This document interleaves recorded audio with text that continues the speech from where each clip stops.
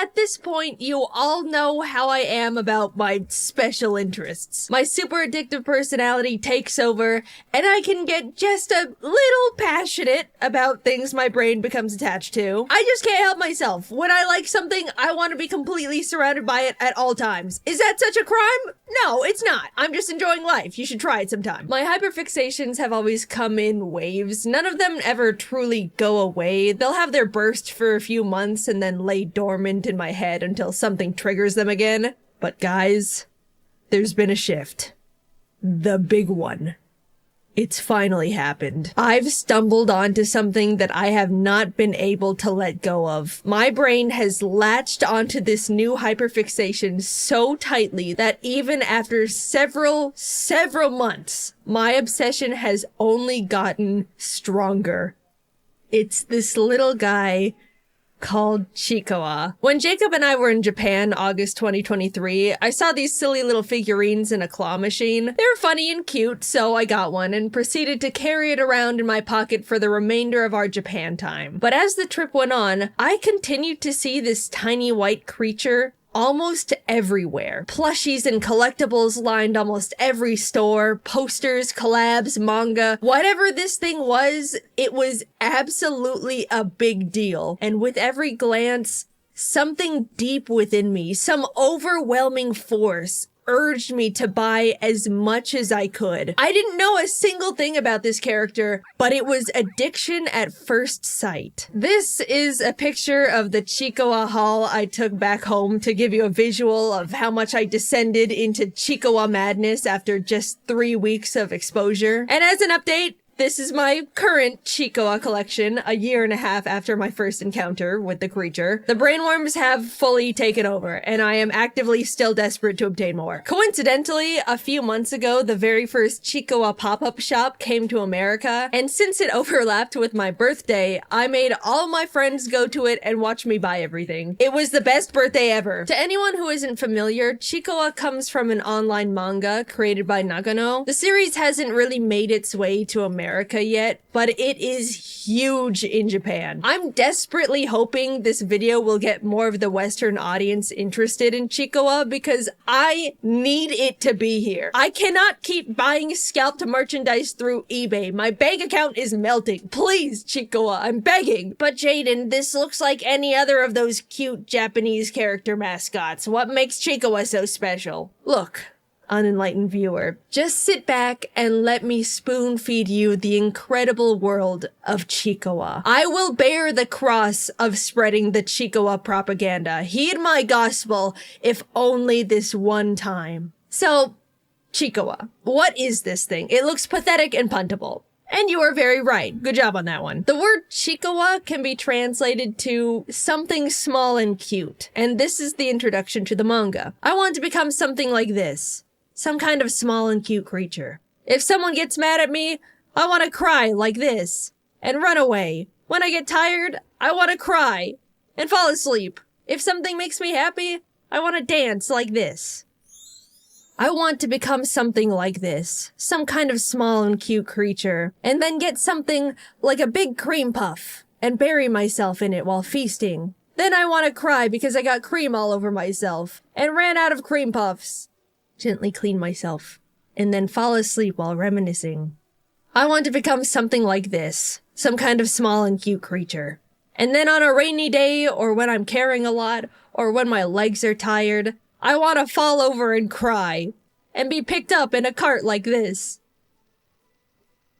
And then get tossed inside my house. So right away, you kind of get who Chikawa is. It's tiny and pitiful in every way, with simple wants like good food and compliments. It's emotional and cries at the smallest inconveniences. I feel like at its core, Chikawa is a personification of the human desire to simply give in to the inner child's wants and emotional needs with no filter or judgment. It's extremely refreshing compared to the hustle and bustle of daily human life. After these first pages, the manga starts to take shape and becomes more like a traditional series with actual panels, new characters, and eventually there's even story arcs too. But sometimes a page is just about a character making good food, eating it, and enjoying it.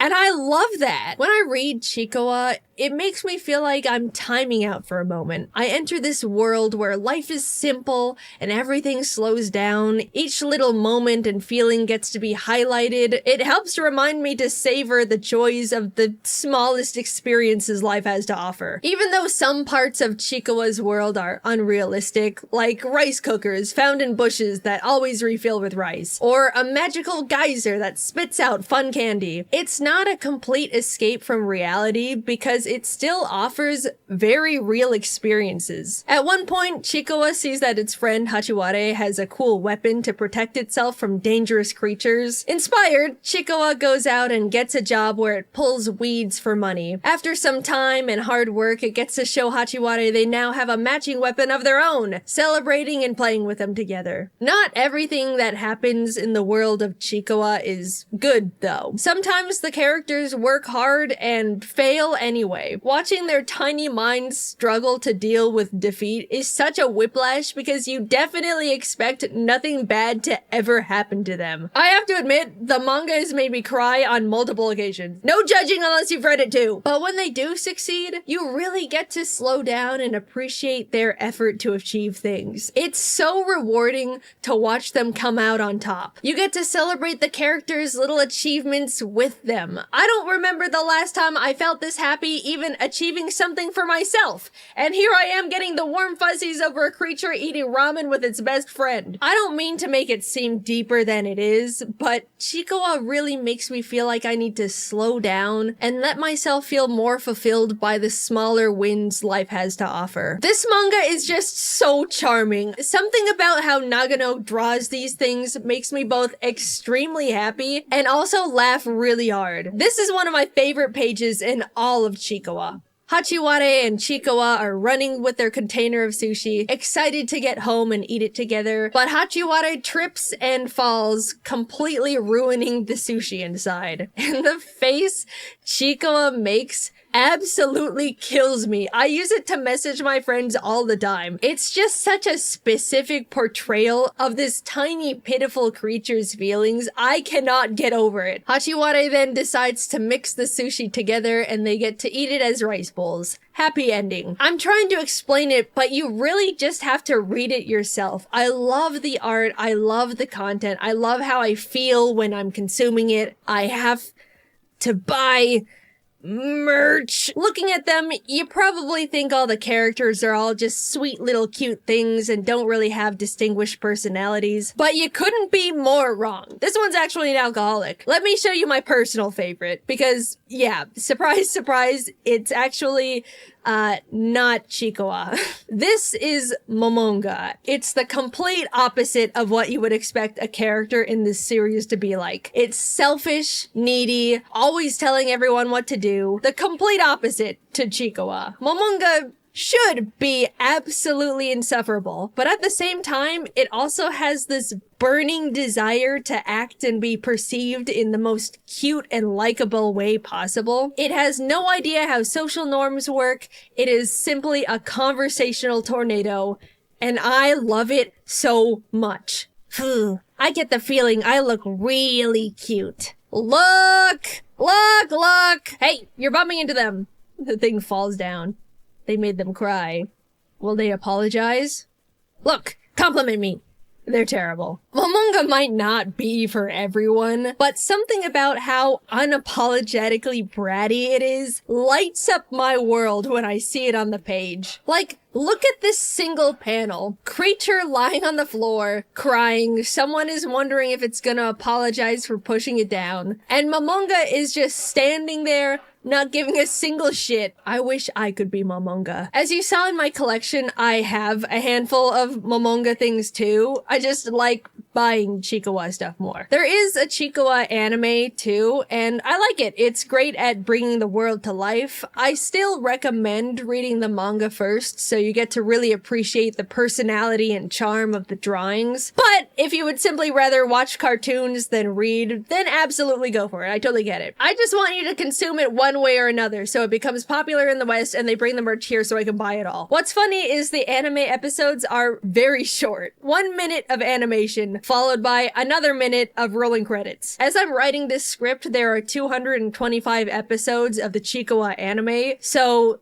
225 minutes, or just under 4 hours of content. You could get caught up on the entire Chiikawa anime faster than some YouTube video essays. Compared to what a lot of media is feeding us right now, where everyone is always trying to aggressively grab your attention, get you to click on things, make you feel angry, overwhelm you, Chiikawa is the complete opposite. It makes you appreciate every small moment. You watch these characters go through their silly, imperfect lives, enjoying their food, working towards their dreams, feeling so accomplished and fulfilled over the tiniest things. Sometimes they get upset, but by the next page, they're already enjoying something else going on in their life. While you go through this series, you'll have your first thought of, man, I wish real life was like the world of Chiikawa. But then you kinda realize it just can be. You can take a moment to enjoy your food like they do. You can celebrate a milestone and feel just as rewarded as they do. They live in the moment, not stressing over what comes next or how they're gonna top it. And you can too! It makes emotions feel real and valuable again to me. All through these simple little puntable characters. Chiikawa isn't gonna resonate with everyone like it has with me, and that's completely fine, even though they're wrong. But I do hope that I've convinced at least some of you to give it a try. You can watch the anime on High Dive with subtitles, but unfortunately, there's currently no official English translations of the manga. You have to get a bit crafty to read it at the moment. Until we get official translations, there is a fan-made guide to Chiikawa resources in the description with fan-made translations. But be respectful and normal, please. To be honest, I'm a little scared of all the attention I'm putting on this community all at once, but please just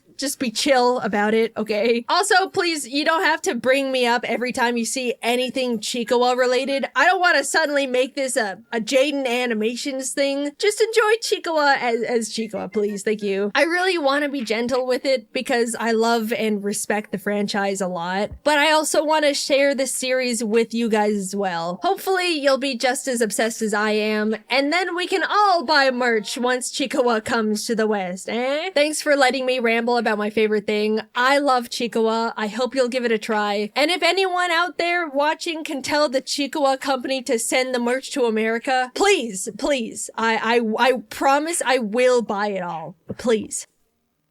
There's actually a chance I might have been pronouncing Chiikawa wrong this whole video. I've heard other people pronounce it Chiikawa or Chiikawa. I really am not sure, so this is pretty embarrassing. Also, while prepping for this video, I sat on call with practically everyone on my team, and we all watched the whole Chiikawa anime series together for research purposes, and then they all made Chikasonas. I cannot believe this is my job. So if you're new here, hi. I've done this before. Last year, I made a video about my first ever Pokémon Nuzlocke, and the game I played in it was Pokémon Ruby. It was fun, so here I am again, doing another. But this time I attempted to Nuzlocke Pokémon Platinum. I'll explain again super quickly how a Nuzlocke works. You can only catch the first Pokémon you run into per route. If a Pokémon faints, it dies, and you can't use it anymore. And you have to nickname your Pokémon so you grow more attached to them. If you still don't understand, that's not my problem. Let's get started. Hoo boy. This was my Pokémon Platinum Nuzlocke. Pokemon! So my friend and neighbor Barry is practically dragging me all over the place with his hyperactive squirrel brain, frantically trying to get a Pokemon as soon as possible from this Professor Rowan he saw on TV. He drags me out to Route 201 and is about to leap into the tall grass when, hold it! You guys know going into the tall grass is practically a death wish, right? What you're doing is basically suicide. Borderline insanity. What absolute moronic lunatics you are. Have you no respect for your lives? Do you have any Pokemon? No. Do you want some? And like that, I have a Turtwig. I named him Turt and immediately used him to bash in Barry's Chimchar. I was making my way through the routes, but right as I was about to nab the Shinx I found on 202. Don't kill it. No! So no Shinx for us. But that's alright. Shinx isn't that great this early anyway. Then I locked eyes with our first trainer. The first battle. Let's see how we fare against youngster Tristan and his level 5 Starly. Oh my god! So in the first trainer battle I ever fought, I almost immediately lose my starter to a critical hit. Why do I suddenly have a very bad feeling about this? Nevertheless, we kept going onward through Jubilife City, where we caught Kronk the Zubat in the cave above Route 204, and Magikarp on 218. Hi, Magikarp. Your name is Puppy. Just outside the city, Barry runs up and demands another battle, so I happily bash in his Chimchar again. And his Starly too. I kept on my way, eventually arriving in Orberg City, and nervously challenged Rourke. I was terrified of his Cranidos, but Turt landed a crit Razor Leaf and one-shot it before it could even do anything. So that's badge number 1 for us. I made it to Floroma Town and was really excited because if you didn't know, outside the Valley Windworks you can find Shellos. And if you didn't know, again, I love Shellos. I ran straight to the grass to get my Shellos encounter, and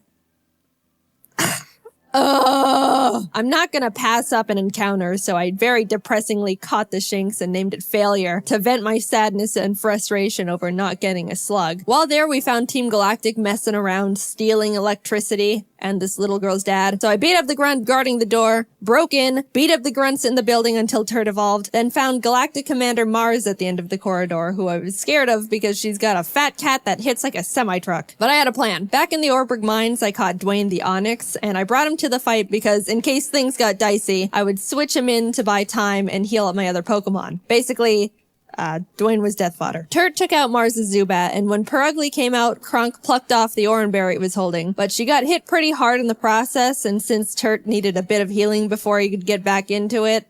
Dwayne can take a scratch.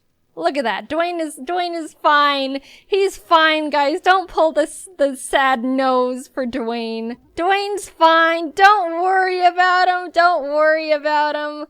Oh my god! Dude! Alright, I'll give him that. I'll give him that. Dwayne gets to live. Somehow, when Dwayne was supposed to die, he hung in there on 1 HP. And you know what? I respected the hell out of him for it. I let Dwayne live and Turt was able to take out the Perugly. What a legend. But then I put him back in the box and moved on. In Mount Coronet, I caught a Bronzor named Big Boy, which I happily added to the team. And right before Gardenia's gym, Kronk evolved, which meant no mercy for those flower ladies. Badge number 2. We slashed the guard bushes in front of the Galactic building and ran up all the stairs where we fought Galactic Commander Jupiter. Let's take a look at how that went. Don't crit. Don't crit, don't crit. No! But, I mean, that won't do... Let's just hit it. Don't crit him.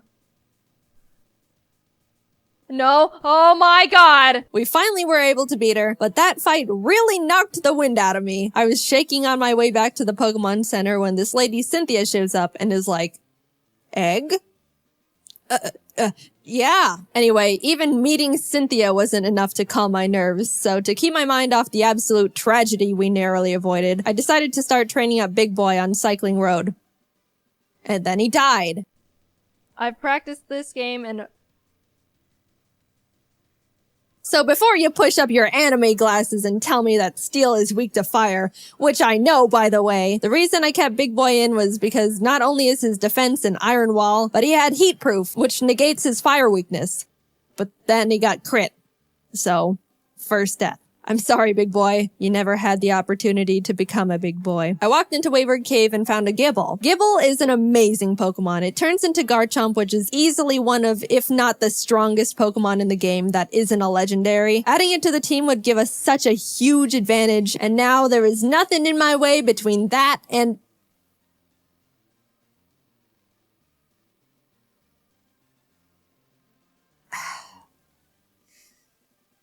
And we're moving on. We arrived in Hearthome City where I caught DeVito the Ralts, Kronk and Puppy evolved, we had a clean win against Fantina, and some lady gave us an Eevee I named Milk. Things were starting to look better now. I was leveling up DeVito against trainers, and when fighting this lovey-dovey couple...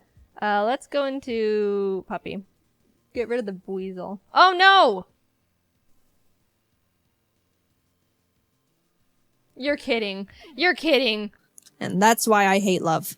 In came Shrimp the Scyther I caught on Route 210. Some good news, on Route 213, I finally found a Shellos. I named it Swoop, and I loved it. I loved it so much. I know you're not supposed to have a favorite child, but Swoop was my favorite child, and I wasn't apologetic about it. I trained it up, and now we got a Gastrodon. Turt ended up evolving too, so together with Kronk and Swoop, Maylene was defeated, and badge number 4 was secured. Outside of Pastoria City, I caught a Quagsire named Lol, but when I went to get my Great Marsh encounter, I was trying to get a Yanma and accidentally threw a ball at a Wooper. So now we've got Lol and Oops in the box. Then I swept Crasher Wake with Milk, who is now a Jolteon, with the TM Thunder I bought literally next door. I walked out of the gym and Team Galactic set off a bomb. I ran down the grunt who detonated it and took him out because he is weak. Cynthia appears again and tells me to bring a charm to her grandma. So I'm like, yes ma'am. We found her in Celestial Town along with Cyrus, the leader of Team Galactic, who starts some evil Shakespeare speech about how everything is imperfect, so he's gotta blow up the world or something. I don't know, I wasn't really paying attention. And then he wanted to fight. Puppy took out his Sneasel and I sent out Milk to take care of his Golbat, but Milk decided he wanted to be lazy and not only miss all his thunders, but also punch himself in the face. Milk!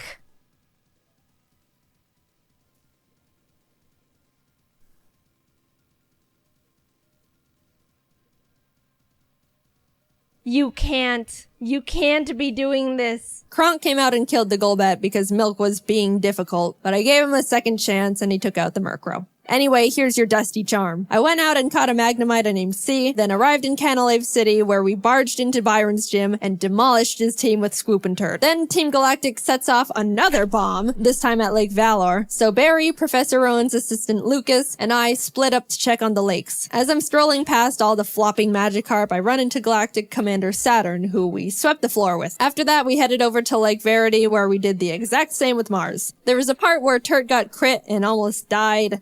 Oh god. Oh god. But we're fine, he's fine. Finally, we had to go check up on Barry at Lake Acuity, and after trekking through 6 feet of snow for like a mile, we get there to find Barry at the top of a cliff like, ha ha ha, you can't climb rocks. Come back when you can climb rocks, loser.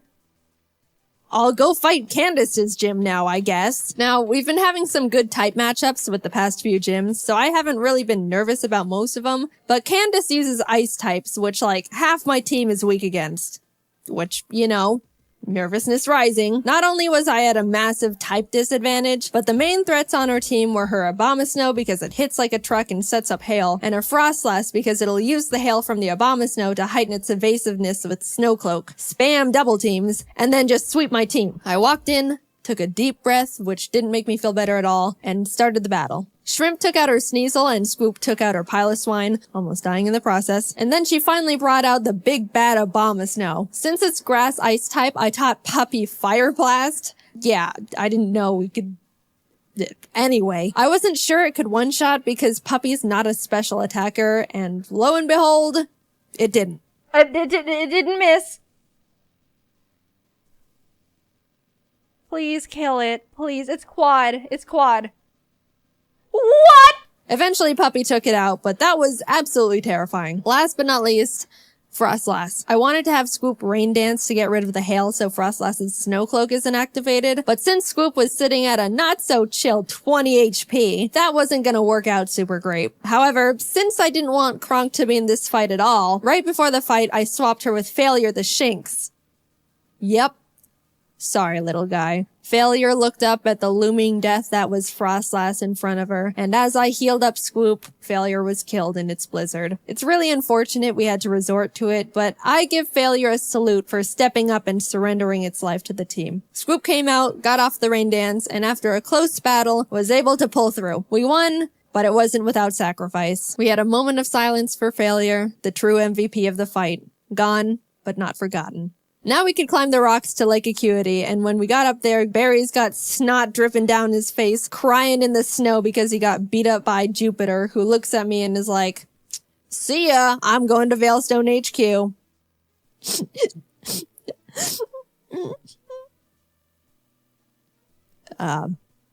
I'm gonna go to Veilstone. We start running through the base trying to find Cyrus, but when fighting this scientist...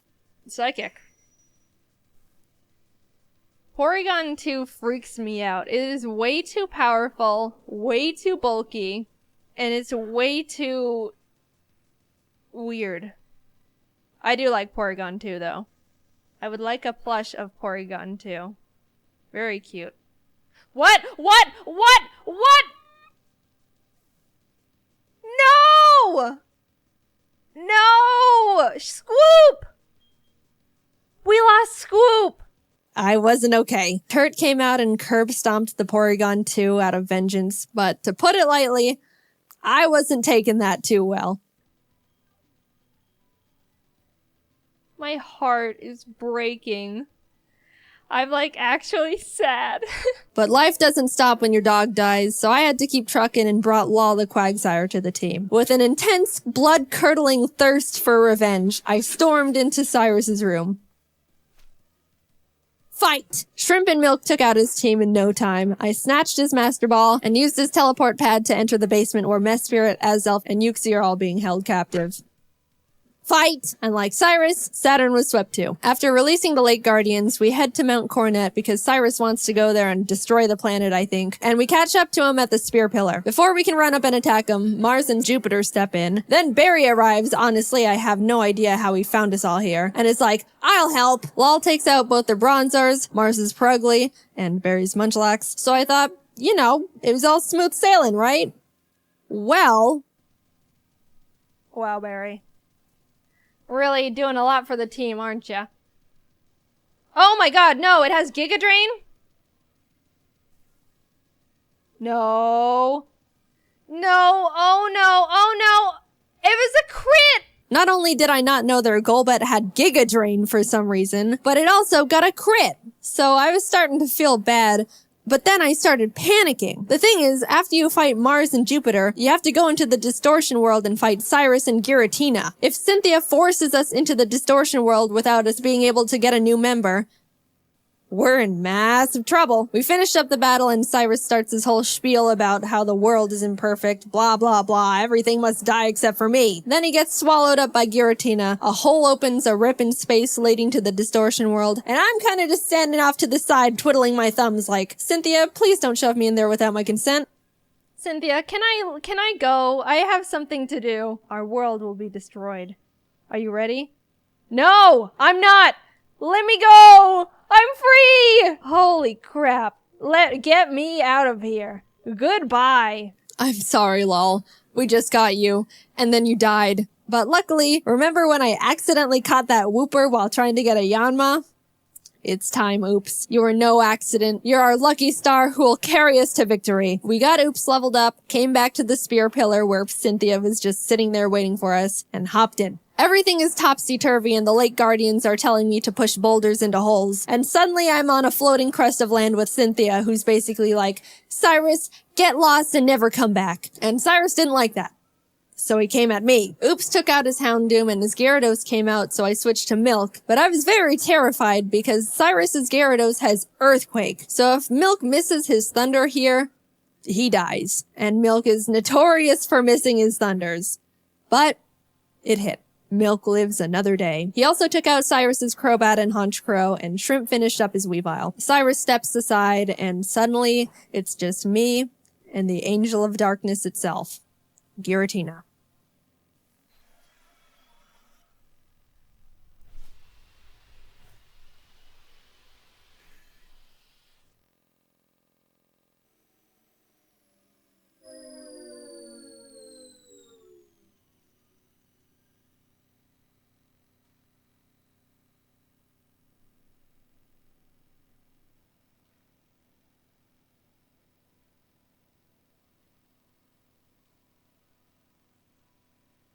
I threw the Master Ball, and like that, it was over.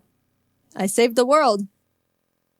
Now to get back to my gym badges. I arrived at Sunyshore City and started making my way through Volkner's gym. I know he's the 8th gym leader and he's supposed to be tough and apparently he's depressed because everyone who challenges him isn't good enough and he's bored. But I wasn't concerned. We have Oops and none of his Pokemon can do anything about it. It's not like they have Giga Drain or anything, right?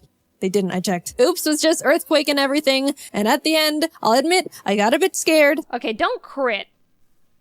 If you crit Giga Impact, that would be really Holy. But it's all good. We're all good. And with that, off to Victory Road we went, where we caught ourselves a Gabite I named Flakes. Would have been nice to have one, I don't know, near the beginning of the game, say, in Wayward Cave, you know. But whatever. Better late than never. It's good to have just in case something goes horribly wrong out of nowhere. Flakes is base 60. Yeah, it is. It's an amazing... Whoa, whoa, whoa, whoa, whoa, whoa. No! You're kidding. Oh dear. And that's the straw that broke the camel's back. After Puppy died, I stepped back and decided the team we go into the Elite Four with needs to be the best possible team we can build. The Elite Four here goes pretty hard, so I couldn't go in willy-nilly just hoping for the best. After literally a few hours of calculations and research, I settled on a team I thought would give us the highest possibility of winning. I added Flakes to the team in place of Puppy, and with a heavy heart, left Milk and Kronk behind as I brought C the now Magnezone and Colgate the Togekiss I hatched from the eggs Cynthia gave me. Even though I was sad to not bring Milk and Kronk into the final battles with us, they won't be forgotten. And it doesn't negate the fact they were such huge assets to the team, and I wouldn't have made it this far without them. I'll see you guys on the other side. I took a step towards the doors of no return, and immediately got interrupted by Barry, who wanted to have one last fight. Anyway...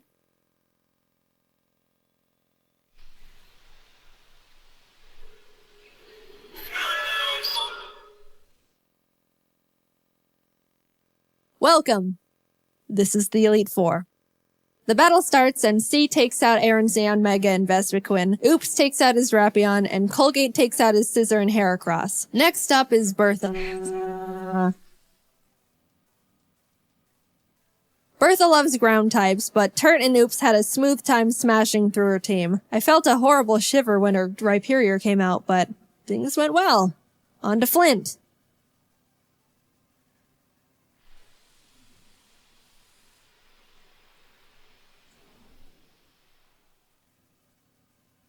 Flint has a pretty scary team, but luckily Oops and Flakes had no trouble plowing through them as well. And with that, we're on to the last member, Lucian. Now, Shrimp hasn't had much time to shine in these fights so far, so I decided I wanted to let her go all out. She set up sword stances and bullet punched everything. Proud of you, Shrimp.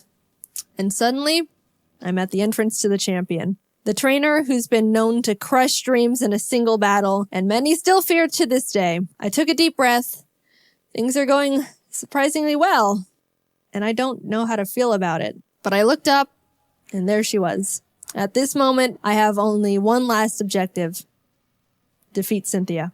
She leads with Spiritomb, which has no weaknesses, so I sent out Turt to hit it as hard as possible. Flakes takes out her Togekiss, and then her Garchomp comes out. This is known to be one of the toughest boss Pokemon in the entire franchise. And rightfully so. That thing was made by Satan himself, and I'm sure even he fears what he has created. I immediately switched to Oops, who's the only Pokemon that can lead us to victory here. I planned to put it to sleep with Yawn, and then Ice Beam it until it died. That was our only hope. But then, Oops was crit. And that was it. Nothing on my team can take a hit from this monster. And even if they could, they couldn't do much damage back. I sat there in disbelief, knowing there wasn't anything I could have done. And the battle is basically unwinnable now. I brought out Shrimp to bullet punch it so we could get in a little bit of damage, but she was killed. Colgate tried to chip away at it. He did some damage too, but was crit one shot. At this point, I'd accepted defeat. Only Turt, C, and Flakes were left. It's hopeless at this point. Flakes came out, and against all odds, Flakes outsped Cynthia's Garchomp and killed it. I didn't think he could do it. He was 2 levels weaker, and I don't know. I just didn't think he could outspeed it. Suddenly, there was a chance. We could win this after all. Cynthia brings out her Milotic, which C took out with a few Thunderbolts. Flakes took out the Lucario with Dig. Look, my Earthquake TM is on Scoop, and we all know what happened there. Finally, her last Pokemon comes out. Roserade. Flakes went in for the Dragon Claw, and the battle was over. We won. As Cynthia's congratulating me, a sudden feeling of overwhelming guilt washes over my entire body, so intense it almost knocks me down. I don't think I deserve this. Something here isn't right. This wasn't meant for me. Back in the distortion world when Giratina split me in two, how do I know I'm me? What happened in the other timeline where I saw glimpses of what happened parallel to this world, that was me too. Those things happened. Was that the ending I'm destined to have? The world I'm living in now is how I want things to be, but the other Jaiden is equally me as I am her. Even if you might think I deserve this dimension, things don't work like that. Are there some things you can't escape, even when you try everything you can do to alter it? I don't know the answer. I may be able to sit on this throne now and thank all the Pokémon that put in everything to help me get here. All the hard work, blood, sacrifices we made. But I don't think I can ever accept this victory. I don't know what ending was meant for me. And I don't think I ever will.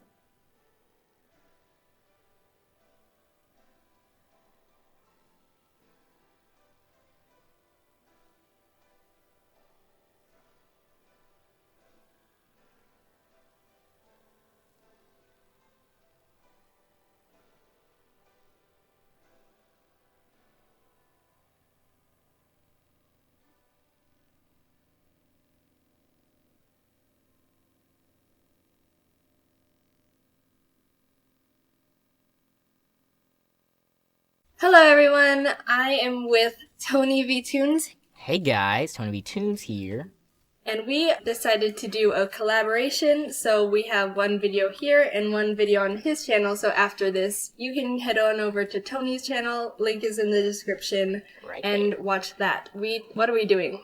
Today, we are going to be doing the Funny Stories tag made up by you and some questions on Google or whatever. And yeah. Alright, so the first question is, what is your funniest... Okay, cutting that out. What is your funniest gaming moment? I have a really funny gaming moment. I think it may be up on YouTube, I'm not sure. But, I was playing Portal with my friend Gabe, and he's probably watching this. Hey Gabe. I was playing Portal with him, and we put up a light bridge, if you know what that is. We put up a light bridge, and then we dropped one of those balls down, and the ball was, like, balancing on this super tiny, skinny light bridge, and we were dying laughing because this big ball was, like, rolling all the way to the end of this extremely skinny light bridge. It was the funniest glitch ever, and I thought it was hilarious. I don't really play Portal, so I'll have to try and see if that's up there. You must play Portal. Okay. Next question. What has made you laugh so hard that you choked or couldn't breathe? Once when I was really little, I was in my parents' room and we were watching cartoons. I was with my mom and we saw like this little bug on the floor. I didn't know what it was. It kind of looked like a caterpillar. But I was like, Mom, look at the bug. And so we had like this little bonding moment looking at the stupid little bug on the floor. And then I was like, oh, hey, I have a little brother. He's into bugs. Let's call him in and we can all have a group bonding session over this bug. And so we were like, my brother's name is Jackson. And we called him in like, Jax, come and look at the bug. So he like came running in. He was so excited. He was doing like Olympic sprint into the room. And it was like pure ecstasy. And he didn't see us crouched on the floor looking at the bug. So he ran like through us and managed to squish it as he ran through. Oh and my god. he's like, where is it? And we were dying laughing. Oh my gosh, it was so funny. It's horrible. It was 5 minutes of pure laughing. It was amazing. Okay, so next question is, do you have a funny story from school? Yeah, I have this really funny story from school. Around 4th grade, when I was like 9 years old, we were all in class, and then my friend just started looking at me with these really big eyes and like shifting his eyes to the side.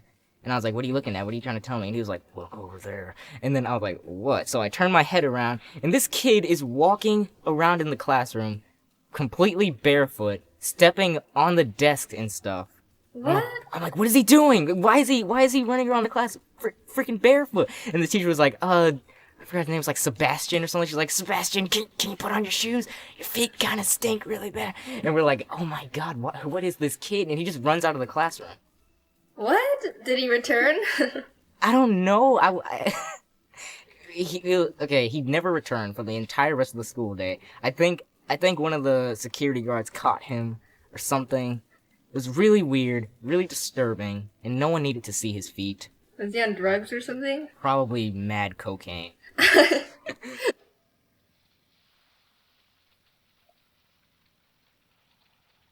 This is your brain on drug. Any questions? Okay, so one time when I was in 6th grade, we decided to take a class bathroom break. Did you ever do that in your, like, elementary school Yeah, days? where Where you have you to would hold all get up hands. in a class, yeah, and you get in a line and you walk to the bathroom. That's really weird thinking back on it, but that was, like, normal.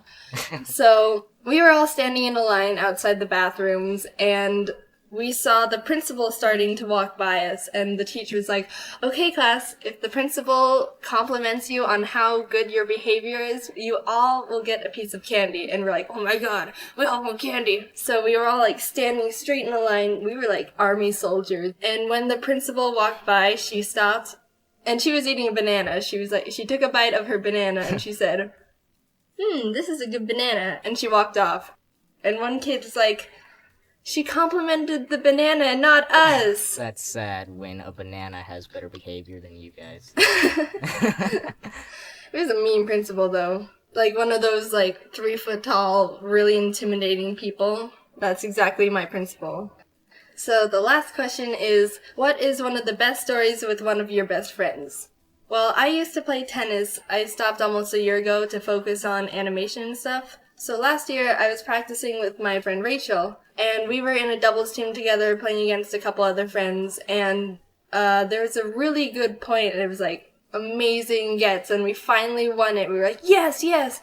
And we were complimenting each other, and we went for a high five, and I missed her hand, and I smacked her in the face, and it wasn't like hard. I didn't like smack her really hard, but it was hard enough to be really surprising, and we were both laughing a little too hard, and we couldn't play after that. It was too funny. Oh my god. So, around the time I was like 13 years old, me and my friend, we were playing tag for some reason, and I was chasing him, and he, like, did this really epic slip on and like a pebble or something. You heard, like, the whole sound when he went up. His whole leg went, like, a full 90 degrees up in the air, face planted on the ground, and I was dying laughing. He probably didn't have as much fun as I did, but I was laughing hysterically. Okay, so that was our funny stories tag. Let us know if you have any funny stories in the comments. Make sure you go over to Tony's channel, watch our video on the scary stories Would You Rather. Spooky, scary skeletons send shivers down your spine. And subscribe to him as well. Yeah. Alright, so thank you for watching, and I will see you all later. Bye! Bye. Bye. Yo, yo! I hope you guys enjoyed this collaboration. Now you can stop leaving hundreds and thousands and millions of comments about it everywhere. So don't forget to click that like button. Also, I would like to say a very happy channel anniversary to everyone. Yes, can you believe it? It's officially been 1 whole year since the birth of Jaiden Animations. So if you made it to this part of the video, because I know that there are people out there who start to hear the end card and say, nope, I'm gone, and leave, then leave a comment or tweet at me with hashtag channelversary and let me know what your favorite moment of the channel has been so far. And, surprise, surprise, I have an Instagram now. I've had the account for a while just to like hold the name, but I haven't really posted anything. So if you want to go ahead and follow me there, it's Jaiden_animations. Thank you guys. We've grown so much together in this 1 year, and I can't wait to see what happens in the next. Bye! Hey, just wanted to mention you can buy our new Jaiden anime figure bundle on JaidenAnimations.com. Cool, thank you. Game shows. People's favorite way to fantasize about how to win a lot of money and look really cool in front of the entire country. Everyone is sat down in front of a good old Deal or No Deal and watched the middle-aged white people pick the obvious wrong cases while Howie Mandel just smiles. And if you were on that show, you could do so much better because lucky case number 24 has never let you down. Well, today I'm gonna live that fantasy and prove how easy it is to actually win money on game shows. With my friends Jordan and Kelsey, we're gonna simulate 3 of America's favorite game shows and see see how much money we can collectively win. Let's see how hypothetically rich we could have gotten. The first game we tried was Family Feud. 90% of you guys know Family Feud, and I see you, but for the ones who don't, the show asks 100 random people survey questions, and you have to guess what their most common answers are to get points. I thought this was gonna be easy. Steve Harvey sets you up with a dirty question, you scream naked grandma, and then they give you money. But the moment this poser of a host walked out, I knew I was out of my element. Ari Tofu family up against the Ari Tofus. Let's play family. That's not Steve Harvey. The game lets you build your family, and I was just gonna make me and my two birds, Ari and Tofu, and randomize the last two members. Looking back, I probably should have just made Jordan and Kelsey because they were right there. But somehow the game randomized to Walter White, so we just kind of went with it. You can see them, like, the stretching. Walter White! That's Walter White! It's really him. That's good. Look, That's it's so good. The prompt we were given first was name a president whose face appears on money, to which we buzzed in Lincoln, and the opposing family, the Hortons, answered Roosevelt. And America must have been thinking the same thing I was, which was, wait, Roosevelt is on money? Because we got the higher score and got to keep guessing more answers. We very confidently punched in Washington, which was first, and then realized we didn't have any more guesses. Obama? After 3 strikes of wrong answers, the Hortons buzzed Hamilton, which is stupid because Alexander Hamilton wasn't even a president to begin with. Everyone who experienced 2015 knows that. Does that mean they steal all the points? No. if Hamilton? Like the he wasn't Alexander. It's time for you to score some points. If I know something, Hamilton is not a president. Like the Graham Bell. Alexander Graham Bell. No. They took all the points. BS. Name a president.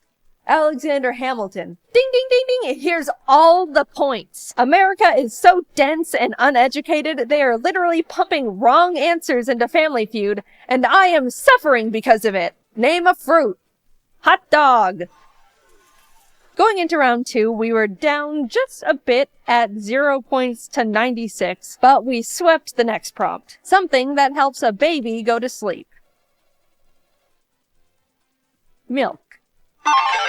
Round 3, hit the fan again. Something you might lose as you get older. We were on a roll with hair, teeth, memory, hearing, and memory. We got a strike because I said parents, and even though that's literally 100% correct, guaranteed, it wasn't on there. There was one answer left we needed to figure out, and we came up with vision, which we were very confident in, but received another strike. Flabbergasted. How is hearing on there but not vision? We threw out a half-assed walking, got our last strike, and it was given to the Hortons. Strangely enough, they ended up passing. Guess they couldn't think of anything. But you know what the answer was revealed to be? Eyesight. America is so lucky the Hortons passed on answering, because if they answered eyesight and took all our points again after we said vision, it would have started my villain arc. With a strong point lead of 224 to 96, we are now entering a double points round. What's something people alphabetize? Names. Soup. 4 Americans thought they were being funny in the Family Feud surveys, and I am yet again suffering because of it. So the Hortons can play, but they end up passing again for some reason. That family only alphabetizes soup. We tried music, children, we ran out of ideas and just said soup again. Nothing was right. The answers ended up being address book, files, recipes, lists, and spices. Which spices I beg to differ. There's no way the typical American has curry powder and garam masala in the front. They have salt, pepper, and garlic powder, and everything gets shoved in the back until they die. So now we were on the last round, which was fast money. They give you one last prompt with one answer, and if you guess it, you get the chance to actually win money. Name something that runs on gasoline besides a car. I buzz in with a strong bus, which was incorrect. I'm not wrong though. I see you going to the comments. Google says a bus is a separate vehicle from trucks, cars, vans, lorries, etc. It is not any of them. That's what Google says. Lawnmower. Dude, whatever. All we proved was America's bogging down family feud with our stupid wrong answers. I don't want to win that dumb freedom money anyway. With $0 in our pocket, we moved on to The Price is Right. I've actually never watched this game show before, so I was learning as we went. 4 lucky contestants from the audience are given a random item, and the closest one to guess the actual price of it without going over, is selected to come up on stage and play more games to earn money. And I learned that even if I was one of the lucky 4 people selected, I wouldn't even get the chance to be on the actual show. The game gave me 6 chances to be the closest one to the price of the items, and I lost every single one. But hypothetically, even if I miraculously was the winner and taken on stage, I still would have won nothing. I tried twice for content and still ended up with $0. So we're entering our last game show of the day, and we've got a whopping $0 to our name after being on 2 of the most popular shows created. We really need to make this one count, because I am going to look like such an idiot if I was on 3 game shows and came back with 0 money. We walk out on stage. The spotlight finds us. Jeff Foxworthy raises the microphone to his mouth and welcomes us to Are You Smarter Than a 5th Grader? The show where you're given trivia children up to grade 5 are taught. Answer them all correctly and we could be leaving the show with $1 million in our pockets. But fail and you're doomed to know you're not smarter than a literal child who has to raise their hand to go to the bathroom. That's Jeff's favorite line to drop when people lose. He says it all the time. It's like his go-to roast. Every couple of questions, you have to pick a child they have provided to help you out. You're given the chance to either peek at their answer or copy their answer, but you can only do those once. They're like your child lifelines. I picked Jeremy as our first little buddy. I liked his enthusiasm, and he gave us a really good high five. The subject we chose was under 4th grade math, and the question was, how many lines of symmetry are found on the following shape? It showed us a picture of a pentagon. I accidentally thought it was a hexagon at first, which was not my finest moment. And then it glitched and never went away. We couldn't get the pentagon to disappear and literally couldn't read the multiple choice answers. Our thoughts were, since we wanted to punch in the answer of 1, yes, I know, another not the finest moment. Look, I was stressed, okay? The pentagon was freaking me out. I wanted to say 1. Surely they would have put the answers in ascending order, A being the smallest number, and D being the highest. So we locked in A, hoping it was 1. Lock in. Oh, man. Locking in. So, no!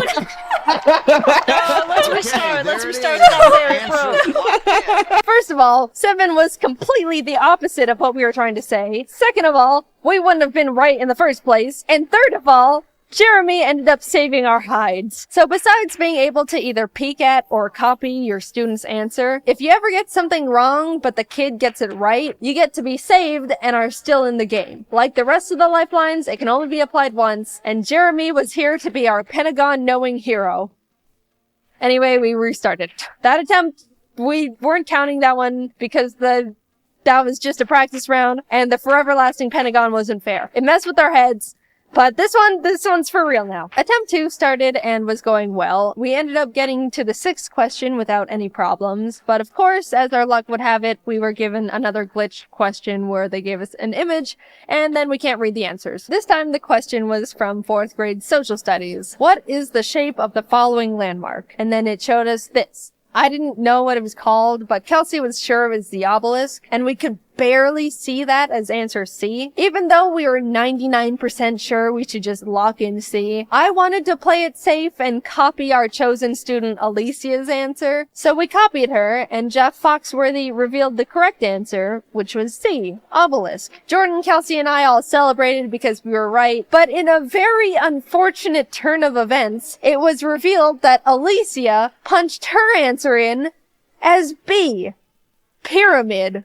What, you little... Oh my god. Attempt 3. We really wanted to do 1 attempt each with the game shows because on national TV you've only got 1 shot to make your money. But I don't think there's ever been times on Are You Smarter Than a 5th Grader where Jeff Foxworthy tapes the obelisk to your face and makes you guess on while you're locking in. This time, I'll say it now, we didn't get any questions where the pictures perpetually blocked the answers. It was all a fair fight, and whatever we win on this try is what we're going with. And it was going well.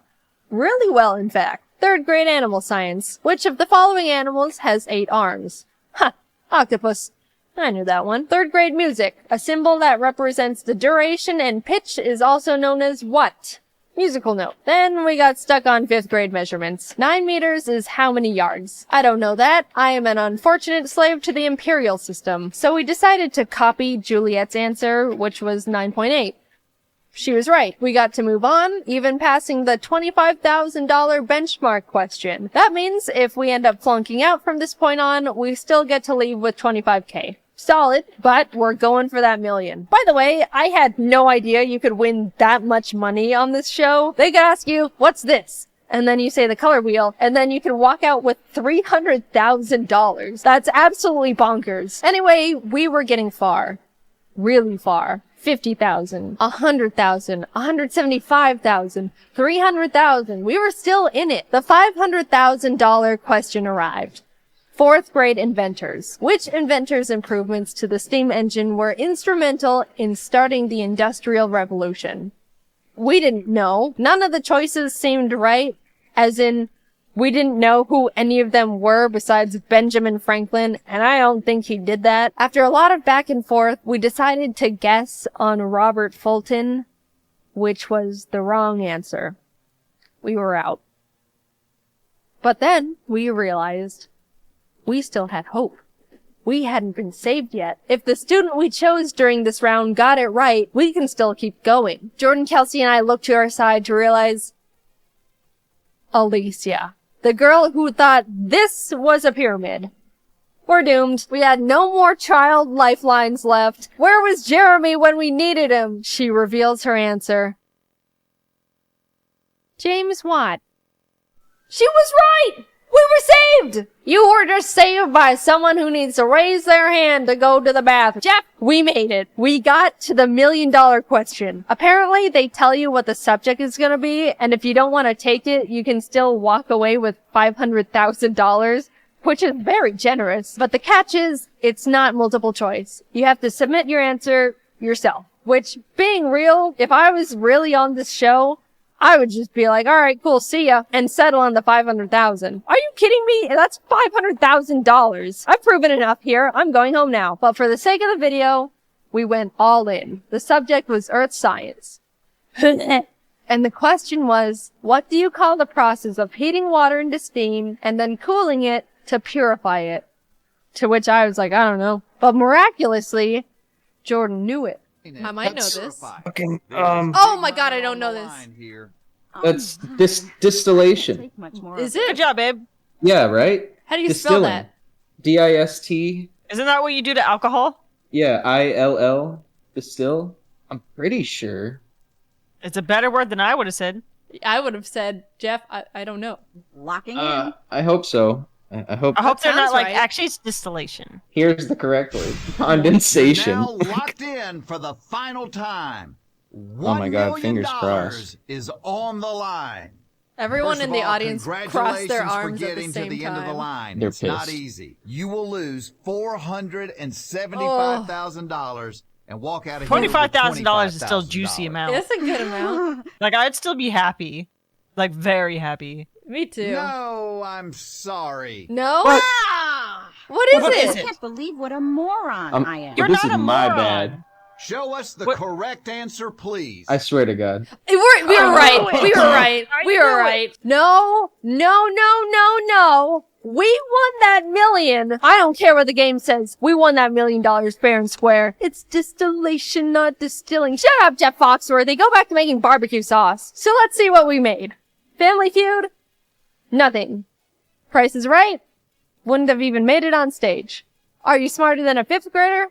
Hypothetically, $1 million. I'm happy with that.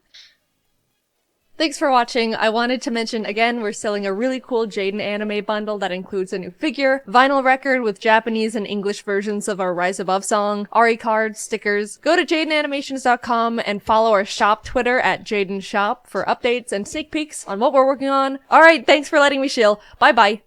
As you know, most games are pretty flexible in terms of getting to go as fast, or slow, if you're lame, as you want. And honestly, it's pretty hard to limit that from players. Maybe you could turn the main character into an old man who has trouble walking or something, but that's not fun.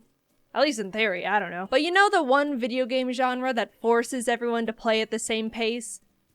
Rhythm games.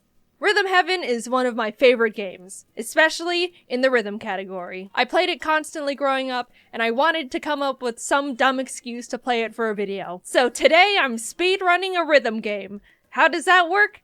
In actuality, I have no idea, but this is what I laid out for myself. As the video game masochist I am, I wanted to make sure I had some sort of challenge capable of driving me to the brink of insanity, so I'm gonna be running the all medals category, which means I only have a certain amount of mess-ups per minigame before I fall from award-winning gaming greatness into low-life scum. And since I'm not running a game no one else has run before, I have some competition for the first time. There's a decent amount of runs already submitted, so to compete with them, I need to make sure I get first try medals throughout the entire game, every time, all 50. I need to play 50 rhythm games in a row without messing up. I thought about going for an all perfects run, and then I did a test play to see how hard it would have been, and I was like, no, this would actually make me want to stop breathing. So here we go. This is my experience speedrunning the 14-year-old rhythm game, Rhythm Heaven Fever. For my first run, I just wanted to play through the whole game to simply see how it would go. You know, learn what I needed to practice, get my pacing. And you know what? It was kind of an insane first try. I only messed up on 2 games in the entire run. Figure Fighter 2, which is this game where you're a puny little shrimp man who gets inflated to punch a punching bag in front of a crowd of a couple hundred people. And Remix 10. Of course. If you've played Rhythm Heaven Fever, you know about Remix 10. The game organizes all the mini-games into columns, and after you play 4 of them, there's a remix that's like a medley of the whole column. It's genuinely cool, but for the last remix, it's a nearly 4-minute game of every single mini-game you've played up until that point. Like I said, very cool, but also terrifying from a speedrun perspective. Anyway, besides getting okays in 2 mini-games, that means I was perfectly prepared for all the others. And I was shocked. That's not half bad. In fact, that's 96% not half bad. I even started thinking to myself, oh man, if I get this run faster than anticipated, maybe I can't even make a video for it. I was worried I would get it like attempt 2 and then not know what to talk about. Which, no, I do have a video for it. As you can see, I went into attempt 2 with a very heightened sense of confidence, ready to complete my run second try, and I immediately missed the first beat. Up! Jaiden. So that run's dead. Attempt 3 was going alright, making a few more mistakes than normal, but was still doing well enough to keep getting medals. Then I got to Donk Donk, which I hate. I hate it, and it's the worst one. You're this middle thing and have to dunk against the other things to make this blimp go fast or something. Honestly, the whole concept of this one is beyond me, but I was just barely missing the marks, and when I say barely, I mean I was still donking against them, but in a way that's like, I definitely didn't dunk perfectly. A few other games have this visual feature, and throughout the run, I was telling my friends Jordan and Kelsey, who were helping me take notes and keeping me company, and saying, I have no idea if that means I completely messed up or if it's a, that was a close dunk, but we'll give it to you type of thing. And then after the game ended, I need to like look up if that's bad or not. It is bad. Apparently it's bad, Baby Jim. Alright, well, run's dead. Well, alright, I guess I got that answer. I started another run after that and messed up at the very beginning before I could even do anything. The timer starts after choosing your new file and clicking yes when asked to continue. And then immediately after that, there's a very long tutorial. But speedrunning strat, you can actually skip that pesky little tutorial by after clicking yes, immediately clicking the home button and restarting the game. See, this run is cool. It's got cool skips and stuff. Anyway, I missed the reset button. It's petty and not a big deal, but I restarted it anyway because why would I leave in an extra half second of time loss like that? My mental game for that run was already irretrievable. Attempt 5 was on its way until I messed up too much on Flock Step, the game where you're a bird within a group of other birds all migrating and walking at the same time. I got trampled. So yeah, it felt like I was only doing worse and worse. The first run was almost perfect immediately, and now it felt like I was losing my mojo. Why did I have to jinx it? Why did I have to think I was gonna be too good for this challenge? But then I got on this run. A run where I was doing better than I ever had before. Remix 1, Remix 2, Remix 3. I was getting perfects. Maybe the occasional 1 or 2 mistakes, but that was it. I was in it. the zone. Not that it mattered I was getting perfects, it still gives me the same normal medal, but I was doing well, alright? And it was an overall calm feeling too. I didn't mention it, but my very first run, I was on the verge of passing out or something. My anxiety was through the roof. I knew it didn't even matter, but the entire run I was having to take deep breaths and tell myself to calm down and stuff. My hands were shaking, but after a few runs, my speedrunning anxiety had disappeared and I was just calm and focused. Until I got to the end game. Then it came flowing back and it felt like my heart rate was so high I should have stopped immediately and had someone drive me to urgent care. We need a doctor! She was trying to speedrun Rhythm Heaven! Isn't that a rhythm game? I started up Samurai Slice 2, which I was extremely worried about because it was the second time I'd gotten this far since the first run. I didn't mention it, but the actual reason I lost my second attempt was because of this game. So now there's trauma there. Jordan and Kelsey stayed silent so I could have maximum focus, and as I started getting into it, Jacob joined the call. Jacob, you're a very great friend, and I was very happy you joined, but oh my goodness, I was sweating bullets. Hello. Hello. How's rhythming? It's going good so far. Jaiden's in focus mode. I assumed as much. How far is this? I think we're about halfway. We just finished Remix 7. Nah, we're about 3/4 done. Oh, nice. How have you guys been? Very good. Good. I came in at a good time. Oh, phew. I was sweating so hard. Phew! Alright, moving on. Honestly, still, I was doing really well. It wasn't until Love Rap 2 that I even hit my first 4 mistakes in one game. Very frightening, but I still squeaked by. Side note, I have no idea the technicalities of how many mess-ups I'm given per game. I was just hoping and praying the entire run. Then it was time. I was at Figure Fighter 2 again, the game that officially ended my first run. I practiced it religiously after that, desperately trying to assure I would never fail at it ever again. This game is deep into the run too. It's like one of the last 5 in the entire game, so losing at that one did sting quite a bit the first time. After lots of nervous pep talk to myself, I went into it. And you know what happened? I knocked it out of the park. From 5 mistakes that cost me the run, all the way down to 1. I get to continue on. Every minigame onwards was just exponentially heightening my anxiety further. I was doing really well, but that's what was terrifying me. I didn't know when the mistakes were just gonna hit, and it felt like any second I could kill the run. Because I could. I'm being completely honest, unfortunately, when I say this was probably the worst nervous anxiety I've ever felt in my entire life.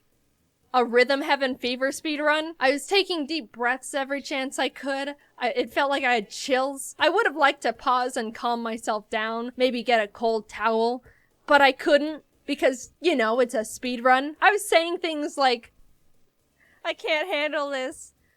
Oh no, I can't. My chest hurts. I feel like my ribs are gonna fall out of me. Okay. More deep breaths. Some water, maybe. I hate this feeling. I don't want to live with this feeling any longer. Only 5 left. Maybe I was starting to hallucinate or something, but it felt like I was literally having nervous wreck heart palpitations. Both scenarios are equally likely, but I was somehow keeping it together on the outside and made it to the grand finale. Remix 10. This was also the game I practiced the most, next to Figure Fighter 2, so I was technically prepared, but not mentally. I was falling apart mentally, crumbling if you will, but I had no time to try and calm down. That would be time loss, of course, so without hesitation, I had to start it. All things considered, even though I couldn't hear the game over the sound of my heartbeat, I was doing pretty decently, but then the first mistake hit.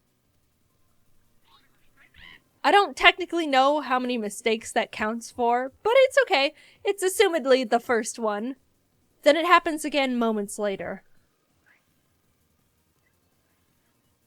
This is what I was talking about earlier when I don't know if that counts as an actual mistake or not. Can I look it up? Does the internet have the answer? I don't know, maybe, probably. But I'm in too deep to check at this point, so I'm not going to. The run continues. 1, 2, 3, go! Ready, and tap, tap, tap. It happens again. I wasn't ready for the switch to the tap dancers and missed my cue. They literally harassed me in-game about it. It's all slowly falling apart now. I don't think I can make any more mistakes. Do I know for sure? Not at all, but that's what was filling my head at this point. I continue, and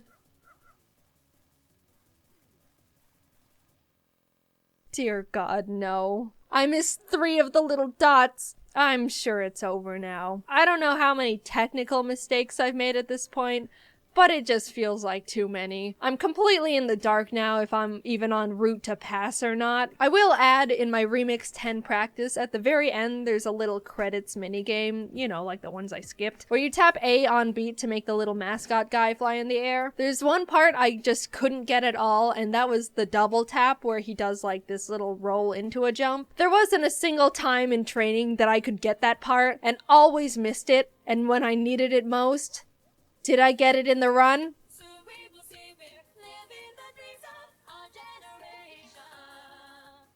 No.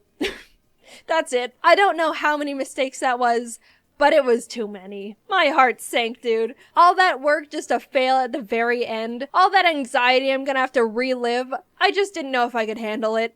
Like, physically. I wasn't joking about the heart palpitations / hallucinations. All I could do was sit there at the foot of Rhythm God and wait for my judgment. I don't know. I don't know about that one. I genuinely don't know. This one's be like, careful. No, don't say it, don't say it. Oh my god! You did it! Yay! I did it! 1 minute, or That- 1 hour and 53 minutes. That was so stressful. Holy Oh my- cow.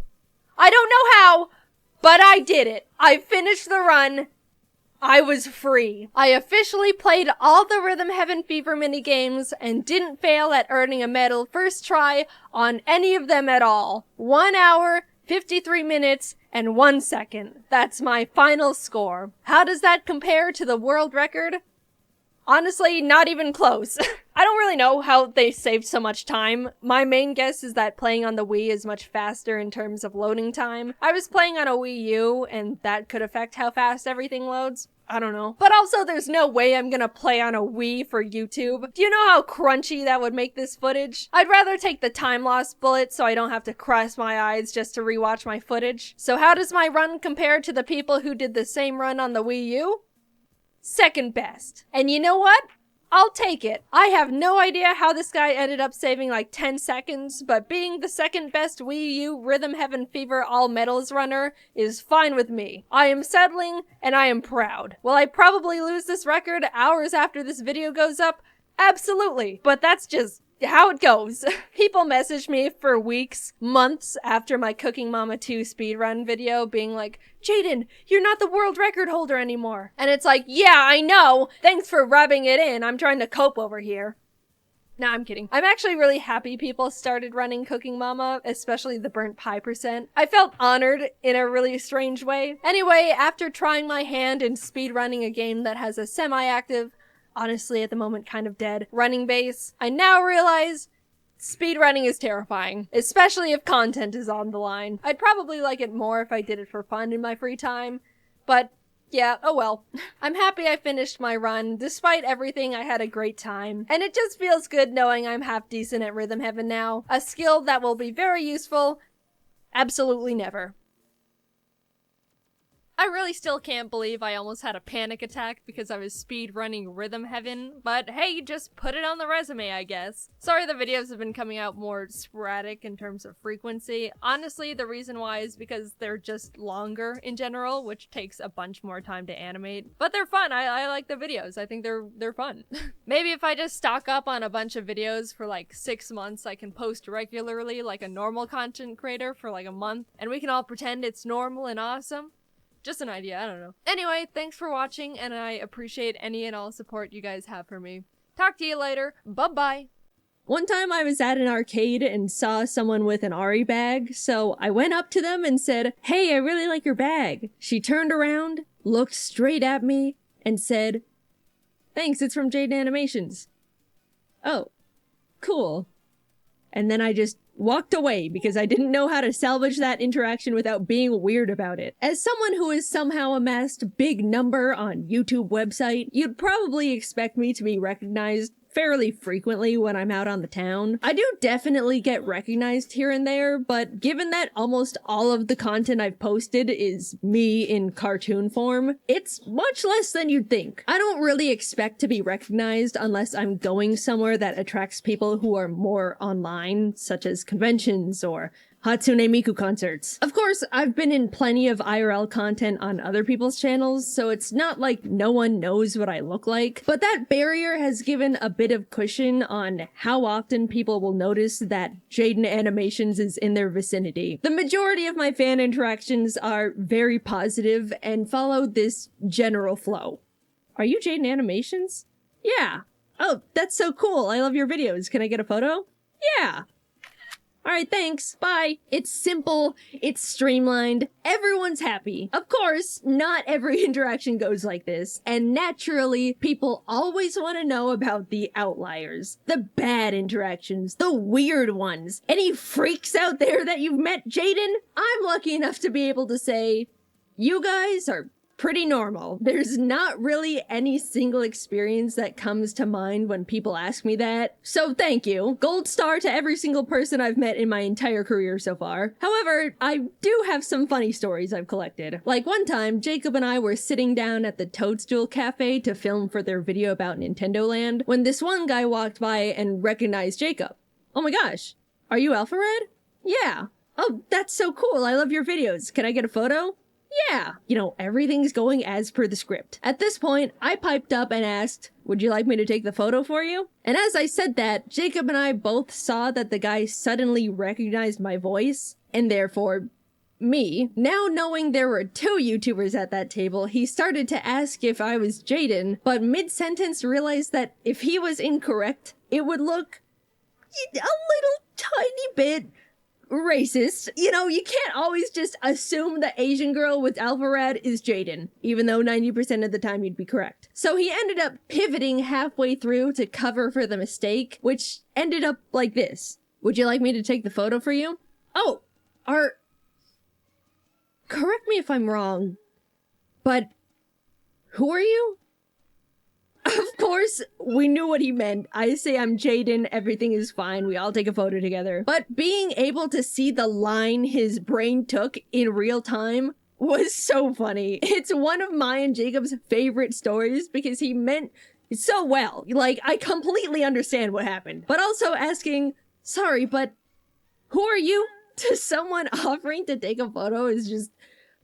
I would love to meet that guy again and just tell him how much we loved that interaction. Dude, if you're out there, I hope your Toadstool Cafe food was good.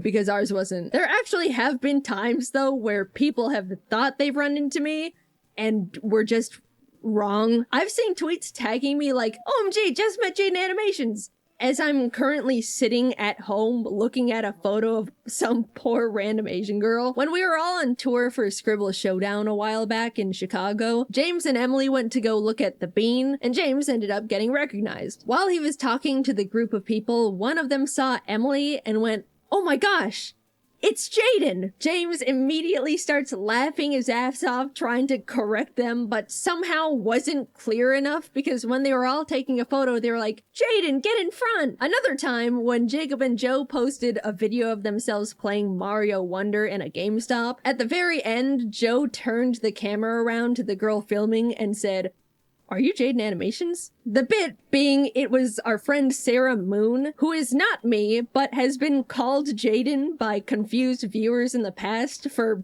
really no reason, but still, hundreds of people in the comment section of the video still thought she was me anyway because Asian girl. Then, to poke fun at that situation, a while later they asked me to record them playing Mario Kart in a round 1, and in it said, huge shout out to Sarah Moon for recording this video, as the camera panned to me. And you'd think people would catch on to the joke, but so many more people were like, okay, I thought that was Jaiden in the other video, but was afraid of being racist. Not realizing they're still not getting it. Sarah and I genuinely look nothing alike. But just pointing at one of us and going, Jaiden, will convince hordes of people in comment sections without fail. It's like casting an inescapable Jaiden spell. On the opposite side of the coin, I was in San Diego for TwitchCon last year, perusing the San Diego Zoo with some friends. And honestly, to hype it up a bit, the San Diego Zoo is awesome. I legit went there 3 times during the 3-day event, which, to the math nerds out there, means I went to the zoo more times than the actual convention. Anyway, someone ended up coming up to me with an, excuse me, that I registered as I was being recognized. So I turned around, expecting the typical fan interaction. Sorry to interrupt, but are you Amaru? I was stun-locked. It threw off my whole script and I accidentally blurted out, oh, no, I'm not. I'm sorry, I'm just Asian. And the guy didn't really have anything to say about that. He just went, oh, okay, thanks. You know, it was a nice little dose of humble for me, though. I got a kick out of Emily and Sarah being called Jaiden, and now I've been struck by the Amaru hammer. Look, I'll be the one to say it, though. None of us look like each other. We're just Asian women on the internet, and not even the same kind. So yeah, if you ever think you see your favorite Asian creator in the wild, make sure you double check. Sometimes I can tell people are secretly Googling me before asking for a photo just to be sure. And you know, if that's what it takes, that's what it takes. I didn't mean to go off on this whole tangent about people accidentally being racist. I'm sorry, there were just a lot of instances of it. We can get back on track now. The very first time I was recognized, not in like a convention setting, was in a random Target. I was walking down an aisle chatting with my friend Kelsey when someone passed by, backtracked, and came up asking, "Are you Jaiden?" Now, this was back in 2017 when I had significantly less content showing my face, so I was completely shocked and not prepared. I was in ugly house clothes, no makeup, hair wasn't washed, literal bridge dweller, and was in the middle of my first public fan interaction. Apparently, they recognized me from my voice, which is nuts. Some people have told me I sound exactly like how I do in my videos, and others say I don't, so I have no barometer on what I actually sound like. The person was super sweet. This isn't like a crazy story or anything, but it's special in my mind because I was so embarrassed and unprepared for it, mentally and physically. This next one was when Jacob, Captain Kidd, and I were in Hawaii for Pokemon Worlds. We'd all just arrived at the event and were checking out all the fun decorations Pokemon set up. Since all of us have made a good amount of Pokemon content, a lot of Pokemon fans were recognizing us and asking to take photos. A well-intentioned mom ended up taking notice of how much attention we were getting and asked us what we did for a living for all of these people to be coming up to us. Jacob explained we were YouTubers and she lit up, saying her son watches a lot of YouTube, pointing down at the young boy hiding behind her leg. In an attempt to connect with the kid a bit, Jacob asked what YouTubers he watched. I like Mr. Beast. Seeing a way to make the kid excited, Jacob pointed at me and said, "No way! Did you know she was in a Mr. Beast video recently and won?" Instantly, the kid jumped up. "You know Mr. Beast?" "Well, like, kinda. I've talked to him before, but..." "Will you tell him to give me $1 million?" First of all, hilarious situation to suddenly be thrust into. Second of all, now that the kid was suddenly not hiding behind his mom's leg anymore, we could see he had a giant gold chain around his neck, sporting a framed PSA graded base set first edition Charizard. Little dude, do you know how much cash you've got around your neck right now? The card was graded like 9.5 as well. I have no idea where he got it from. Like, you always see those, "Can you give me $1 bajillion?" comments on Mr. Beast stuff, but it was surreal to witness it in real life. Like, it's real. Gold chain Charizard Mr. Beast kid has been cemented in my memories, and he didn't even know who we were. Also, for the record, after I won the Mr. Beast cube, my emails were an absolute absolute wreck of random people begging me for money. Can you give me money? May please get some money? Hi, JD. Not my name. Just 10K, thank you. Heart. Someone straight up sent me a PayPal invoice for $10,000 with no message attached. Just an outstretched, grubby little hand in my inbox. Guys, I didn't win any money from that thing. You can stop emailing me. We gave it all away to various artists all over the globe to support them through their art school, which was an incredible opportunity, and I was very happy to support artists, and I wish them all the best of luck with their degrees. But stop emailing me for money!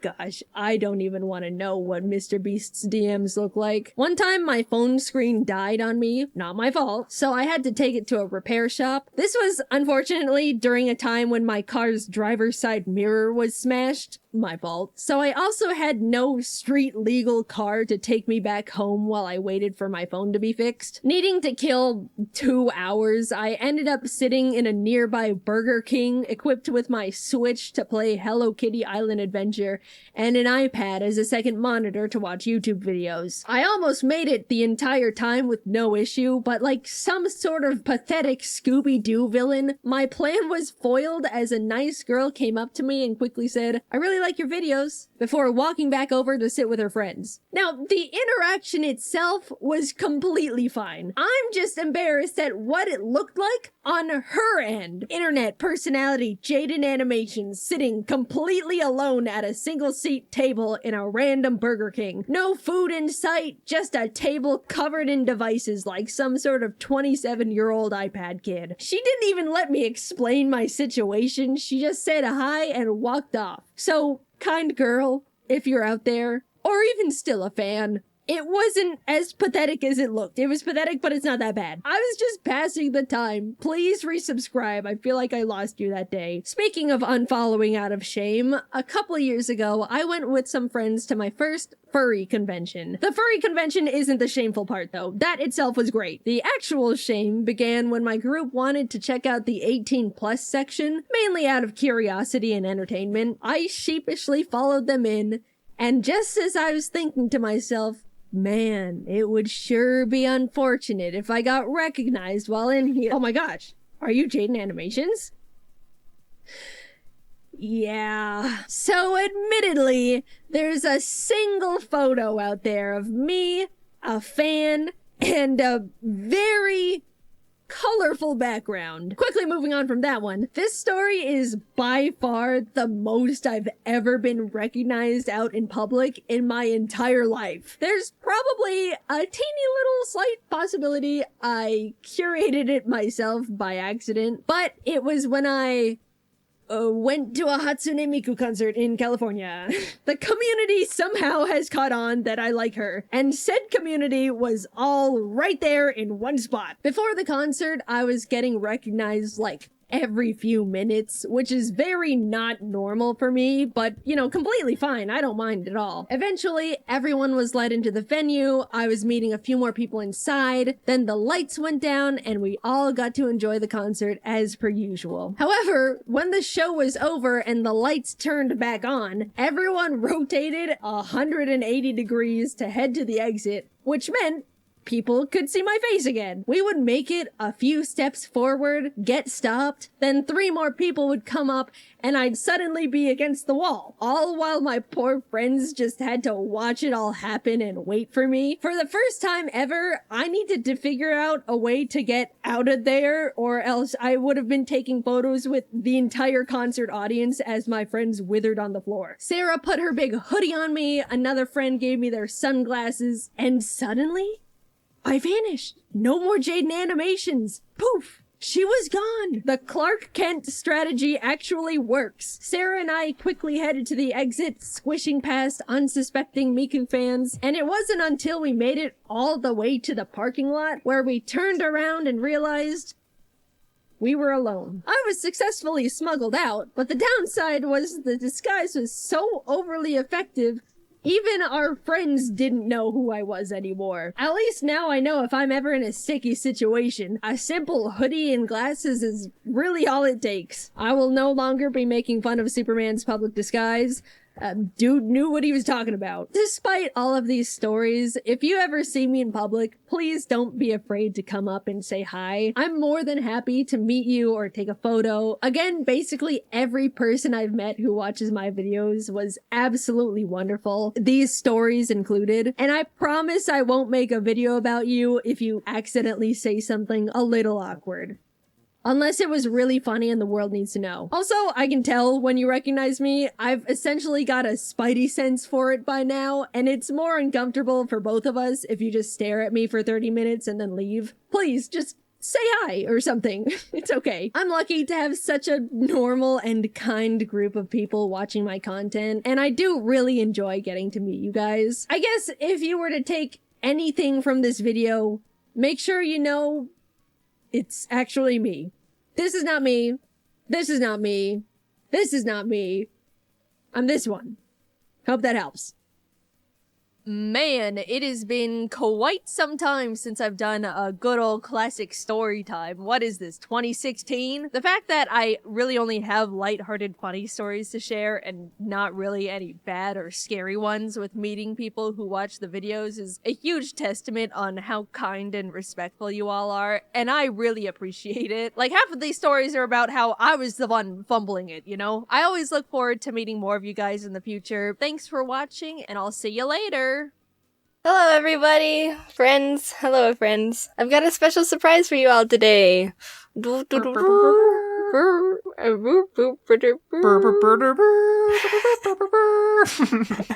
It's James. It's James. Hey, how's it going? Heyo. Most of you should know him from The Odd Ones Out. Yee. And if you don't, you better get on that because he's like the funniest channel. Thanks. It's a fact. We became friends a little while ago, and I thought it was about time to have you on the video. Thank you. So coincidentally, we both live in the oven that is Arizona, and we wanted to share our thoughts and opinions on it. Like, don't get us wrong, we love it here. Well, I mean, love is a pretty strong word. We don't completely despise Arizona. But there's just some things about it that are just like, so we're gonna talk about them, and yeah. There's no trees here. One, the heat. You talked about it a lot in your own Arizona video, James. Mm-hmm. And if anyone hasn't seen it, I suggest you watch that because it is a pretty A1 video. Thanks. But don't do it yet, because you still gotta watch this video. Yeah, don't watch that video. Yet. It gets absolutely scalding here. What, the record last summer was like 120 Fahrenheit, something like that? Yeah, oh yeah, it was unbearable. Like, shoot, Arizona, slow your roll with the heat. We're not eggs trying to be boiled over here. And some people do that. They try to fry eggs with just the sun. You can look it up. It's a thing.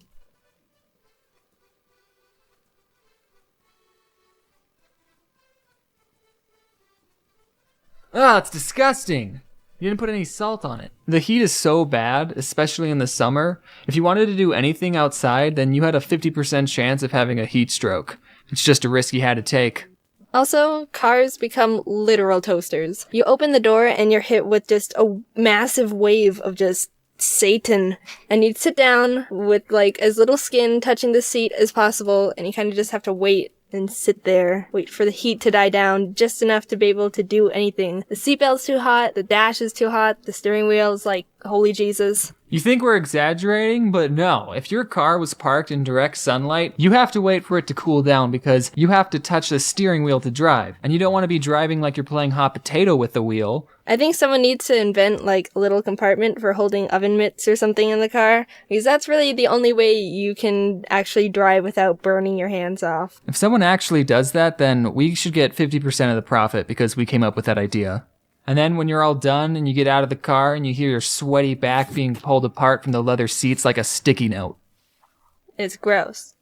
2. Cactuses. Cacti. Not a lot of places have cacti. Only Arizona, Texas, Nevada, and New Mexico have natural growing cacti. And a tiny bit of Mexico. So some people who visit are like, ooh, look, cacti, cool. Sure, they're cool to look at, but I don't get why they're so excited about cacti. They're freaking everywhere. Yeah, living with them is the worst. When I was growing up, I lived in a cul-de-sac neighborhood where the road looped around a little desert patch. Well, when I was learning to ride a bike, I was pedaling down the road towards the neighborhood, and I didn't turn with the road because I didn't know how. So I rode straight into the desert center and ran into a little cactus patch. I don't remember much about it because I was little, but it was pretty scarring. Literally. Also, there's a type of cactus called jumping cactus because they jump out and attack you for no reason. Guess who? Cacti are jerks. 3. The wildlife. Everyone always talks about the scary scorpions and snakes here, and yeah, they're pretty sucky to have to deal with. Yeah, one time this big scorpion... But no one ever talks about the friggin' javelinas! If you don't know what javelinas are, they're wild hogs, and they're scary as freak. They're mean, and they'll run after you, and they travel in packs, and they're smelly. I've never had to deal with those before. Well, let me tell you. The only way you can get them to not attack you is to feed them bananas. But then they start coming back because they want more bananas, and you're stuck in this loop forever feeding them all your bananas out of fear. They're like ducks, but worse. If ducks were big, ugly, hairy monsters who wanted to eat your bananas. Me and my siblings used to capture lizards for fun, and we would just hold them, but sometimes we would accidentally pull their tails off. Did you know that lizards' tails still move even after you pull them? I knew that. Also, at night, the cicadas would be really loud and annoying. 4. There's nothing to do here. That's why me and Jaiden are artists. You get to stay inside and do fun stuff, while not having to worry about dying of heat stroke. Arizona's kinda really boring. There's not much to do here in terms of entertainment. Sure, there's like zoos and aquariums and like mini golf. And friends, if you have those. The other main option is dirty water parks. I've never been a fan of water parks. They gross me out. Everyone shares the tubes and the slides and the water with a very minimal amount of clothing on. Like, who knows what's in that water? Especially the wave pools. It's like a public bath. I've seen people take hot dogs into them too. It's like dirty public hot dog bath. Oh, I guess the one I like here is Sunsplash. Same. Wait, did we go to the same water park? The same Sunsplash? I mean, it could be a possibility. Did you go on the green one where the floor would... Like, the floor would drop? Oh my god. OMG! So yeah, that's the video. I need water, but my thing's all the way in the corner of the closet. You can get up and get it. ASMR. Hey, we should make an ASMR video. Stop. The beloved. Water. Shrek. So yeah, that's the video. James and I found out we probably went to the same dirty water park when we were young and never knew it. And everything's come full circle. Yeah, the food was pretty expensive. Hope you guys enjoyed us complaining about where we live. If you want to hear some more of the pros and more cons of Arizona, like fruit, old people, and haboobs, go watch James's video. And of course, if you somehow didn't know him or his channel, you gotta check that out too. So thank you. Thanks for watching. For the watching. Thank you for the watching. The watching. Thank you for it. Thanks for the watching. Bye. Bye. Okay. Ready? 1, 2, 3. Ah, I'm sorry. Okay. Okay. If you don't know what javelinas are, they're wild hogs. And they're scary as freak. They're scary as freak. That's freak! Freak! I've never been a fan of dirty water parks. I mean... Who is?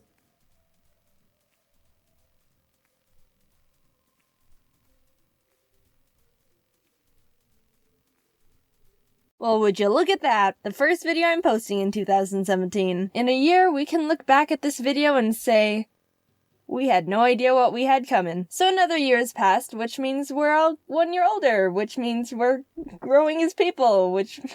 yeah, this is a stretch. I didn't have a transition. As a youngster, I was prone to believing people pretty much unconditionally, as with most children. I just had too much trust for my own good. Like, oh, why would anyone have any reason to lie to me? The world is full of nothing but nice people and purity. Of course, I've grown out of that mentality and am a lot more cautious. But for a while, people could just tell me things and I just believe them. I got thinking about all the ridiculous things people put in my head that I stored as facts, and I decided to make a list of the craziest ones. And also just letting thing you know, I was like younger than 7 in all of these stories. Don't worry, I didn't just find out these things aren't true like a couple months ago or anything. When I was in 1st grade, for some reason my mom told me aluminum foil is poison and if I ever bit it, I'd die.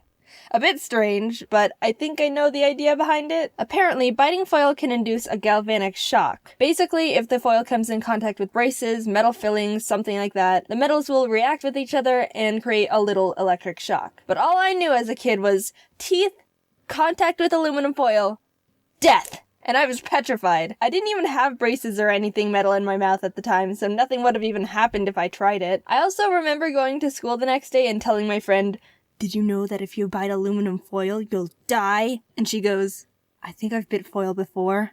And I was like, how are you not dead? Grasshoppers spit acid in your shoes. This one probably needs explaining too. I was at recess with some friends and we were running around in the grass without our shoes on. When we went back to put them on, there was a little grasshopper sitting at the bottom of my right shoe.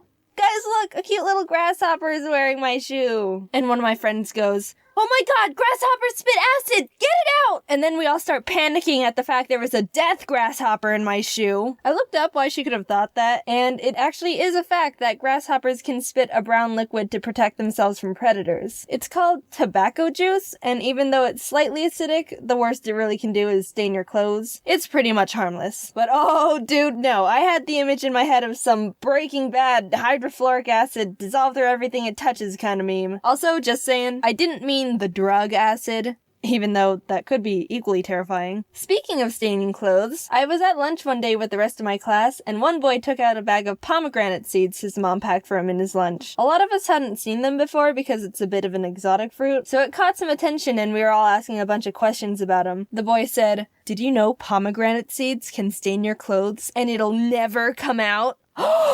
Whoa. That must be one powerful fruit. It never comes out? Never, ever, forever? Not even with the power of OxiClean Laundry Stain Remover. It gets the tough stains out. And then we watched the kid eat a bag of pomegranate seeds sitting sideways with the seeds on the space next to him because he didn't want to spill them on himself. Looking back, it was definitely just his mom exaggerating because she didn't want to have to deal with the stains in laundry. A sly parenting trick if I do say so myself. It's weird to think she's out there somewhere and she doesn't even realize she accidentally taught me that lesson too. This one's actually kind of common to believe, and I think a lot of people have been passing this myth around for a long time. Sitting too close to the TV is bad for your eyes. I did research on this one as well, and even though it might seem like it could be true, there's apparently no actual evidence that sitting in front of the TV is damaging to your eyes. But oh, little old Jaiden believed it, and you know what I did with that information?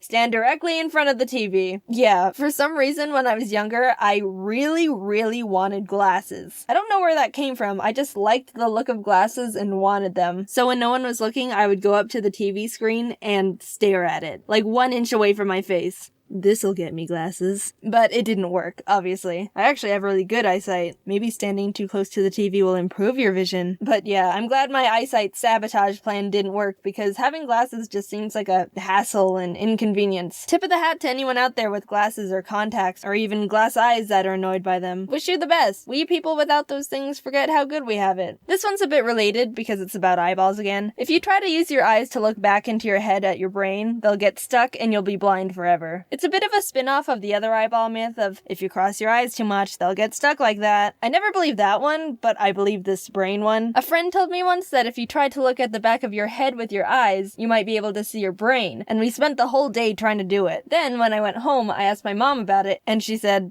"Don't do that, they'll get stuck." I think I believed it so quickly because if you try, it does kind of hurt your eyes a bit because they're not really supposed to be able to look back into your head like that. And I thought that was like your body saying, "Don't push it, this is a warning." And even to this day, I'm a bit nervous pushing my eyes to their rotation limit. I don't know how else to say it. I know it's not true, but it's still always in the back of my mind, which I'll never be able to see. And finally, the most ridiculous thing I believed. So, I don't know how this happened. No one told me this. I don't understand where I went wrong here. But somehow I ended up confusing the disease tetanus with AIDS. I don't know how I did that. Back then, I didn't even know what AIDS was. And yes, I am considered a PG channel for the most part. So if you're a youngster watching and you don't know what AIDS is, your parents will explain it more in a few years. It's a disease that you don't need to worry about for the time being. Only adults should need to worry about it. So yeah, I thought tetanus was called AIDS. The disease that you can get from an infected cut was called AIDS to me. And the worst thing about it is this one time someone accidentally cut themselves on a rusty shovel, and I have the memory of saying, "Careful, you could get AIDS." What? Why? How did this happen to me? I don't understand what went wrong. How do I mix those two things up? But whatever. I know the difference now, and that's all that matters. But I do sometimes mix up saying tetanus and Tetris. Careful, you could get Tetris.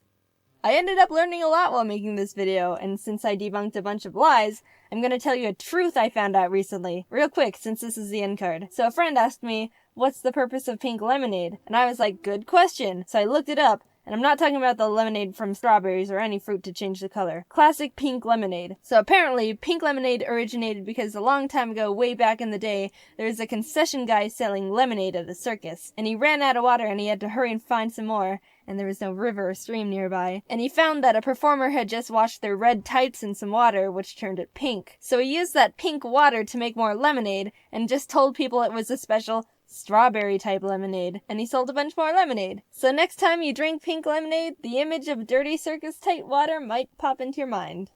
Sorry.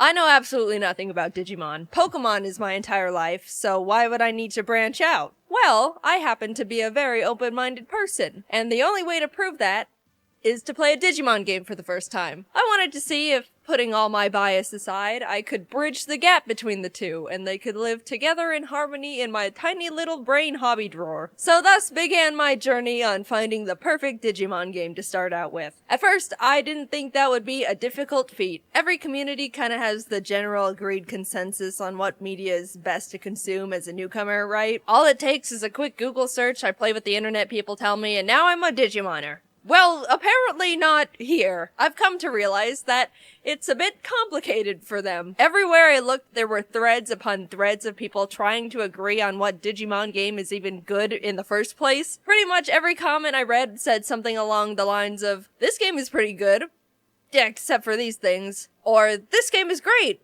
if you can look past these extremely annoying mechanics." Every time I thought I had a lead on a game, I would look further into it and realize a lot of people actually had a lot of complaining to do. And it wasn't even angry complaining, it seemed like I've walked in on a fandom that has just been hurt over and over, and they're really trying to hang on to something and believe in the good of the franchise, but they've just been put through a lot.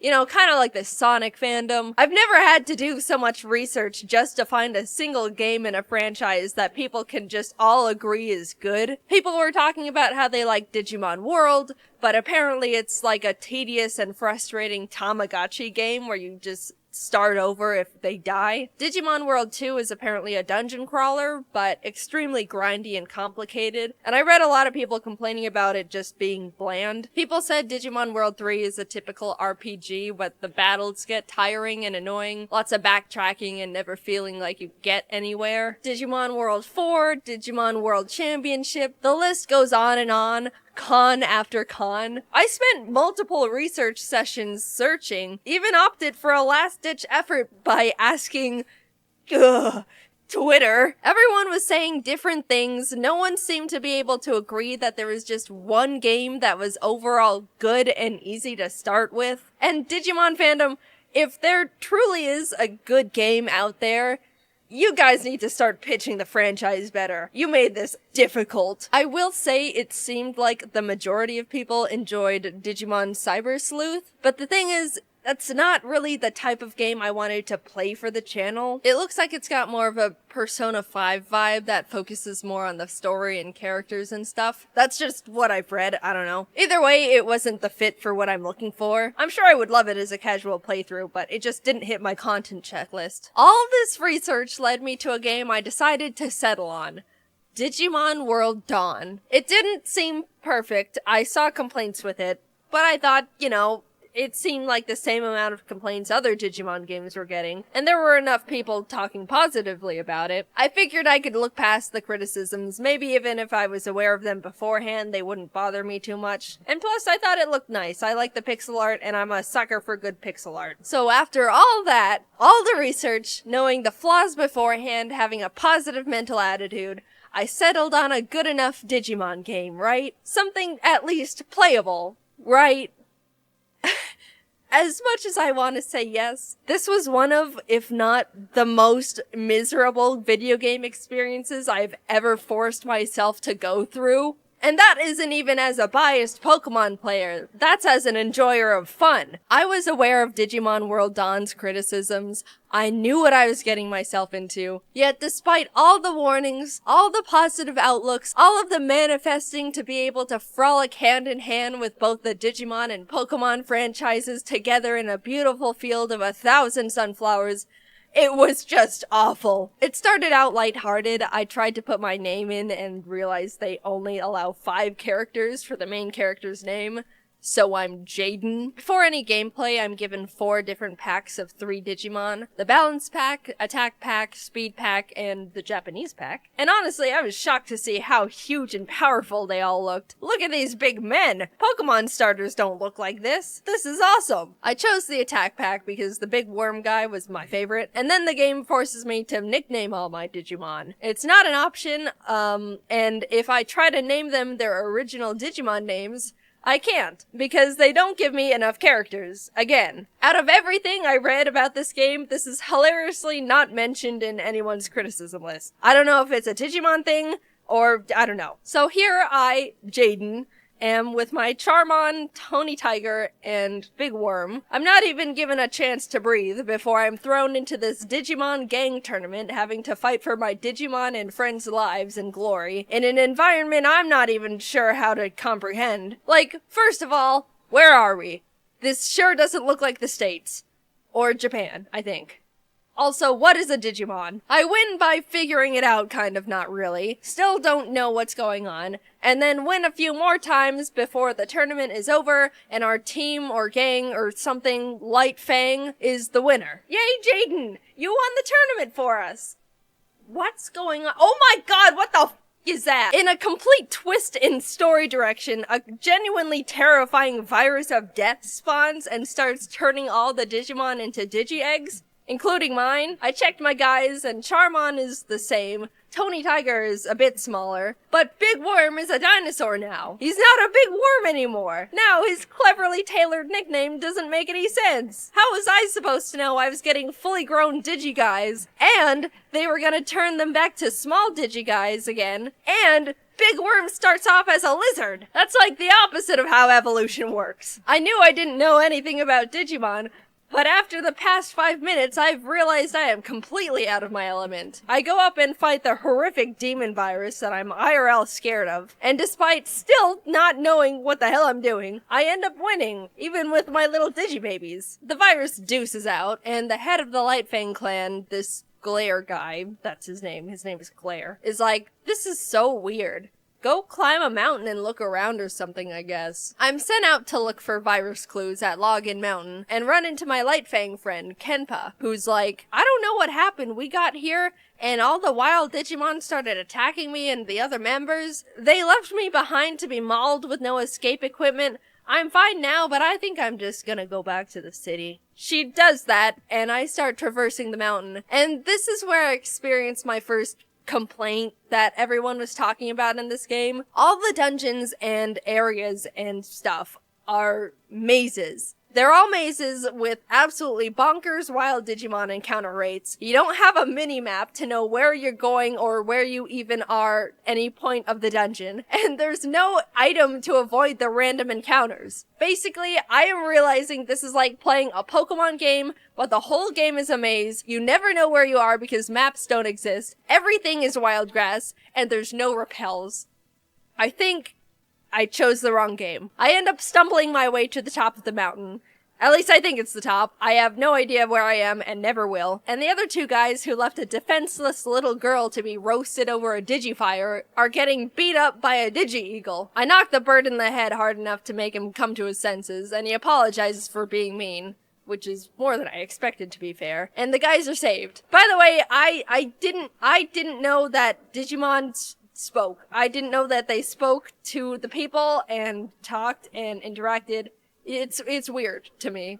and I never quite got over it. We return to the city and everyone's like, great job, Jaiden, and then suddenly I'm left alone with absolutely no idea what to do or how to continue progressing. I'm trying to figure out if I have to, like, talk to someone or walk into the right room and someone's like, Jaiden, we're all being traumatically and irreversibly turned into digi-eggs over here, or something, I don't know. And I do want to make sure you guys know that even the main hub is a maze. The amount of time I spent trying to figure out where I even am in the supposed safe space of the city overworld was pure comedy and frustration. Why is everything in this game perfectly designed to try and make me never open my DS ever again? I am just wandering around, walking in what I am 60% sure is a circle, left in the dark on what actions I need to take to keep playing a game I no longer want to play. I look it up and figure out that if I want to progress the story, I need to earn it. I have to walk into this building, talk to the digi-clerks, and complete multiple useless side quests that have nothing to do with anything to unlock another chunk of the main game. And let's not forget, all the dungeons are mazes. I said that already, but I want to reiterate. I have to go through mazes, sometimes multiple times, to unlock the important maze, but only for a little bit after I earn just a biscuit, just a crumb of that sweet, sweet story nectar. I'm humbled yet again by being told to go play more errand boy in more pointless mazes as the cycle continues. Surely this game is not serious. Surely this game didn't get an overall average to decent rating on multiple game review sites. Surely the people who said this game was pretty good, all things considered, were secret enemies hoping to pull innocent victims into their dark, dark digiweb, looking to either break the weak or torture the strong. What is going on? Am I the only one who thinks this game was meant to be given to hostages to torture information out of them? I'm 3 hours in and I'm straight up ready to spill my mother's maiden name. And I still don't even know how to play the thing or what a Digimon is, because no, I do not want to read a Bible's worth of tutorials. I'm gonna do it. I'm gonna be the first person to use a Nintendo DS to kill a man. Let me cut this whole show short and just tell you the entire non-fluff plot of the game. Evil Fountain of Youth of Death virus turns all the Digimon into digi-eggs. Lightfang Clan thinks Nightcrow Clan is behind it because their chief is acting strange. Nightcrow Clan thinks Lightfang Clan is behind it because their chief is acting strange. The two realize neither of them are behind it because they've been mind-controlled to act strange. They find out there's an evil Digimon virus thing behind it all. Jaiden beats it up. It fades away and credits roll immediately. Bruh. How long did it take me to experience that story? 15 in-game hours. And I was cheating! I was using speed up, and EXP codes, and guides, and ibuprofen. That time could have easily tripled if I was being a good little squeaky clean angel playing the game in its purest, most intended form. But if I did that, I would have thrown myself into the ocean. And even using all the resources I could find, it still was not a fun experience. Here's a clip of me trying to read a guide after my 5th time of being completely lost in a maze dungeon. If you've unlocked the macro sea, go there and head south, then go up and right to head to the south path leading to another screen, then go left after another screen, then go to the big bridge looking thing on the left. If you don't have the key, head south. Oh my god. I didn't understand any of that. I'm freaking out, dude. Not only was I subjected to maze after maze after maze, wild encounter after wild encounter, but throughout all of that, the game still expected me to do a cement mixer amount of grinding. No way, Jose! Do you know how many layers deep this agony cake is already? You want more? Sir, I am but a husk. As you can see, there is not a molecule of serotonin, dopamine, or endorphins in this lifeless body. There is nothing left for you to take. You have created a human raisin. I'm really sorry, Digimon fans. I really have nothing against Digimon as a whole. In fact, I absolutely loved a lot of the Digimon designs. When it comes to monsters and creatures, I have to admit, I am an edgy bitch. So I absorbed those guys like they were a little puddle of muddy water in a scorching barren desert. Because metaphorically speaking, that's what they really were to me. Look at all these fellas! I'm surrounded by everything I could ever want in a monster.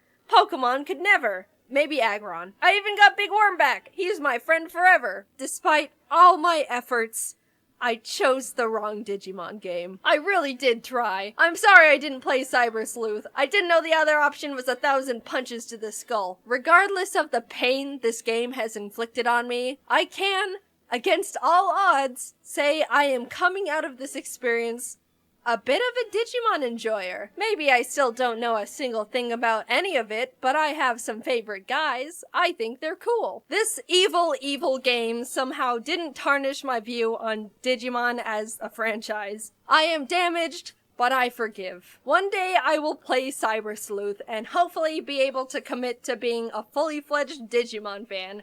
That's how I think it works. Until then, Digimoners, I'm worried about you. Please seek therapy.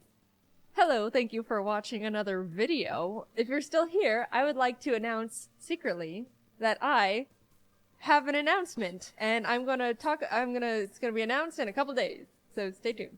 Alright, cool. Thanks. It's that time of year again. Ari turns 3 this year, which means he'll be dead in approximately 27 years if all goes according to plan. The clock's ticking, Ari.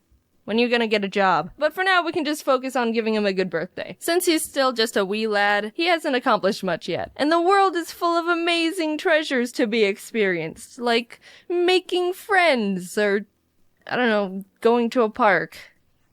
Oh, wow. Oh, yeah, Ari, look at you go. Wow, look at you! There you go. Now wasn't that fun? Getting back to the making friends part, believe it or not, Ari's actually made another bird friend. He's not as socially inept as I thought, since he hates everything but bells and spaghetti. My buddies Jordan and Kelsey also have a bird named Baby Jim, so when the two of them met, they became instant best friends. They snuggle and get each other's pin feathers and poop on my computer together. They're practically inseparable, and it's frickin' adorable. Except for the double poop. That part is not as good. Since it's Ari's special day, I thought we could make a nice dinner for them to celebrate together. I invited Jordan, Kelsey, and Joel too, but Joel, you're uninvited because I forgot Ari doesn't like you. Careful. Ah!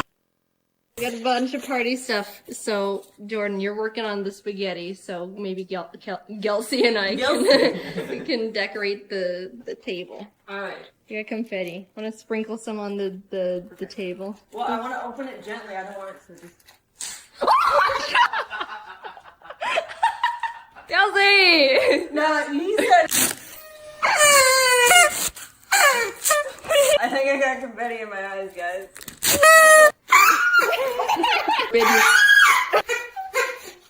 Aww. You got a little heart.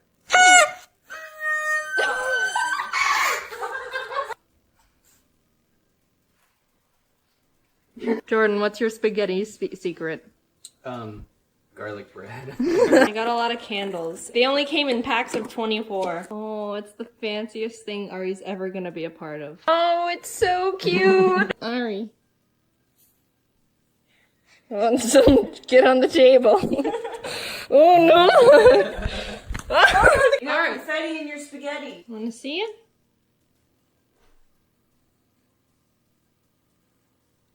No, it's spaghetti. Oh, oh no! You want spaghetti? You don't have saucy feet.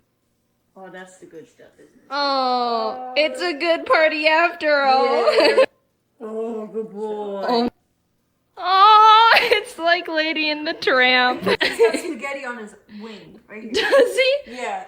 I want to see what happens when the meat and the... Oh, Ari just took the whole thing. Maybe it's time for cake. It's a bird cake. Want to know how I got the candle in? Oh, nope. Can we pretend to eat it? Will he eat it? Do you want to try and eat it? It's like a UFO.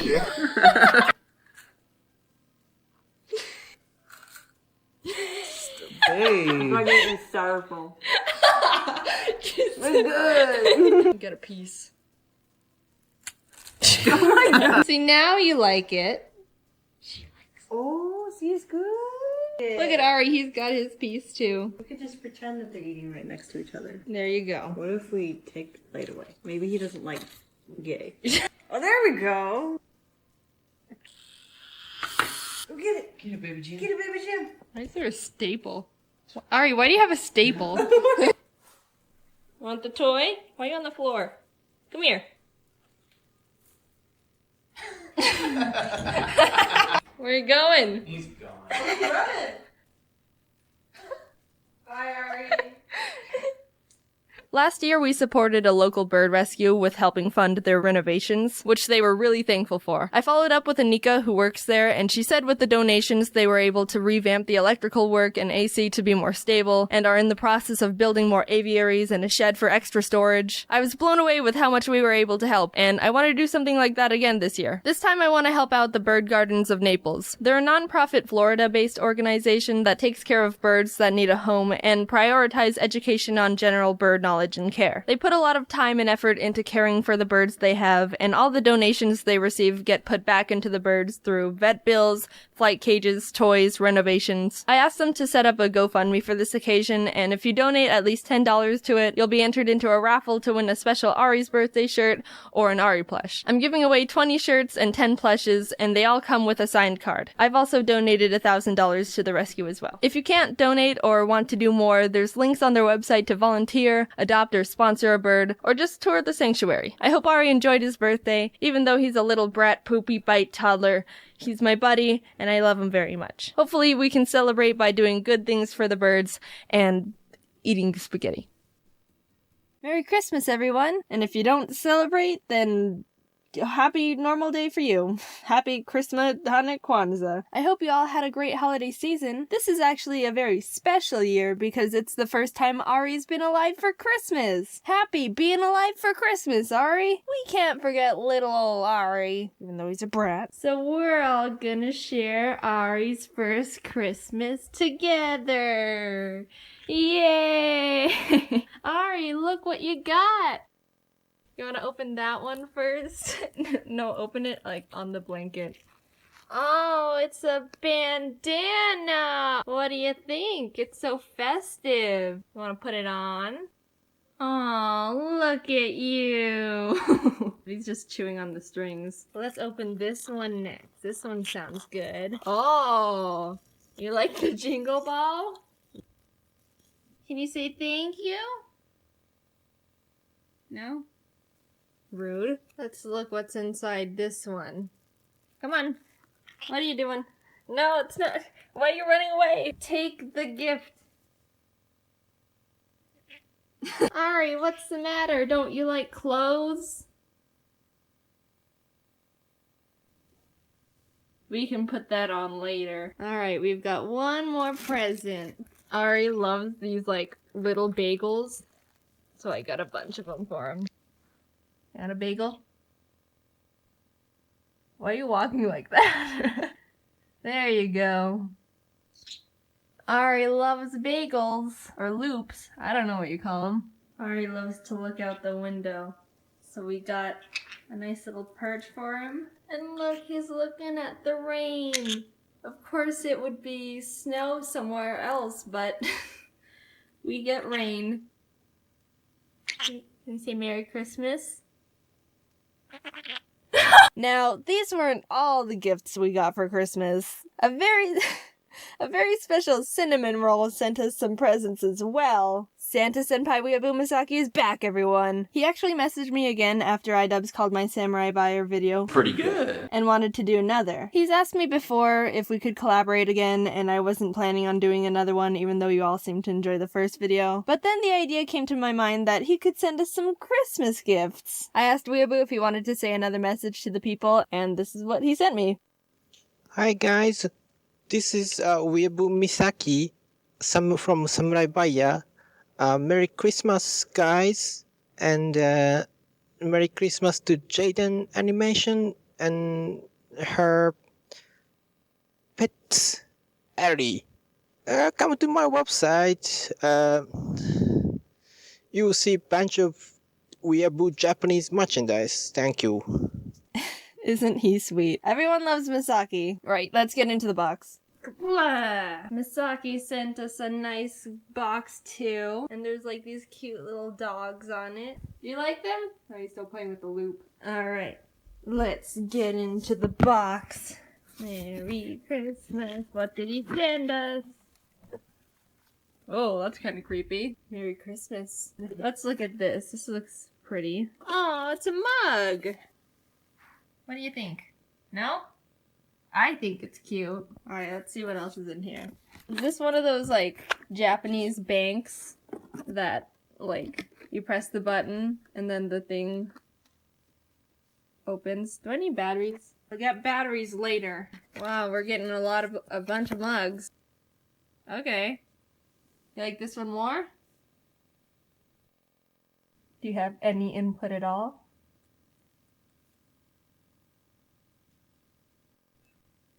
I don't know what any of these things are. I don't really watch too much anime. Are these like wallets? What was that? Where are you? What are you doing? If you like this sort of stuff, then more power to you. I have no clue. Alright, I got it free. What in the world? This is terrifying. So it looks like it's a stuffed animal, but it came with instructions. But I'm not gonna listen to those. I'll grab it like this. What the? There's more battery stuff? Ugh. I got batteries for this thing. I got some coins.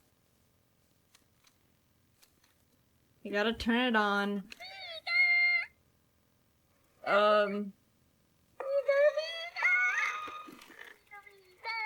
Yeah, I've seen... You done? Yeah, I've seen these things before. I didn't know there was like a Pokemon one. I'll do another one. I don't know, that little hand is kind of really creepy. Look at it. It doesn't even look connected. What the heck? I also got batteries for this thing. Let's see what this guy's gonna do. He keeps saying not to grab it by the head, but I don't care. What are you gonna do? How do I turn it on? Do I squish his head down? I don't know Japanese. Is this all the instructions? Or is this all the, like, hazards? Is Misaki gonna kill me with this bear? Actually, it kind of looks like it will. So, like, I don't get it. What do you want?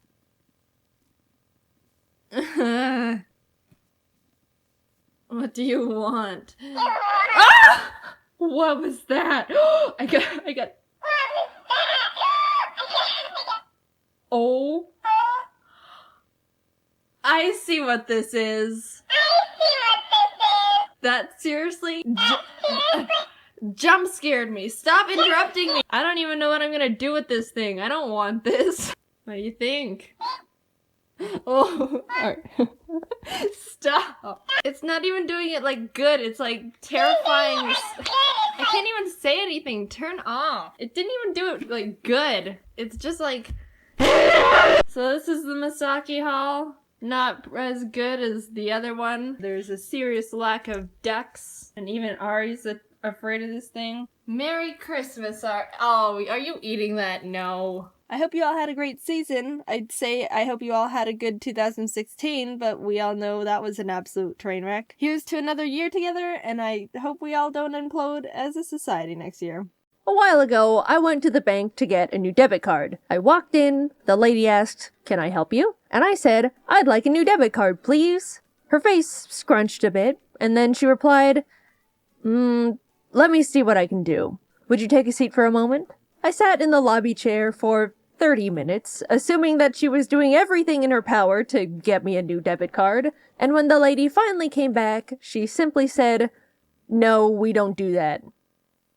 But you're the bank. For the longest time, I've been tossing around this little thought. I don't know if it's just me, but it kind of feels like the world around us doesn't quite work anymore. At least compared to, say, a decade ago, it seems like everything has gotten less efficient and, dare I say, stupid. Anytime I go out to get something done, I come back 3 hours later with nothing accomplished and a fresh desire to punch a wall. I've tried to gaslight myself out of it. Maybe I'm overreacting here. Humans have always been flawed creatures, so of course it's doomed to bleed into the construction of our society. But I just keep thinking back to those 30 useless minutes in that bank chair.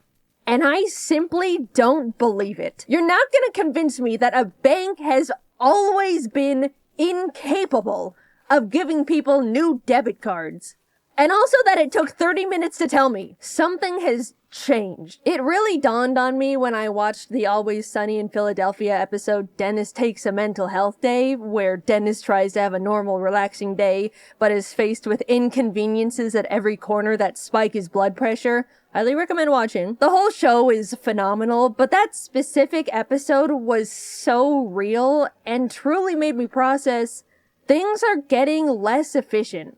And it's not just in my head. First of all, like the episode addressed, everything needs a goddamn app now. The thermostat, air filters, light bulbs. I bought the cats a new automated litter box, and guess who now has a litter box app on her phone to get it to even turn on? I'm sick of the stupid apps. They don't make life easier no matter how many times these products try to convince me they do. The UI is always clunky and confusing. Nothing is optimized. Companies act like you can part the Red Sea with their apps, when more often than not, I'm stuck trying to connect it to the device in the first place. When was the last time you bought a new anything and had it completely set up and working within 5 minutes of unboxing it? At this point, if my Wi-Fi goes out, every electronic in my house becomes a useless block of metal because none of it works on its own anymore. Everything needs Wi-Fi, an app, an account linked to my email, a subscription service, and on top of it all, they sell all the information I hand over against my will to random other companies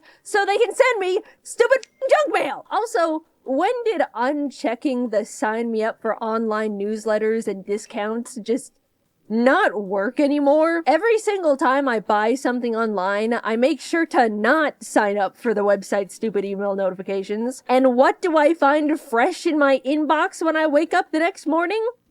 Check out this month's wacky deals. So I have an electric car, right? One day, it just straight up refused to play music. After troubleshooting for 5 minutes, it turned out I needed to download a software update to my car, even though the music worked perfectly normal before the update. Sure, fine, the future's now. But for some reason, the car couldn't find or connect to the Wi-Fi, so because of that, I get to experience LA traffic in pure silence. I spent thousands of dollars on a car just for it to randomly not be able to perform a task cars have been able to do for the past 70 years. I do like electric cars. They're better for the environment, and it's great not having to go to the gas station. But let's not pretend the car has to be a computer now. I got one of those modern tech cars that made the innovative choice to remove all the physical buttons and knobs and put every single basic feature into the car's giant touchscreen. Before getting it, I didn't think that would affect my experience too much. I thought,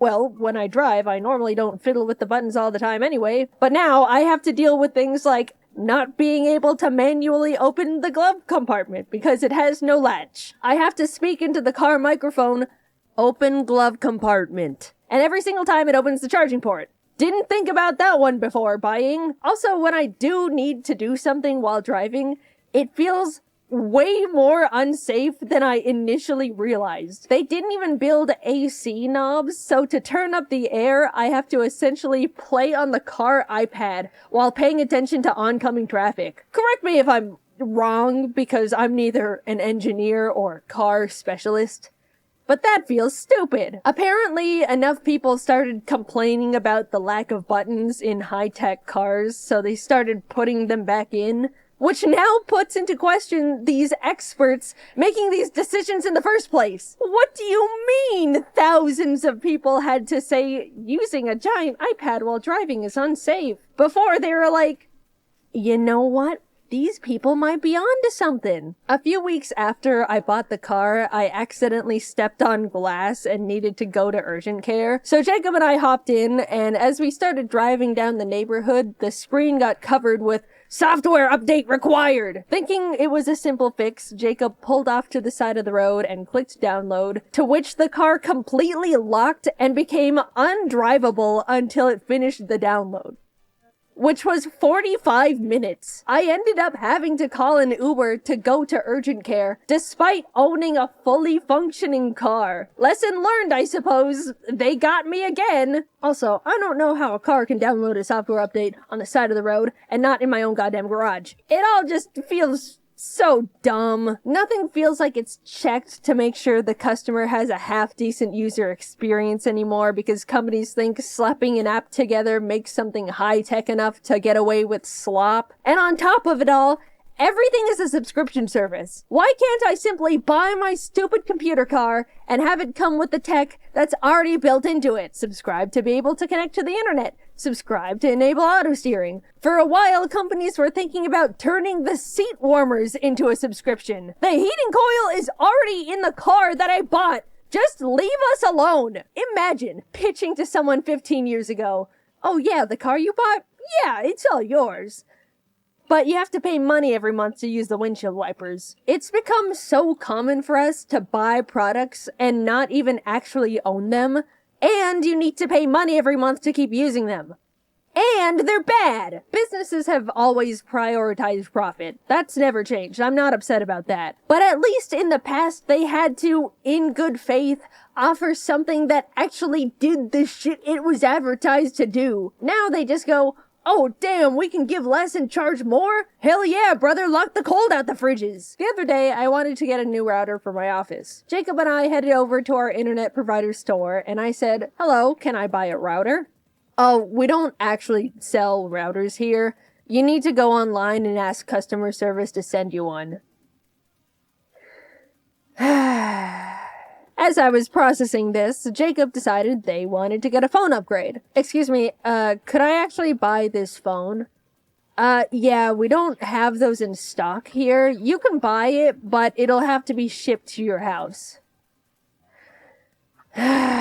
We went to the internet and phone store and left with no internet and no phone. What are the employees being paid to do at that point? What's the point in any of it? I get that a lot of shopping has shifted to online, but I really, really miss simply having the option to go to the store. They're becoming empty husks with a logo on top. Also, excuse me, but I need to ask customer service to buy a router? Just let me exchange my money for the item that you very obviously sell. Anytime I'm told I need to contact customer service, I consider it a lost battle. Nothing exists in this world that is worth descending the trenches that is a customer service phone call. Companies have put it together that if they make everything inconvenient and frustrating, set up enough cryptic hoops to make people jump through, waste as much time as possible, people will just give up. And they don't have to deal with anything. It's sick. Once I needed to call a plumber, but was only allowed to go through a very specific company for the service. So I called in, sat on hold for 40 minutes, as to be expected, and finally got connected to someone. "Hello, what can I help you with today?" "Hi, I was calling to make a service appointment." "Alright, sounds good. I'm gonna check our calendar and call back with our availabilities." "Oh, okay. Thank you." And so I waited for 2 days, and she never called me back. So, of course, I call back, sit on hold for another 40 minutes, and try again. "Hello, what can I help you with today?" "Hi, I'm calling to make a service appointment. I called before, but no one called me back, so I wanted to follow up on that." "Okay, let me check. We're available in a month at 7 a.m. "Oh, okay. Are there no other times available?" "Nope." "Alright, I can do in a month at 7 a.m. Thank you very much." Awesome. Exactly what I wanted. A month comes and goes, and the day before the appointment, I get a call from the plumbing company. "Hello, I'm calling to let you know the person that was scheduled to do your service appointment is sick and will have to cancel it." Okay. When's the next available appointment? In 2 weeks. Okay. Thank you. At this point, I was fuming, right? How hard could it be to get a very specific company to provide a service they forced me to use them for? Well, get this. I woke up the next morning at 10 a.m. because I didn't have to wake up early anymore, looked at my phone, and saw a single missed call from, of course, the plumbing company. Hello, the plumber arrived at the location this morning at 6 a.m., but left because no one was home. Please call back to reschedule. Thank you. Guys, I can't even write into words what I was feeling that moment, because if I did, this would be the last video of my career. A single service appointment is all I ask for my sink that is dissolving at this point. Also, we're completely brushing over the fact they arrived an hour early for the canceled appointment, so I would have missed it anyway. And just like that, it was all back at square one. And you know what? I gave up. Congratulations, plumbing company. You won! The trophy?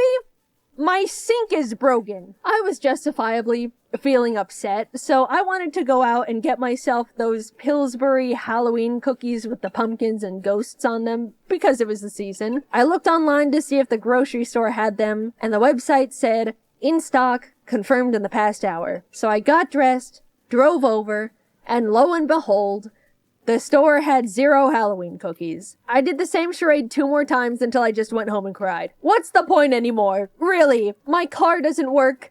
The stores don't work.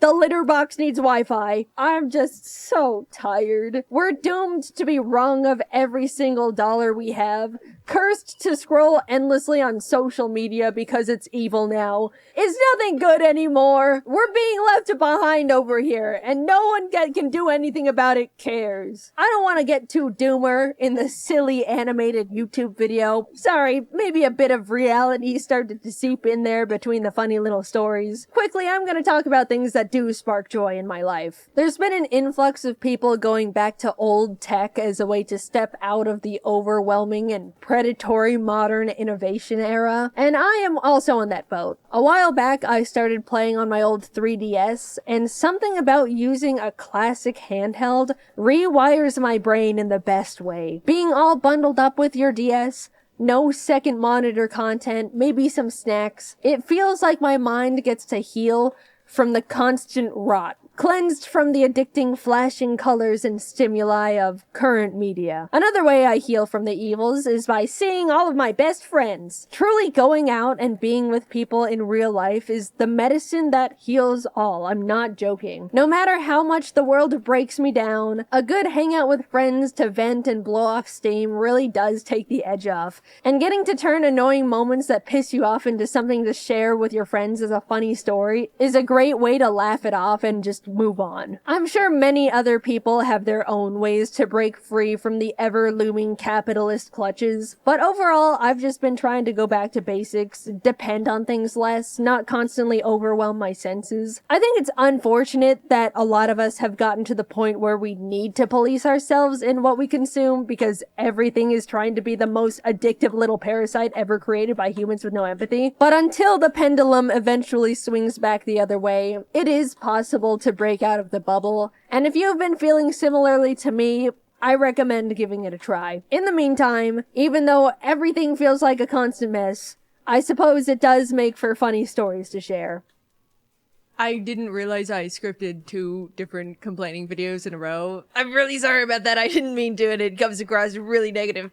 But the next video is very, very, very positive. I'm really excited for you guys to see that one. I've been excited about that one for a long time. Thanks for watching. I'm done complaining for a while. It's all out of my system now.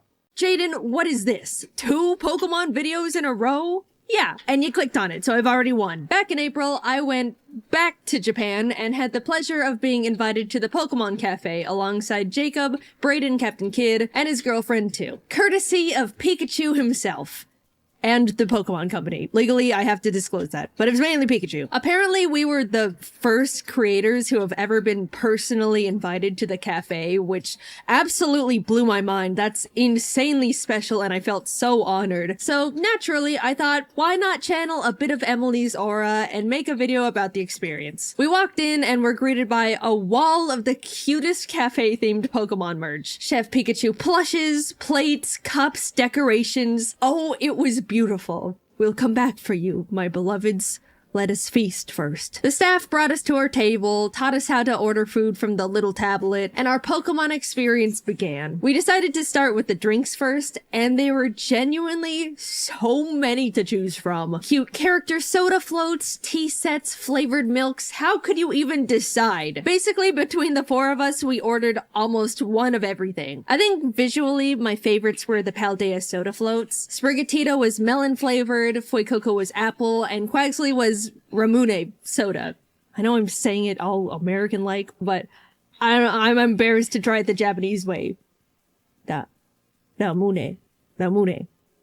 I don't know. Personally, I absolutely love soda floats already, but put a cookie of a little guy on top, and I'll definitely pay for that. Fuecoco is my favorite Pokemon of the three, so I've convinced myself that it was also my favorite flavor-wise, but all of them were actually really nice. I also tried the Pikachu float as well, which looked the prettiest. I'm not really a big fan of lemon flavor things, so I only took a few sips, but if you like lemon and also Pikachu, I think you would really enjoy it. There are also little choose your Pokemon lattes where you sift through a giant menu of practically any Pokemon you wanted printed onto the foam of a latte. Everyone chose their respective favorites. Of course, I got me a little Aggron. Look at this guy. He was born to be on top of a latte. Delicious. Jacob also got the chocolate Moo Moo milk, and it was super cool because they brought out a little set of like Moo Moo milk, chocolate, and a shaker. So you basically make it yourself. Jacob said it was good, so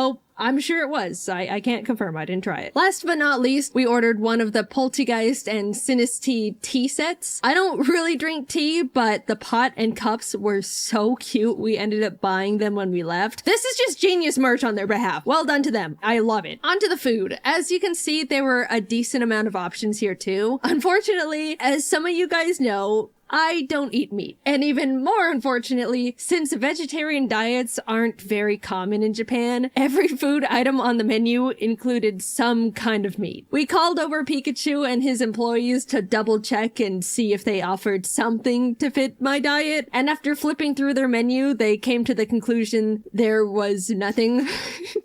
And oh my gosh, I genuinely felt so bad because they looked devastated and like personally disappointed in themselves for not having anything. Like I frantically told them it was completely fine and not to worry about it. It's okay. But as they left, they gave us a very deep bow, and oh, I just felt really, really bad. Pikachu, if you're watching, I'm sorry. I'm so sorry. Please don't be upset with yourself. I promise it's really okay. I'm really sorry. Luckily, I came up with a solution. Their Eevee mixed rice plate included a lot of various vegetable sides, so I ordered that and just avoided the tiny little meat part. Normally, I try not to spend money on any meat, even if I don't plan on eating it. But yeah, if you're vegan or vegetarian and really want to make something work, that's the best option you've got currently. No disrespect to anyone at all. That one's just a difference in culture, and I don't expect to be catered to my specific diet just anywhere, especially Japan. Anyway, I ordered the Eevee rice thing. The full government name is the Last Resort Japanese Mixed Rice Plate with Eevee and Colorful Friends, according to the website. And I just think that's wonderful. Taste-wise, it was decently good. Very colorful and pretty to look at. I didn't know most of the things I was eating, but it was tasty. Jacob, Brayden, and 2 got the other items, which also all turned out super cute and fun to look at. There were 3 types of Pikachu curry, all respectively themed around the Kanto starters. All of them were pretty much the same thing besides a few ingredient changes and different Pokemon cracker on top, of course. The Snorlax lunch plate was a chicken and rice dish. Jacob said it tasted good. Also, for a limited time, they were offering a special Tatsugiri bento box set. I think this one looked the best. Genuinely beautiful plating right there. I loved it, even though I could only pick at it. The general consensus in terms of overall taste of everything was that nothing was super crazy, out of this world, delicious gourmet, but nothing was like bad, you know? It was more about the experience and novelty of the cafe anyway, so no one really minded. We were simply enjoying being there with our cute plates and spoons. Finally, we wrapped up the meal with desserts. There was a cute Pikachu souffle pancake and a chocolate parfait. Naturally, like everything else, it was all simply art on a plate. I personally thought they both tasted really nice. Nothing was too sweet. We got to ooh and ah at them, and it was a perfect way to wrap up the meal. As a fun surprise during it, there was a portion where Chef Pikachu came out and did a cute little dance around the restaurant for the people eating. Most of the video is blurred for the privacy of the people there. But look at Pikachu, look at him go. He can't clap his hands to go along with the song, but that doesn't stop him from trying. Hi Pikachu, big fan! We wrapped everything up and of course grabbed pretty much all of the exclusive merch they were offering. How are we supposed to remember our experience forever and ever if we don't bring back all the plushes they have? Riddle me that! I wanted to extend a very, very big thank you to the Pokémon Company and Pikachu for reserving our table and having us come to the cafe. They didn't pay me to make a video or anything, but I wanted to share my experience with you guys because I definitely enjoyed my time there, and I know a lot of you love Pokemon, just like me. It was a huge honor, we all had a great time, and the cafe was wonderful. +4 to the Pikachu plush collection. I would definitely recommend the cafe to anyone who likes Pokemon and food shaped like Pokemon. Due to its popularity, you absolutely have to get a reservation to eat there. You can't just walk in and expect to be seated. And double unfortunately, reservations are also very difficult to get because, again, so many people are reserving tables all the time. So good luck to anyone trying to get in, but I'd say it's very worth it. Alright, that was my thoughts. I had a great time. Thank you Pikachu and company. My next stream, I think, is to visit the Chikawa Cafe. Maybe one day. Themed cafes are really cool and I wish that America did them more, but then again, it's probably good for me that I have to travel all the way to Japan to go to ones of my favorite franchises, because otherwise I would absolutely have no personal restraint. Thanks for watching. I don't really have much to say this time around, so I'll just say it. Next video is about Chikawa. You knew it had to happen. Alright, I gotta go. Bye-bye. When it comes to the spirit world, supernatural, chakras, I'm indifferent. Normally, I just don't mess with any of it. Whether it's real or not, I'm sure not gonna fool around and find out. I'm here to live as normal a life I can, die, and then we can go from there. But I got curious. What would happen if I individually booked readings with a bunch of psychics? I mean, I don't even know what they do. I just know something about them being made of crystals and having 3 eyes or something. It's a world I've never explored before. Until today, I didn't even know what to expect. Would they all say the same thing? Different things? Would they say I'm cursed and demand to put a ritual on me? Who knows? I booked a reading with 5 different psychics. Let's see what they all said about me. I wanted to keep as much consistency in all of this as possible. You know, scientific method and all that. So I specifically booked a tarot card reading and palm reading from all 5 of them. That way they're all reading the same things for me and we get to be good little scientists in the supernatural community. Anyway, Psychic 1. I walked into the shop and saw a table with a bunch of candles and crystals on it. You know, the typical psychic stuff. Now, I've never gone to a psychic at this point. I didn't know what they were gonna do to me. Were they gonna say my name and say they've been expecting me? And for all I know, a real-life wizard could walk through the door and speak in riddles to me the whole time. But Psychic 1 was a 5-foot-tall, middle-aged white lady in a black spaghetti-strapped tank top and a ponytail. All the psychics had a bit of a different method of doing the tarot card reading, but the overall gist is they had me put my right hand over the stack of cards, say my full name, then I pulled 18 cards that would determine my reading. Psychic 1 pulled the cards herself though. I didn't get to pick them, so I don't know if that was a non-regulation move or all the other psychics let me pick my cards, I'm just saying. She started with what she read about me as a person. I'm my own boss and don't like being told what to do, which is like half true. Well, being my own boss is full true. Hi guys. In normal day-to-day life, I love having someone else tell me what to do. It's just nice to turn my brain off and put someone else behind the wheel. But with YouTube, it's true. I don't like being told what to do. With the Pokemon XD video, I was asking Jacob what I should do with the thumbnail, and he said I shouldn't have Shadow Lugia in it because it's not that eye-catching. And I was like, no, I'm putting Shadow Lugia in the thumbnail because I love Shadow Lugia. And then I did.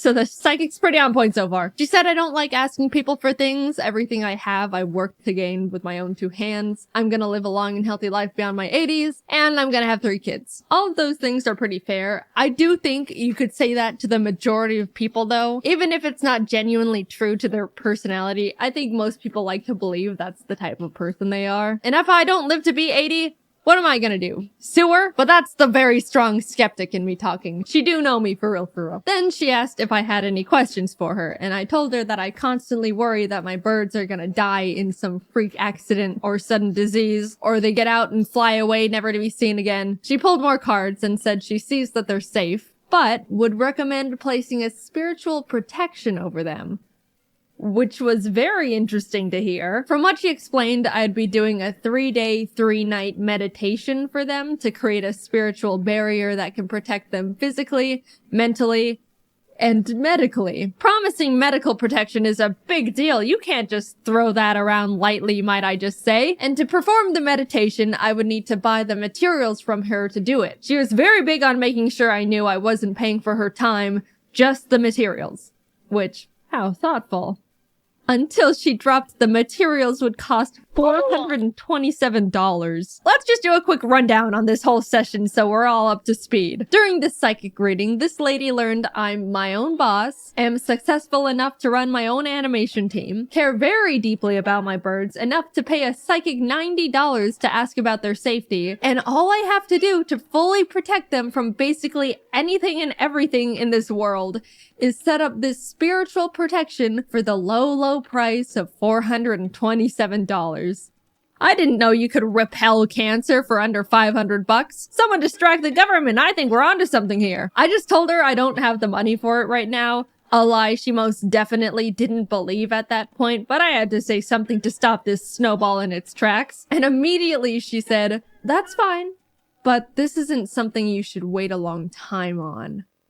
Thank you, we'll be in touch." I never went back. For that being my first psychic reading experience, it spawned so many questions, but it did answer one I had beforehand, which was, how do psychics even stay in business? Because I am now starting to understand the business model going on here. Moving on to Psychic 2, I'll say this right now, this one was my favorite. She was really nice and we had a lot of good small talk. Her psychic reading room was a little closet in her house, and by the end of the session, it was very warm in there, but I had a nice time. Same situation, got a tarot card and palm reading. I think she said she gave me a general spiritual reading as well, and this all cost $90, just like the last one. What she said was all very positive. She said she sees me making a name for myself in whatever industry I'm in. That was genuinely the first thing she said to me. I didn't tell her about my job or anything. She sees a lot of new and exciting opportunities coming for me in the new year. I got all these readings done late 2022, so by the time this video actually comes out, we get to see if that's true. She also said I'm planned to live a long and healthy life past my 80s, and she foresees me moving to a different location sometime when I'm older, which is most likely true. I don't like LA. It freaks me out. She identified my bad time of the day, which she said is 3 a.m. Again, true. If life gets a bit too hard to handle, I will absolutely have a meltdown in bed at that time. But also, everyone has a meltdown when they're broken and it's late at night. That's a universal bad time. They even wrote a rule in life about it. Nothing good happens after 2 a.m. But it's good to be more aware of because I forget and 3 a.m. hits different some nights. She said I've always been connected to animals. I'm gonna be a mother of 3. Okay, the other psychic did say that. Mental note. And for some reason said I should get into hiking, which just sounds like a nice hobby recommendation. I didn't know tarot cards and palms could say that. I asked her about my birds. I didn't get the spiritual protection from the other psychic, so they are still in jeopardy. And she said although she's reading that they should be safe, if I'm worried about any medical issues, I should just go to the vet and get general checkups done. Which, you know, I respect a lot. I came in asking about the health and safety of my animals and she told me what she read, but if I'm actually concerned, to just go to a doctor. And didn't charge me $427 for it. Overall, Psychic 2 was very nice. She gave me a good reading, didn't try to sell me anything, and reminded me that doctors exist. Psychic 3 was kind of back in the same vein as Psychic 1. She almost immediately said I'm gonna live past my 80s and have 3 kids. Alright. She said she sees me having good financial fortune and good opportunities are coming in the new year, but She also said in August, a man with a beard and or mustache is gonna approach me with a business opportunity and to be wary of him. And then, before I could even process that, she said I may be involved in a light car accident in the next few months, possibly a fender bender. This is the first psychic that was this blunt about straight up predicting things. And by the time this video comes out, those months would have passed already. So I'll add right now if I was in a car accident. She also said someone near me is gonna have a baby and that I'm gonna become very attached to it. And that's gotta be the most incorrect sounding prediction of all the psychics so far, because I am not a fan of babies. I don't like them. I think they are weird and unpredictable. I do not care who in my group of family or friends has a baby. I'm staying the hell away from it. She went back to reading me as a person, said I'm very trusting and to be aware of jealous people that are around me. In this industry, that's pretty fair. Then she said it seemed like I had a big purchase on my mind, to which I admitted there was something expensive I saw that I've had my mind on for a while. She asked what it was because she foresaw it being good for me, and I told her about the new giant Altaria plush that Pokemon announced. I don't think that's what she expected though, because she seemed to lose a little focus after that one. But I did end up buying it. I asked about my birds, just like I have been for all of them, and she said they seem safe. However, after reading me for so long, she sensed my chakras were imbalanced, which was a shame because I could have sworn they were properly aligned. Anyway, she would like to help with them. I said, sure, and she hit me with the meditation prayer bit and how I'm only paying for the materials and not her time, and they're gonna cost $375. Much cheaper than Psychic 1, but man, that's like the same setup and kicker, and no medical protection to boot. I politely declined and left. I gotta say though, this psychic was the first one to straight up tell me, you're gonna be in a car accident. A bearded man is gonna approach you in August. Like, just real life things. Whether or not they come true, you gotta respect that gamble. Definitely an all or nothing type of psychic. She was also the most expensive one yet. The other psychics were both $90, but this one charged me $162 for the readings. Now, Psychic 4 was a doozy, might I tell you. I walked up to her shop door, entered the room, and no one was there. I immediately walked back out because it's weird to be just there alone, and texted her I was here, to which she responded, give me 15 minutes. Kinda strange, a psychic is running late, but I'm not here to get into that irony, so I just sat on a little chair and waited outside. 15 minutes passed, then 20, 30. This lady was 40 minutes late to a psychic reading. I brushed it aside because whatever, and we started. She let me pick my tarot cards, laid them out in the formation, and told me she's very surprised I picked a lot of queen cards. Apparently, in the standard tarot card deck of 78 cards, there's 4 queens, and I randomly picked 3 of them. She explained that's no accident, so you heard it here first, people. Certified and indisputable queen over here. The stars said so. She led with how she sees I have a good, strong energy. I work for everything I have. I've got good financial stability. I'm gonna run my own company and be a good leader. But she sees a lot of jealous people around me and to be careful about them. I tried to explain YouTube to her because I felt like that would explain all the things she just said, since all things considered, it's pretty accurate. But after like 5 minutes of trying to explain what a YouTube channel is, she just gave up and was like, sorry, I just don't understand technology. Fair enough. Also, sure, all of what she said was surprisingly accurate, but I'm always wary of what can be used as a blanket statement, especially when it comes to the financial stuff, because I don't know, I think going to psychics is a bit of a luxury expense. Not everyone can afford to pay upwards of $100 just to be told they've got positive vibes and are gonna be in a car accident. But then Psychic 4 said, I don't know how you do it, but you're making at least X per month, and gave me a very specific range of what I actually do make per month. That's what definitely perked my ears up. You know, I don't have a normal job, and even after not understanding how I make money, she was able to drop a number that was pretty close, all things considered. Then she said she sees me living a long and healthy life, and that I'm gonna be a mother of 3. I haven't directly talked about it yet, but I would like to say it's hauntingly strange how literally all 4 psychics have told me I'm gonna be a mother of 3. None of them even asked me if I like kids in the first place. They just straight up told me point blank. I don't know what about me is giving off I'm gonna have 3 kids vibes,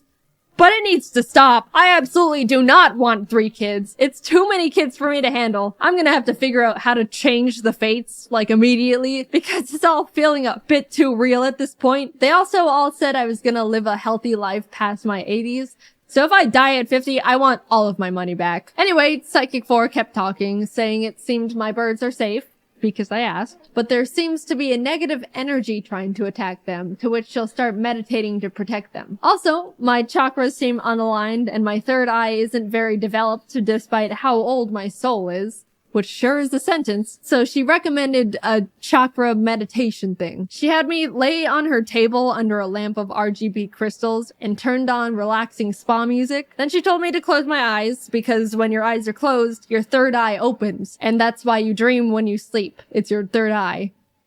You learn something new every day. Anyway, I laid there. She gave me some crystals to hold and put more crystals on my chest and stomach and legs and put a bell on my forehead that she would ring every few minutes. After a bit of that, she told me she had to leave the room for 5 minutes so her energy doesn't interfere with mine. But I could swear she left me on that table alone and blindfolded for like 15, maybe more. After she remembered I was still there, she came back, sprayed me with lavender, which was pleasant, did little karate chops on my body, and then had me sit up. I did hit my head on the RGB crystals, so I hope that didn't jostle my chakras. And that was that. She said I had a lot of energy and that I'm an old spirit, but I need to develop my third eye more, and she's gonna send me home with a couple incense to burn, and that I need to come back tomorrow. At this point, I was in too deep. All the other psychics, I was able to squeeze my way out of these situations. But I just ended up doing it this time, mainly because she told me to burn incense, but I didn't have an incense burner, and then she lent me hers. And I didn't want to just take it and dip, so I burnt the incense like she told me to, and went back the next afternoon thinking that was it, and after that I could start not coming back anymore. But then she gave me some crystals, more incense, and bath salts this time, and told me to meditate in the bath while holding the crystals and also burn more incense, which meant I go home with her incense burner again. And that's when my friends told me to stop there and not go back. So I didn't. By the way, she charged me $776. I have no idea how she did that. She said the chakra thing where I lay on the table was like $100 or $200 extra. And then after we were done, she gave me the card reader and it said $650, to which I was just like, sure, whatever. And then my email receipt said $776. Again, I am reminded of how these people actually stay in business. She called me a queen, gave me a crystal nap, and then took $800 from me. And last but not least, Psychic 5. So for her, when I called to book an appointment, she told me she only takes cash and that I have to call 30 minutes before our appointment to confirm. So I did that a few days later when our appointment was scheduled, and she's like, oh, I'll be honest, honey, I completely forgot about you. Can we reschedule to tomorrow? Which is like, first of all, how does a psychic forget? I rescheduled to the next day, but a few hours later, she called me back and was like, actually, I overbooked you on top of a different appointment. Can we reschedule to next week? And at this point, I'm annoyed, but again, I'm like, whatever. So we reschedule again. I called to confirm 30 minutes before again, and once again, she forgot. So I just gave up. Tell me how many kids I'm gonna have. And that was my psychic experience. I'm still pretty indifferent about all of it, but I can totally see how and why people can get super into it if they surround themselves with the culture. Whether it's real or I believe it or not, it was surprisingly nice to be told things were gonna be okay. I do think some of them can be a bit predatory on people at their low points, but hey, it's great to have my chakras rebalanced. Cool new guy alert. We made a super cute Ari pillow available now. Look at this big man. He is huge and super soft and awesome. Head over to JaidenAnimations.com to pick one up. I genuinely love him so much. Also, I've been streaming a lot more recently and wanted to say the influx in art from all of that has absolutely blown me away. Thank you guys all so much. I try to see all of it, but it's quite literally impossible. But yes, thank you, thank you. Alright, until next time, bye-bye. High heels. They're the type of shoes that are supposed to make girls feel really beautiful and glamorous. And yeah, for the most part they do. But then, there are those girls who are embarrassingly uncoordinated and they have the complete opposite effect. I'm one of those girls. Whenever I try on shoes that have a heel of more than 3 inches, I become a hazard to everything around me, and I will most likely fall over and break something. Now, I'm pretty tall already, being almost 5'7", so I don't really need the extra height. But there are those situations where I'm going to a fun dance with some friends, and I want to have some cute shoes to match a dress or a little outfit I'm wearing. So, heels become a big option. I go to the store, I try some on, and I pretty much look like I'm trying to walk a tightrope at the circus. My ankles wobble back and forth, I lose all capability of balancing, and my arms always stick out awkwardly just in case I have to catch myself because of my obvious problem with these stupid shoes. If you want a visual, basically, imagine a giraffe that was just born, and someone straps roller skates to its hooves, and is trying to teach it to roller skate across the street. It just doesn't work. Actually, my mom finds my heel problem hilarious, and whenever we're out shopping or looking for shoes, it doesn't even have to be heels. She always tries to make me put on some ridiculous 10-inch heels that this store has that are basically at the same angle of Mount Everest that no mortal should ever be able to walk in, just so she can laugh at me, probably break my neck, walking down the aisles. Basically, I try to avoid heels as much as possible. Actually, it's pretty funny. The first homecoming dance I ever went to, I wore Converse shoes, just to avoid any possible injuries. So, if you ever see me at like a dance or something really formal, you can expect me to be wearing anything but heels. For your and everyone else's safety.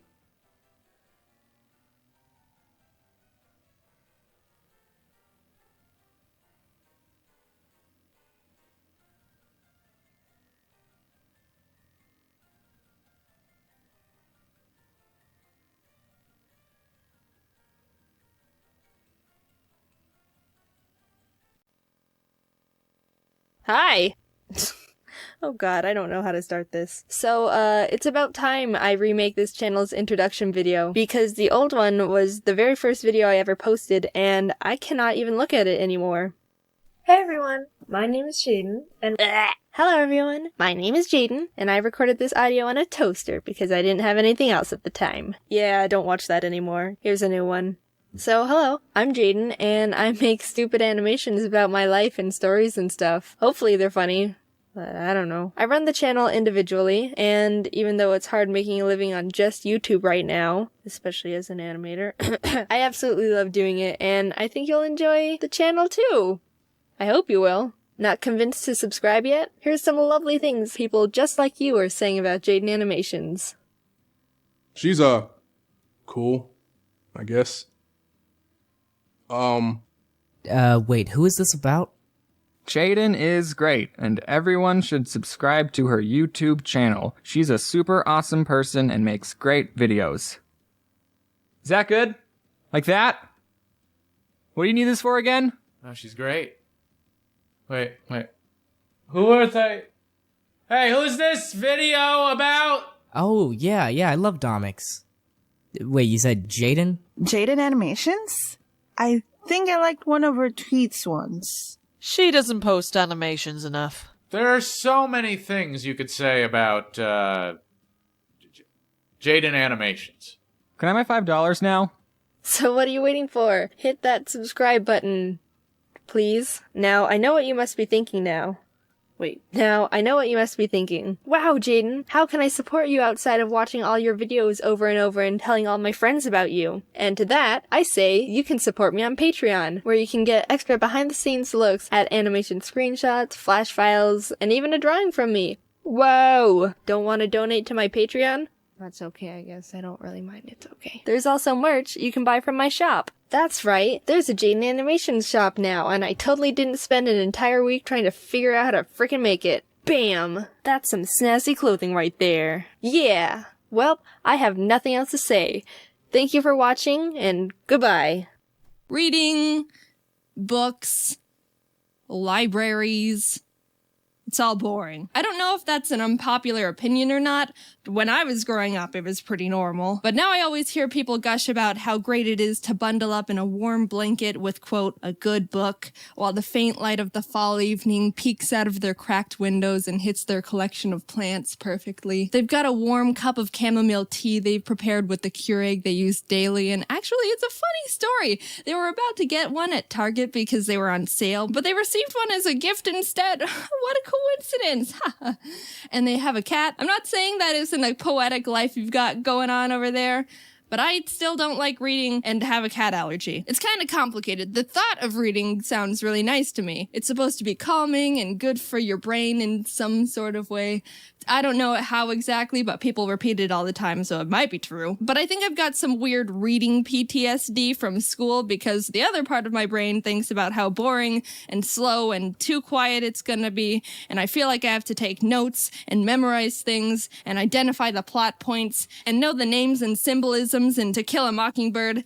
And oh god, was I supposed to read up to chapter 7 by Thursday or through it? I used to love reading. I still have the strong memory of going to my elementary school's library and being excited to check out the next Geronimo Stilton book because I loved the pictures and fun text they had. They always wrote the word cheese like this, and being able to read books that had more than 10 words on the page was impressive to a 6-year-old. Whenever I found a book I liked growing up, I would read it nonstop. I was able to crush a 300-pager in 2 days, which I don't think is considered impressive anymore, but it was in 5th grade, and look, that was the only self-worth I had, alright? But when school started making us read books by force, it kinda took the fun away from me. I don't like being told what to do with my free time, especially if you're gonna make me read a book written in the 1940s that I need cliff notes to decode just to realize that all the animals were communists. Also, it's 20% of my grade. I get it, though. What else are we gonna do in English class? We can all understand each other, right? We're speaking English. That's gotta count for something, right? But the more I had to read really cryptic books in my spare time where the symbolism is in the color of the main character's curtains, and I'm not even observant enough to realize they had curtains, led me to not really having fun. And also feeling like an idiot. I like my subtlety like I like my coffee. Splash in my face. How am I supposed to know what the A stands for adultery? I don't know. It could mean a woman for all I know. Asparagus. But all that isn't anything new. Everyone complains about English assignments. Everyone hates reading the Scarlet Letter. Everyone thinks school should die. However, something that also locked in my disdain for reading was my mom. Hi, Mom! Of course, as a parent, you don't want your child to do nothing but play video games all day. That obviously leads to undeniable life failure. So what's the solution? Make them read more. And on paper, I don't think there's anything wrong with that. Honestly, I'll probably use that parenting technique too. When applicable. I think my mom made the obvious good parenting decision. But as the victim here, I believe I fell in the small minority where it had the overall opposite effect. During summer vacation, my mom would always tell me that I needed to read at least 2 books so I don't forget how to read. Whenever my mom would walk in on my brother and I playing Mario Kart together in the living room, she would ask if we've read yet today, which we would respond no, because reading's for chumps. And then she'd lock us in our rooms to be chumps. I started hating reading so much, I would rather do literally nothing than read a book. There were a couple summers where I faked reading entire books because I just didn't want to read that much. There was this one about dragons, I think, called The Secret Country, and I still remember that just looking at the cover would put me in a bad mood because of hatred association. Screw your secret country. When I was being forced to read, I would sit angrily on my bed, open the book, move the bookmark a reasonable amount forward to make it look like I read, and then just sit there for 30 minutes staring at it. It was boring, and I don't know what was wrong with me. I could have had at least a decent time if I just tried to read the dang book, but I guess it turned into a dignity thing. Actually, the ironic part is maybe a year or so later I decided to restart the same book and give it another shot on my own terms, and I finished it in 2 days. It was pretty good. I did it again with another book called Molly Moon and the Morphing Mystery. It's like the 5th book in this Molly Moon series. It's been a while, so I don't really really remember the story, but it's about this orphan who can hypnotize people and has a pug. Anyway, it's funky because I actually read the first few books of the series on my own and remember really liking them. I would read them any chance I got, but as soon as I was forced to read this one, I just decided I'd rather literally waste my time and sit alone rebelling against reasonable parenting. But this time I never went back to read it. I think that might have been the point of no return for me. I think the association of reading as a necessity or some sort of punishment has deep-rooted itself in me, and now I just feel like reading isn't fun or I'm in trouble for something even though I live alone. I've tried listening to audiobooks, but honestly, they make me feel really lonely. I don't know why. It might be the lack of visuals. I like pictures. And also no one else is around. It's the same with music. I've never been a big music person, so whenever I try to sit down and do something while listening to music, it somehow enhances this feeling of being alone and like time is going by slower, which makes me uncomfortable. So I always have either YouTube videos or more recently Twitch streams in the background. I'm still not super used to Twitch yet, but I like Ryukar's stuff. He plays Mario Maker. Sometimes I wish I read more. It might be good for me to slow down instead of always consuming fast-paced content on the internet, but on the other hand, I think it's just a preference I have that's been cemented with bad association. If you like reading, I think that's really great. I've got a lot of friends who like reading, and it's cool that you've got a really nice hobby you can fall back on to de-stress, or however you people feel while staring at words all day. I was gonna say you should recommend a good book I should give a try, but I took a second to think about if I would actually try to read any suggestions, and being real with myself, the answer is no. So, enjoy that chamomile tea. Hey, how's everyone doing? At home, I suppose? I'm lucky that I work from home and rarely leave the house, so quarantine isn't hitting me too hard. But to those of you who are outside people needing suggestions, may I suggest watching all of my videos in an infinite loop until we can leave our houses? Or Animal Crossing? I actually recommend that one more. Any mutuals who are playing, send me your friend code because I want to add you. I've been doing this thing where before I open up the game, I'll look at my friend list and see how many people online are playing Animal Crossing. Normally it's 100%. Anyway, however you're keeping yourself busy during quarantine, I hope you're doing well, and thanks for watching my video. Bye.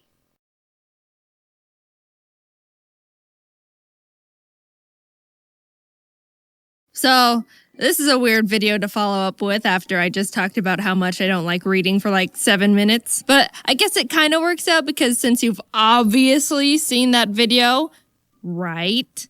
We don't have to talk about my tragic reading backstory that's left me in soul-crushing shambles. So what book could someone like me who's been forever ruined from the past haunting memories of reading call a favorite? Harry Potter? Lord of the Rings? Grapes of Wrath? Nope. None of these revolting pieces of literature hold a candle to the masterpiece. Leave It to Pet, The Misadventures of a Recycled Super Robot. Is this a joke? I'm not sure yet. I read this book in 6th grade when I was 11, and I'll preface it with, yes, it's a manga. Do I want to get into the debate if manga, comic books, or graphic novels are considered real books? I don't think so. I don't actually remember how I stumbled onto this book. I remember owning it, so it might have been a gift from my parents or a friend, but your guess is as good as mine. We can say it's a gift from the Lord. Leave It to Pet, The Misadventures of a Recycled Super Robot, is about this 9-year-old boy, Noboru, who recycled an orange juice bottle. The recycling plant wanted to say thanks for recycling and sent this little bottle robot called Pet to rescue him whenever he needs help or is in danger. Sounds great, but the catch is, Pet is actually trash. Just kidding. Pet's childish, easily distracted, and overly confident in his abilities, which results in him making situations comedically worse and not being able to fix anything. Also, I don't know if you picked up on this, but this is not a high reading level book. Don't make fun of me for liking it. The book starts off with Pet introducing himself as Noboru and his friends are being picked on by bullies, but when he arrives to save the day, no one understands what Pet is, or is supposed to do, or why he's here. Obviously. What would you do if this thing walks up and starts talking to you? So Pet explains, I'm the orange juice bottle you recycled the other day. And Noboru's like, I don't know what you're talking about. And Pet's like, I can't believe you don't remember. Freak.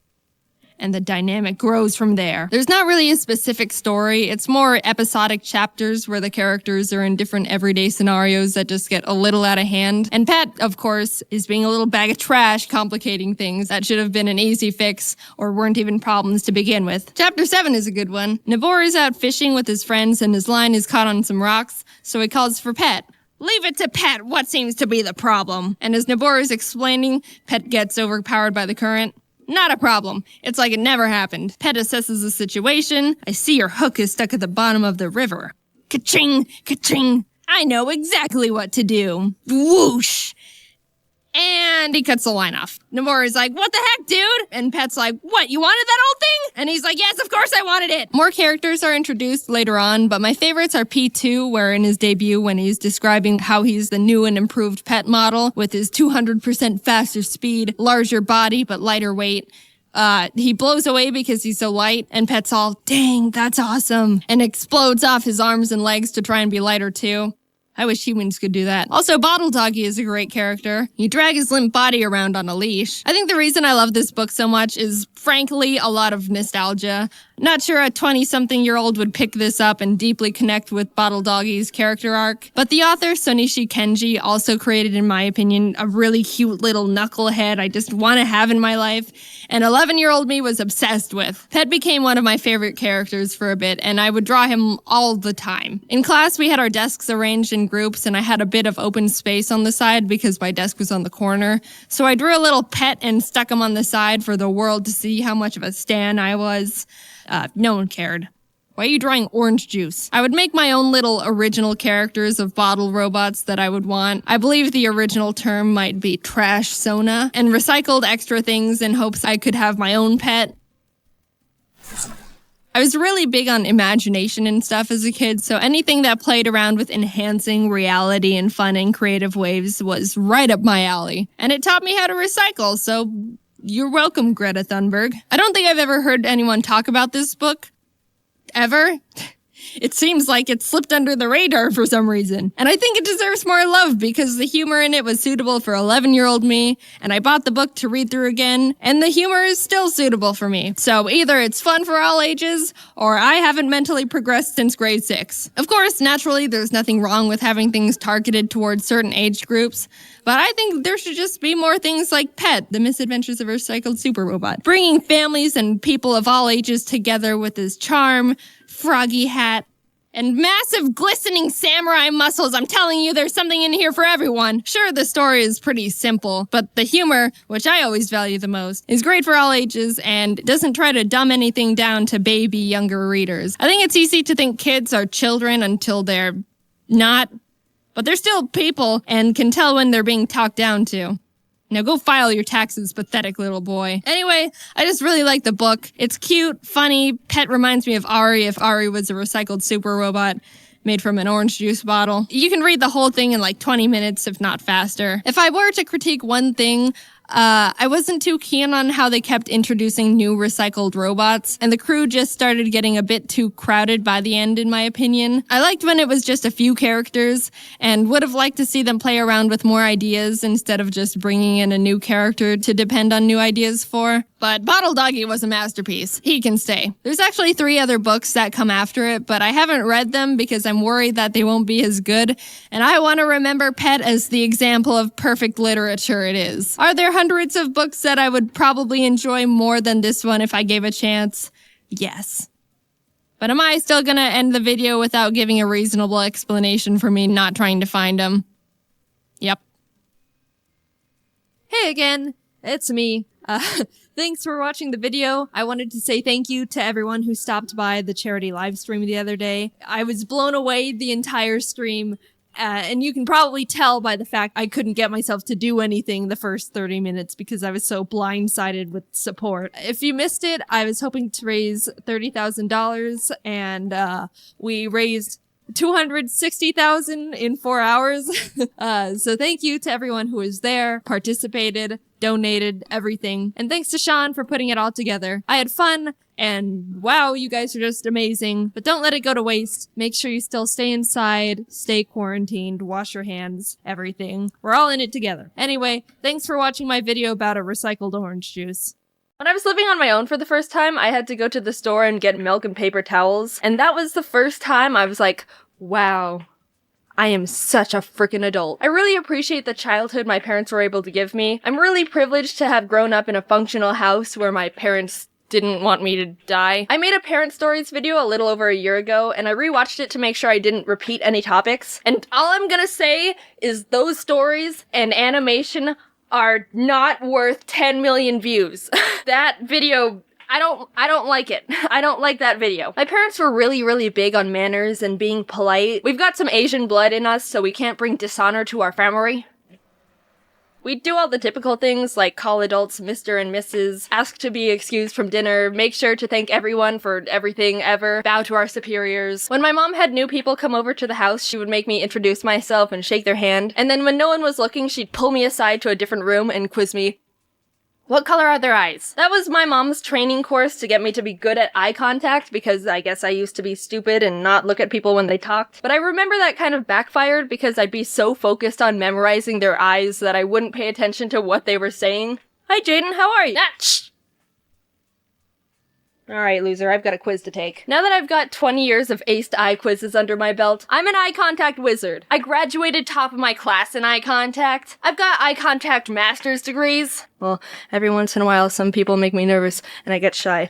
But other than that, I'm an eye contact powerhouse. I realized more recently that I think sometimes I go overboard and just end up staring at people by accident, and it's very weird, and I'm sorry at everyone. My mom would also be really strict on me saying pardon all the time instead of what. Like, she would say something I didn't hear, and I'd go, what? And she'd stick her head around with, pardon? I wouldn't be a bimbo and be all, what? It's not like I was being a rude moron. One time, my friend told me, Jaiden, I think you're the only person I know that says pardon. And like, that's all fine and dandy. I could respect my mom's request to use an underused polite word. But I can't. Because she's even worse. This is what she does. Mom, did you put my book somewhere? What?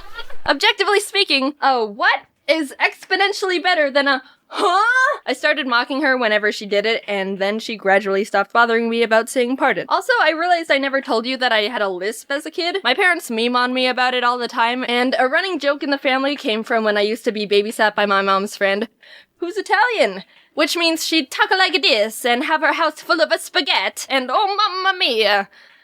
I'm only half joking. She's very Italian. Yahoo! She would make pasta for me all the time, and whenever she would ask what I wanted for lunch, I would pathetically go, pasta with no sauce! I wanted pasta with no sauce. And now, if my family would be having pasta for dinner, someone would end up going,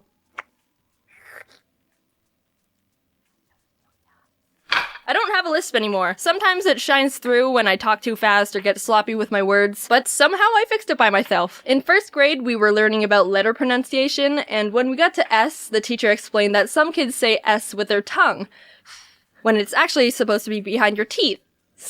And I was like, oh. So I stopped doing it. Cured. Who knew that if you've got a speech impediment or some sort of hindrance or obstruction in your life, just stop it. Simple. You've got cancer. No, it's okay. Just stop it. When I was learning how to swim, my mom and her friend, who also had a daughter my age, hired a swim instructor for us, and I don't remember a single thing about it except that she made us hang off the edge of the pool and just shimmy across the side. But I was terrified of these filters against the side and always refused to go across them because I was scared of being sucked in or something. I don't know how I passed that class because I refused to do the exercise. But at least I knew her eyes were blue. And then at the end of each lesson, she'd give us a piece of licorice, like we were dogs. I didn't like licorice. Oh yeah, and also this one time I almost drowned and died. So my parents were having a bunch of their friends over who also had kids for a pool party. There were a handful of pool toys like blow-up dolphins and beach balls, but we also had this floating foam mat. I was doofing off doing my own thing, and at one point when I was underwater, the mat drifted over top of me. When I had to go up for air, I hit the bottom of the mat, and I was like, uh-oh. Time for advanced critical problem solving. So if this mat is over top of me, I can't get up to the surface to breathe. So what do? I got it. I'll simply become a child Hercules and lift 3 6-year-olds from underwater into the air with my twig arms. Rather than using one of my 4 brain cells and swimming 2 feet to the side away from the mat, I decided to try and just bench press my way to survival. One of the adults realized I was being an idiot and also dying, and instead of being like, well, survival of the fittest, he dove in and saved me. So I didn't end up drowning of stupidity. Thank you, Mr. Chad. And now I'm here, on my own, moved to California, in my own place, not dead at the bottom of a pool, staring at everyone. Being honest, I love my family so much, and they've done so much for me. It takes a lot of effort to raise a person. Just think about how helpless and stupid babies are when they start out. They can't do anything. You can just put a baby on the ground and do nothing. Just leave it alone, and it'll just... pathetic. I'm so thankful and lucky my family's so supportive about everything I've been able to do, because I know not a lot of parents are like that. They even helped me sell merch at VidCon. They were so happy about it too. They came up to me after every day like, oh my gosh, Jaiden, everyone's so wonderful. The people who watch your videos are so sweet. Someone asked me to sign their shirt, so I just wrote Jaiden's mom. I was really nervous to pursue this career path because it can be a bit unpredictable, but the fact that they're so proud and encouraging has helped me do so much more than I ever would have thought I could if I was alone. So thanks, Mom and Dad. Brown, Hazel. So I just got back from VidCon Australia, and I wanted to say that that was amazing. I've never been upside down before. I was on a few panels with some friends like James and Jazza and Maz, and got to meet a bunch of really amazing, nice people. Maz, Jazza, and I were in the opening show, and I ended up having to draw a wombat with my elbows, which was very difficult, especially since I didn't know what a wombat looked like. If you want to see that, you can check it out on Jazz's channel. He posted that whole thing. I got to hold a snake and pet a kangaroo. It was kind of cold and windy and rainy, but I also got to meet an owl and a whole bunch of you. Just a really overall great experience. I am so appreciative that you guys like my stuff. I also wanted to update you that my shop manager and I are working on a new shop relaunch. We weren't content with the old one and wanted to make better stuff, so there's a bunch of new products and much more really cool things coming, like, I don't know, maybe a little Ari bag.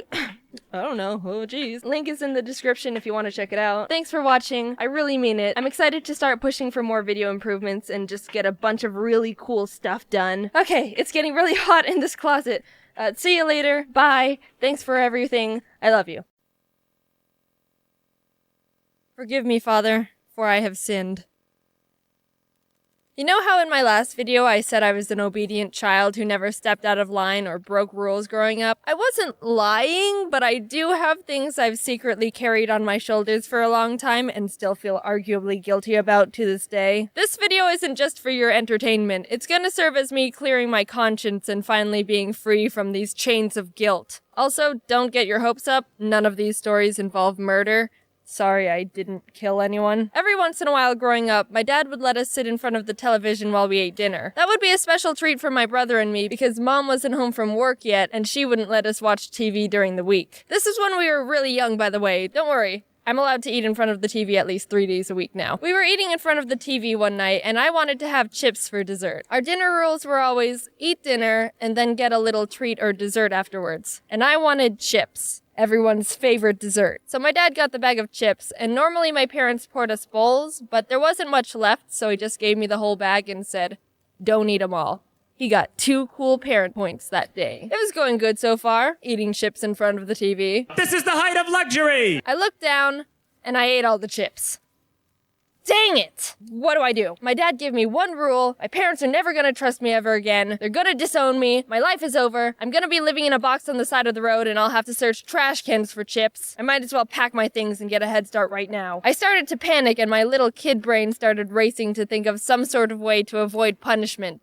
A rat! A giant rat burst through the door, slapped the bag out of my hand, ate all the chips, and escaped out the window. And also stole an extra cookie on its way out. No, they wouldn't believe that. I don't think rats eat chips. Jax finished eating early and went into the backyard to play. So what I ended up doing was going, "Jax, do you want some chips?" And I gave him the empty bag. Then I went over to my dad and said, "Dad, I have something to tell you. I'm sorry." Jax ate all the chips, and I went into my room and hid. I really don't think my brother got into any trouble because I didn't hear anything else about it, and my dad probably just threw the bag away. But since I never got caught or came clean, I've held this guilt about that whole situation ever since. There's layers to it. Not only did I lie to my dad and falsely accuse my brother, but on top of it all, I gave Jax an empty bag of chips. A perfect little regret cherry on the ice cream sundae of shame. And I really think that when my dad and brother watch this video, they'll be like, I don't remember this at all. Because I want to say it was like 13 years ago, which makes me feeling guilty even more pointless and stupid because it doesn't even matter and no one cares and I'm the only one suffering from it. This is a pretty effective way to learn a lesson. I've never finished a bag of chips since that day. One time I was at recess in 2nd grade playing by myself in the grass. You know, like a frickin' loser. This group of girls came up to me and said, "Hey, we're playing tag and chasing the boys. You should help us." And I was like, well, beats sitting here and getting eaten by ants. So I started running around and chasing the boys with the rest of the kids. It was all normal tag at first, but somehow it started escalating to extreme tag. Extreme as in people started throwing rocks. Being a self-conscious child who had no understanding of personal choices, I was like, oh, well, I guess we're doing this now. So I threw a rock and hit this kid in the back of the head, which may I add took some top-notch skill and coordination considering we were both running and he was a good distance away from me. Not to brag or anything. Ow! I'm telling. Oh, frick. I watched this kid start running off to tell a teacher, and I knew I had to think of something fast. And don't tell me I should have just stood there and faced the consequences of my actions. You know, as a kid, you wouldn't have done that. This only works if we're all honest with ourselves here. The first thing I could think of was to go hide in the bathroom, because everyone knows teachers can't burst into kids using bathroom stalls. That is definitely illegal and weird. I camped out in the girls' bathroom until I heard the recess whistle and went back to class. Obviously, the teacher was told what happened. I couldn't have run away from that, so I still got in trouble. But the guilt trip doesn't end there. The teacher told me I wasn't allowed to go to recess tomorrow, which is reasonable. I can own up to that punishment. But she also said I needed to write a letter to my parents telling them what I did. I don't know what pushed me to do this because I always did what grown-ups said, but something in my head told me, you're not writing that letter. And so I didn't. Later that day, the teacher came up to me and asked, "Did you write the letter?"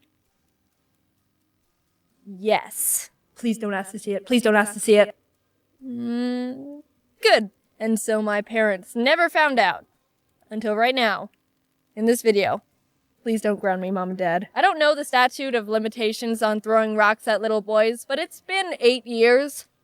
I think I'm safe. I'm not really guilty about this next story, but it's resonated within me for a very long time, so I'm gonna add it to this video. One late night, I was on the couch playing my Game Boy, and it was very much past my bedtime. I don't remember exactly what happened, but I was probably pushing it with wanting to stay up a bit longer, and my mom was in my room telling me I needed to go to bed. It got to the point where she pulled the, "I'm gonna count to 3, and you better have the living room cleaned up and be in bed, or else." Everyone knows counting to 3 means serious business, so I sprung up and immediately started getting my crap together. The thing was, the ottoman was pushed out, and normally it's supposed to be against the couch, so I had to push it back. But being a scrawny 5-year-old the size of a poodle meant it was probably equivalent to trying to push a semi-truck. I kept pushing and pushing with all my strength as I heard my mom in the background going, 1, 2... Eventually, I just crumbled to the ground in defeat and started crying, and my mom found me on the floor curled up next to the ottoman. I felt guilty I couldn't move the ottoman. But hey, you don't need to feel bad for me. Look at me now.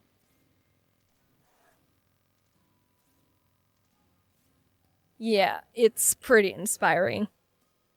So yeah, those are the types of things my brain flashes back to when I'm wanting to feel guilty. For the record, I've not thrown a rock at anyone else ever since. I've got a pretty good thrown rocks to not thrown rocks ratio going on. Also, thank you to everyone who's been sending me happy birthday messages. That was very nice of you. You can see here I'm trying to squish in as much art as I can because I got so much, it's crazy. Watch this. And with the power of editing, boosh! 2 conveyor belts of art. Whoa! Look at them all, sliding across the screen like they've got somewhere to be. See you later, little buddies. Thank you for drawing me things. It's awesome, and I like it a lot. My birthday is September 27th, so a couple days ago. I'm 20 now. Did I do anything?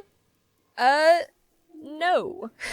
I'm not the biggest person on doing or planning things for my birthday. For some reason, I feel selfish celebrating it. It's...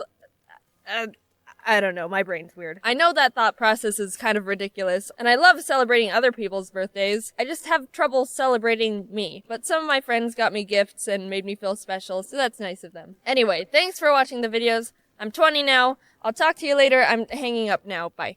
Hey guys, do you remember Kate from Embarrassing Moments #1? She was with me when I was making a fool of myself. Hello. Well, she works at a popular frozen yogurt place and has some pretty crazy customers with some pretty funny stories. And I wanted to share one of her stories with you all. Everyone say hi to Kate.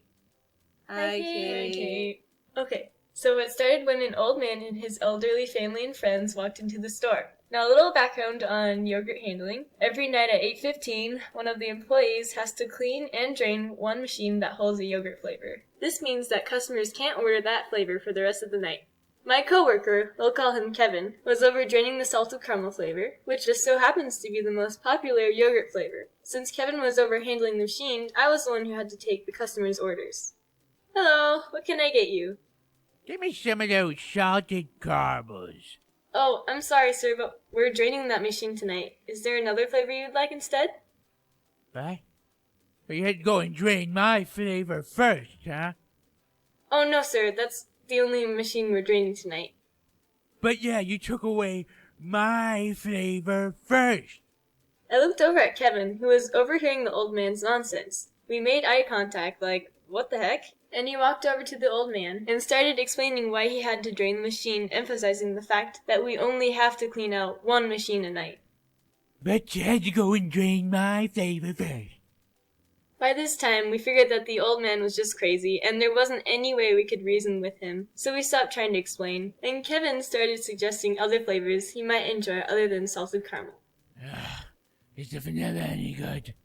I want that. Okay. Then after the old man's group finished their order, they all grabbed the yogurt and walked outside. Did you ring anyone up? They all left pretty quickly. No. Did you? No. Turns out they all left the lovely old man to pick up the entire check by himself. Serves him right. After figuring out all the costs of each order, Kevin says, Okay, so your total is going to be $27.89. Are you lying to me, Kevin? What? You made it extra expensive, didn't you? No, sir, I wouldn't do that. Is he telling the truth? Because I got a feeling. I don't like that look. No, sir, you can trust Kevin. He's very trustworthy. Kevin started trying to explain even more, but the old man cut him off again. I don't trust ya. Okay. So now it was just me and the old man. So your total is $27.89. Well, thank you, Kate. While paying, he tried to make a little bit of pleasant conversation with me, as if that whole dramatic situation didn't even occur. And then he gave me a tip. Yeah, just make sure that dimwit co-worker don't get none of that cash, all right? Kate, you earned it. That's just for you. Oh, thanks, sir. Have a nice day. Okay, you too. And then he walked away. So basically what the moral of the story is old men can take their frozen yogurt very seriously. So be careful out there, everyone. Hey guys, welcome back! It's really been too long, and I apologize for not uploading an animation for 2 freaking months. But I hope you guys can forgive me, and I will try to upload more during the summer. Anyway, I have a few important things to say. 1, do you notice this beautiful fan art that I put in the end card? I decided that I want to include your talent, so if you want your fan art featured at the end of an animation, I have a link for that in the description. Also, if you haven't seen my FNAF 3 animation for Cupquake, you can find that in the other animations I've made playlist on my channel. Basically, if you haven't seen me upload something in a really long time, you should check that playlist just in case I made an animation for someone else and it's on their channel. One more thing. I opened up an ask.fm, which is like a little place that you can ask me silly questions. I've only announced this through Twitter so far, and I've already answered so many questions, and it's so much fun. Anyway, thank you guys for watching. Don't forget to follow me on Twitter for little updates and silly things I might say at Jaiden Animation, because I can't fit the freaking S of Jaiden Animations in the Twitter tag, which really bothers me, but whatever. Also, if you're into artsy stuff, you can check out my DeviantArt, where I can fit the S, so that one is Jaiden Animations. Anyway, I'll see you guys later. Goodbye! Sneaky advertisements. You all know what I'm talking about. It's when those companies try to get away with selling crappy products by sneaking around details and drawing you in with good deals. There's countless products out there that companies make seem super amazing on the ads or in the commercials, and then you buy it and it's complete crap. So here's some tips, companies, on whether you should sell your products or not, because we, the consumers, are very sick and tired of your sneaky little plans and stuff. If you have to hide something about your product, don't sell it. Okay, how do we say this product will completely blind you if you get it in your eyes? How about we just say that?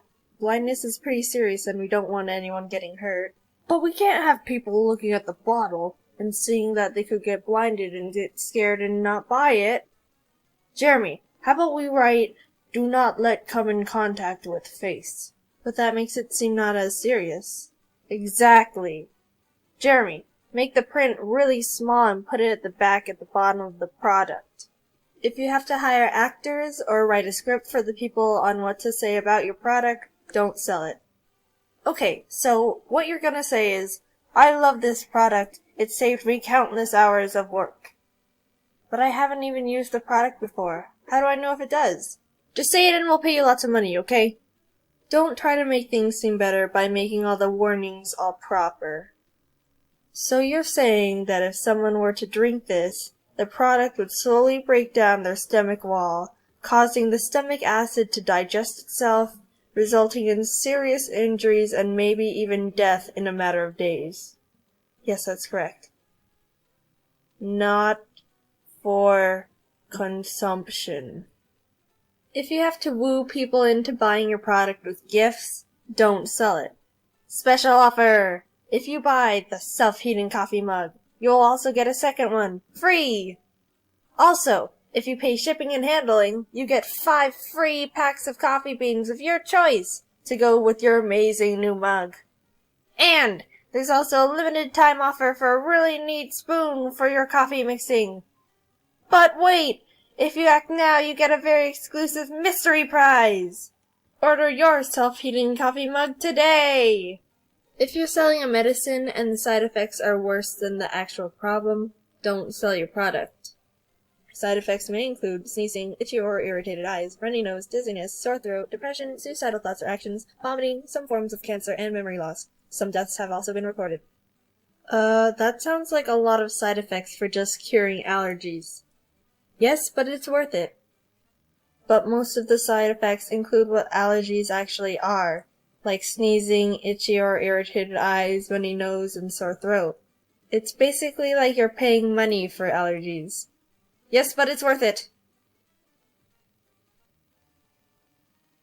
You know those parent or adult parties your parents had when you were little, where all the adults would get together at a house and push all their kids off into another room and say, "Now play together"? Well, one time when I was probably about 6 or 7, my family had a parent party, and all the kids decided to play hide and seek together.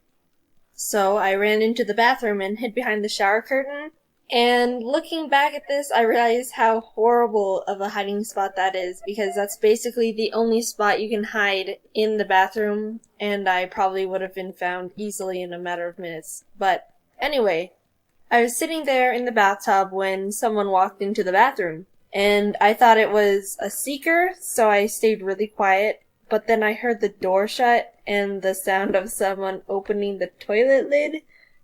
It was definitely not a seeker. Or one of the kids, for that matter. Turns out, I had to sit in the bathtub completely motionless, listening to some guy pee for a good amount of time.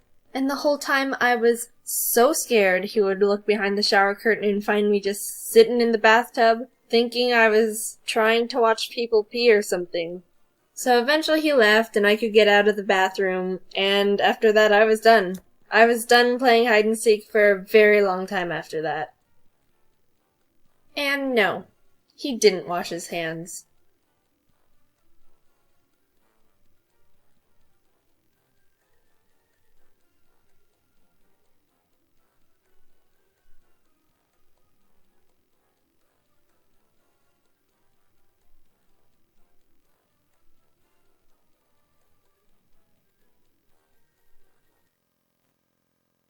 導け星影最後まで戦えるように泥まみれだって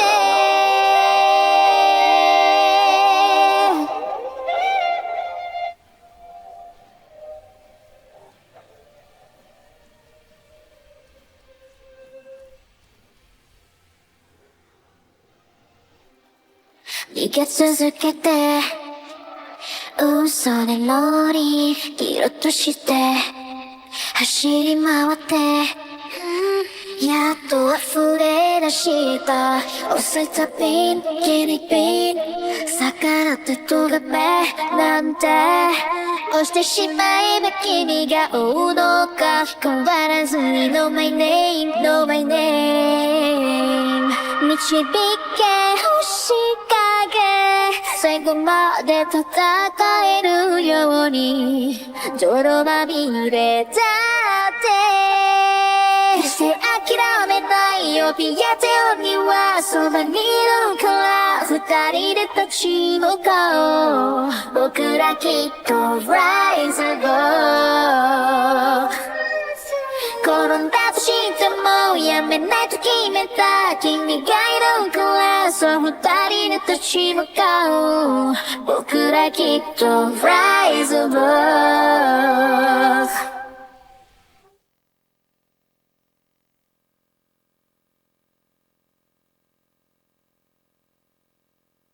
Yo, what's up, homesicles? I'm gonna talk about substitute teachers. I want to say, for the most part, we all like having subs. You walk into the classroom expecting it to be a normal day, and you glance over at the teacher, and boom, it's a sub.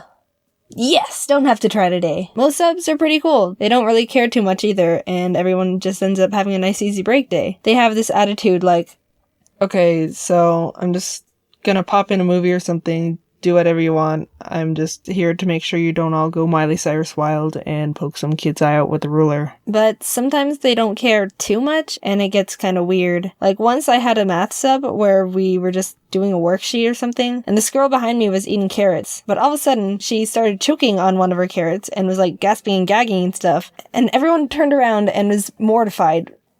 What do we do? We all looked over at the sub for help and guidance or something, because of all people, he should have a plan. And he was just looking at her, not doing anything. I'm sure if the girl could have spoke at that time, she would have said, "Freaking, I'm choking on a carrot here. What are you looking at? Do something, you buffoon! Ah!" So for a small period of time, everyone was just helplessly looking at this poor girl choking on a carrot. No one knew what to do. Finally, one guy got up and did the choking Heimlich procedure they teach us. It was so legit. He even did the "are you choking" question like they say you have to. If you haven't heard of the technique, or if for some reason they changed it, the steps are: approach the person and ask, "Are you choking?" Do not proceed if they are not choking.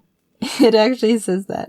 Get behind the person and wrap your arms around their waist. Be ready to support them if they faint. Take your fist and place the thumb side against their belly, just above their belly button. Grab the fist with the other hand and thrust into the belly. And the final step is: repeat thrusts until the object pops out, or until the person faints. So the girl didn't faint. He actually got the carrot out of her throat and everyone was relieved. And after all that hullabaloo, we all kind of looked over to see what the sub had to say about the situation, and nothing. He just watched the situation with a blank slate look on his face. What the heck? What are you? I've never seen less of a reaction from such a big situation from anyone in my entire life. You should make a reaction channel, come to think of it. He'd blend in with most of the people on YouTube doing it already. Anyway, enough with Mr. Blank Slate. I remember when I was in high school, we had kind of a main group of substitutes that were common to have when a teacher called in sick or something. And there was this one old man guy that everyone knew and absolutely hated. And before you say something like, "Oh, Jaiden, that's kind of rude to say," In our defense, he hated us too. Whenever a person walked in and saw him sitting behind the teacher's desk, the immediate thought would be, oh, crap, it's gonna be a rough day today. No one had to say it, but we were all thinking it. Okay, Jaiden, so what was he like? Oh, stand up so you can sit down because I'm getting started. Take the strictest person you know and throw them out the window because this guy is now that person. I think he saw himself as a military instructor leading juvenile delinquents because he wanted every child to be behaving perfectly, to a T, no funny business. And yeah, that's not gonna happen in a high school, so there's problem one. He would start every class with the same lecture. Alright, sit down and zip up because we're taking attendance. If I hear any talking, you're being written up. I don't tolerate jokesters in my classroom. I'm going to call out your last name, followed by your first name, and if I don't hear you say present, then you're being marked absent. You should be paying attention because you only have one chance, and I'm not calling names twice. If I pronounce your name wrong, correct me. Alright, here we go. He says that exact paragraph every time he starts a class, and I know it because I've had him enough times to have it power washed into my head. I kinda wanna believe he has it written down and framed somewhere in his house so he can proudly look at it before he goes to bed every night. And he actually gets mad if you don't correct him if he says your name wrong. I know from experience. I don't care when people pronounce my name wrong. It happens all the time. I've gotten used to it. So I thought I wouldn't make a big deal out of it. Animations Jaiden. Here. Did I say that correctly? It's close enough. Correct me next time! Sorry? He reminds me of if, like, Oscar the Grouch had a pet lemon, but the lemon was expired by 2 months and he keeps forgetting to throw it away. Like, oh crap, the lemon. I'll do it tomorrow. And he doesn't do it tomorrow. So, I'll call him Mr. Yet to be Thrown Out Lemon. Just for simplicity. I truly don't know why Mr. Yet to be Thrown Out Lemon worked as a substitute teacher, because you could just see the child hatred in his eyes. Somehow, he made everyone in the class feel uncomfortable just by existing. So let me tell you a story about Mr. Yet to be Thrown Out Lemon. We had him in a biology class once, and we were just gonna work on a paper he had to pass out. Alright, we're gonna be doing a worksheet today. If I hear any talking, you're being written up. This is an individual worksheet, so there's absolutely no reason to talk to anyone at all during this hour.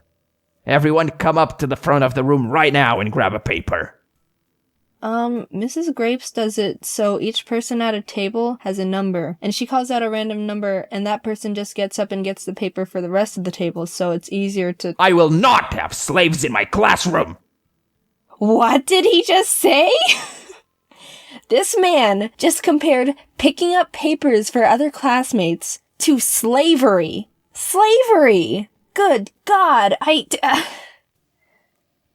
So we did it his way. The 34 of us all got up at the same time and shuffled to the front of the room, awkwardly squishing together to grab a paper from the one pile he made for us. You are a fruitcake. He did a lot of other weird over-the-top things, but this was by far the best thing I've ever witnessed from him. Oh, Mr. Yet to be Thrown Out Lemon, you're a real piece of work. No talking. I'm going to call out your last name, followed by...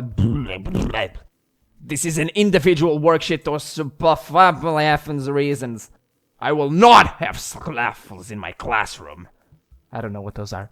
This is an individual worksheet, so there's a person. I'm gonna Metal Gear. Jaiden, is there a Jaiden here?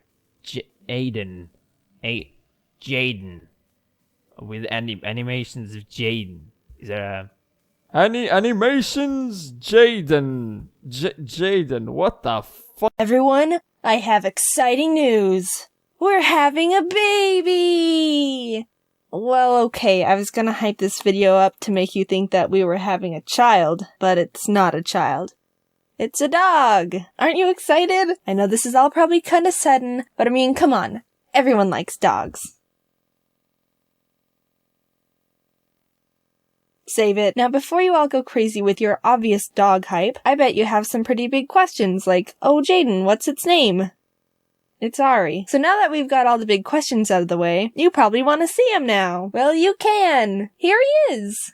So, we just got back from picking up our baby. This is gonna be his first moments home. Oh. Oh. What you thinking about?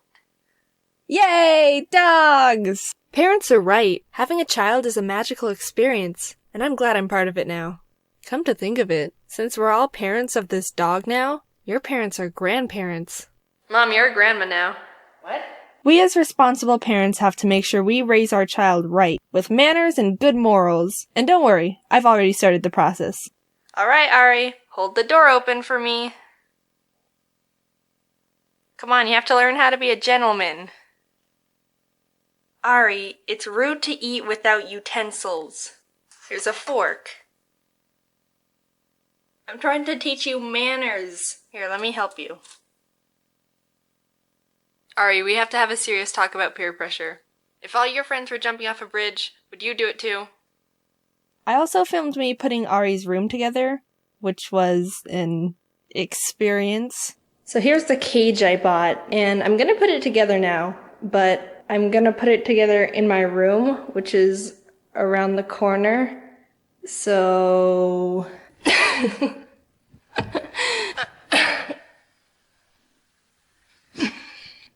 Huh. So I got a screwdriver, and we're gonna put this together. I don't know how it's gonna turn out because I'm not a handy tool guy, but I'll do my best. All right, where's the cut part? I'm gonna try and open the box now. Oh, here it is. Okay, hold on.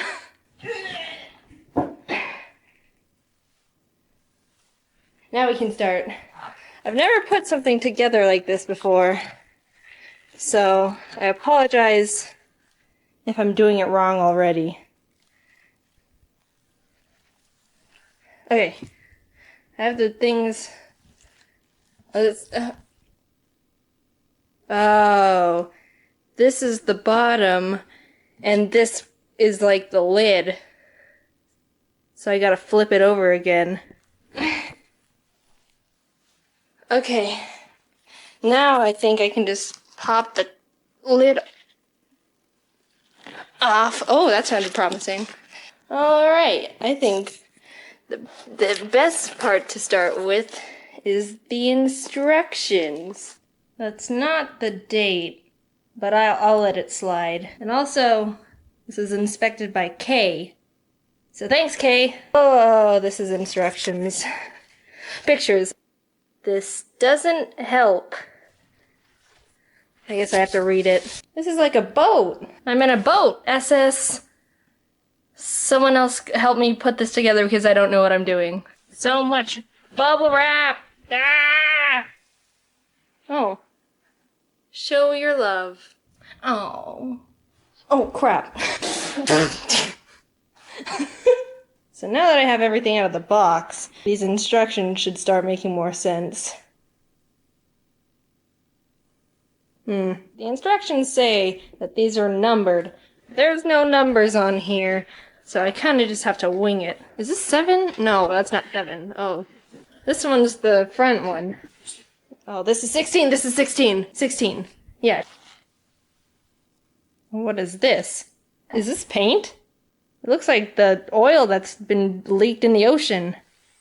Wait, what? Are these the screws? They sound cool, though. Is this ASMR? Alright, I'm gonna actually read the instructions. Place the main base upside down and insert casters into legs. Are those the casters? Bam! Okay, what's the next part? I don't... Please see our website. Oh, hold on. I'm gonna do that. Let me screw this. So I'm on the website, and it says that there should be a video about how to put it together. Oh, pros and cons. Cons. None.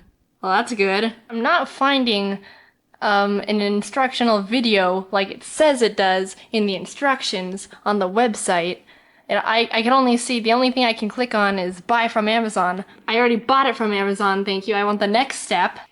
Shut up. Whatever, I don't need you. I can do this myself. I don't know what to do. So it said to get a mallet. So now I have a mallet. And it says to use the mallet to put the casters into the legs.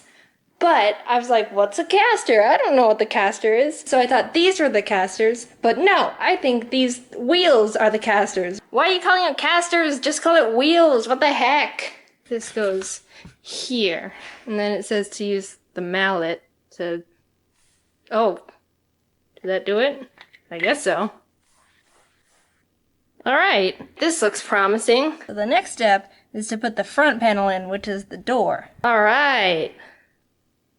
Ah! Oh my god. Okay, step 3. Alright, slide the side panels over the metal sleeve at the bottom of the front and back. Well, wait, metal sleeve? Is this the metal sleeve or is this the metal sleeve? I don't know what the metal sleeve is. The only sleeve I know is the sleeve on your shirt. Okay, I figured it out. So, it slid over the metal sleeve that was there because there's holes under the bottom, and then you slide it in. Oh, yeah, that looks a lot better. If desired, slide the bottom grate into the track just below the front door. Well, I do desire. Ooh. Nice. Oh my god, I did it! Yay! Here's the carnage. There's only one thing left to do, and it's to snip this part off. So this is gonna be the official... like, what is it when people, like, cut the ribbon in front of something and then it's like, oh, it's open! That's this. This is that. Ready? Yay! It's beautiful. Ari's the best dog I could have ever asked for. Who's a good boy? So yeah, we have a dog now. We all know those people, the few dim bulbs of the group. Now, they don't necessarily have to be called stupid, but their actions just make you go, ugh. Now, I'm fine with people not using the full extent of their brain cells to do things, but when their stupidity starts affecting me, then we're gonna start having some problems. The rule disregarder. Someone who either doesn't listen to rules or flat out ignores them. I had a class with this one person. I'm just gonna keep his identity a secret. I don't know what was wrong with him. He did lots of questionable things that made the class just shake their head. One time he asked the teacher if he could use a pen to fill out a bubble test.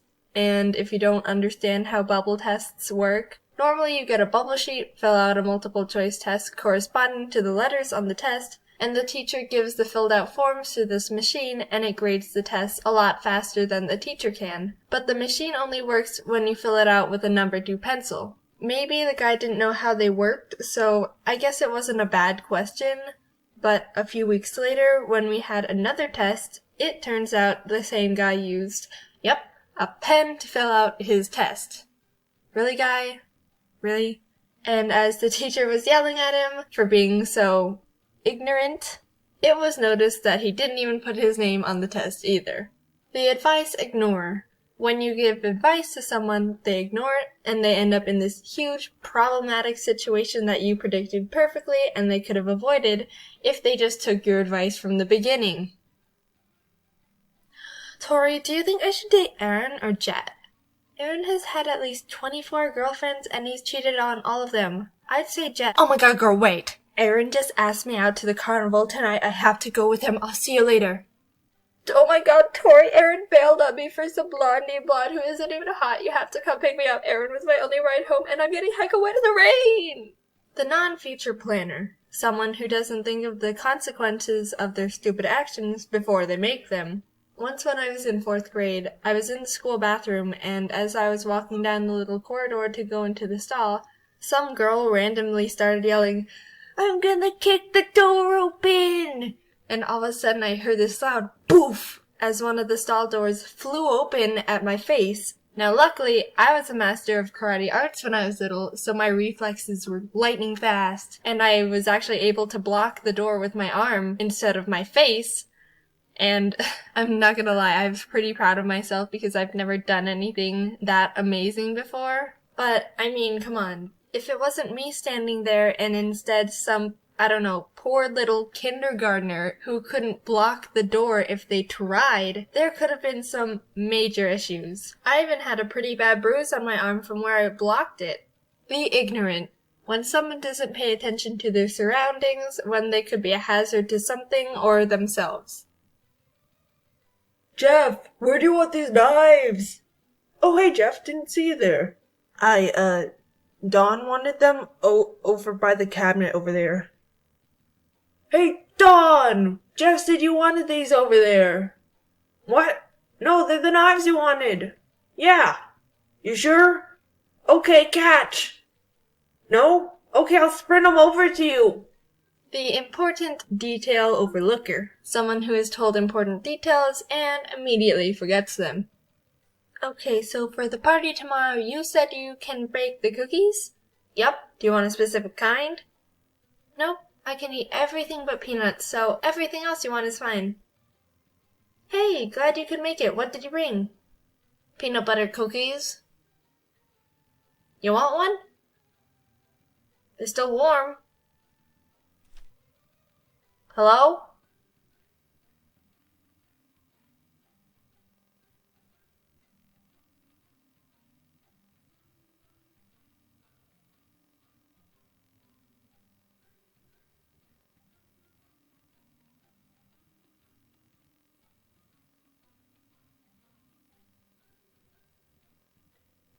As of now, Jaiden Animations is officially 10 years old. Yes, I know I technically made the channel in February, but shut up, I don't count that. On July 23rd, 2014, I uploaded my first ever animation to YouTube.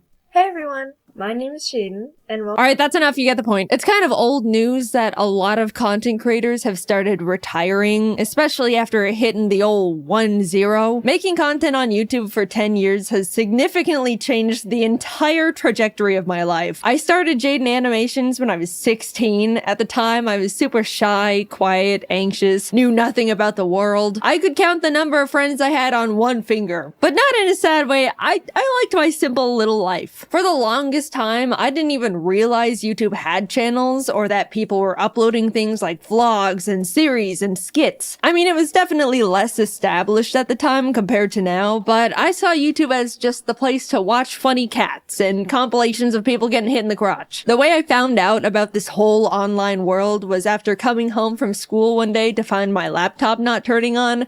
Meaning, I couldn't play Minecraft anymore. We've all been there, it's tragic. To satisfy my desperate Minecraft hyperfixation, I typed Minecraft into the YouTube search bar to see if anyone just so happened to upload any Minecraft-related videos. And oh, were there people uploading Minecraft-related videos. My world expanded exponentially at that very moment. YouTube channels, subscribers, people uploading content for an audience that looks forward to their videos. The first channel I ever subscribed to was a Minecraft YouTuber who...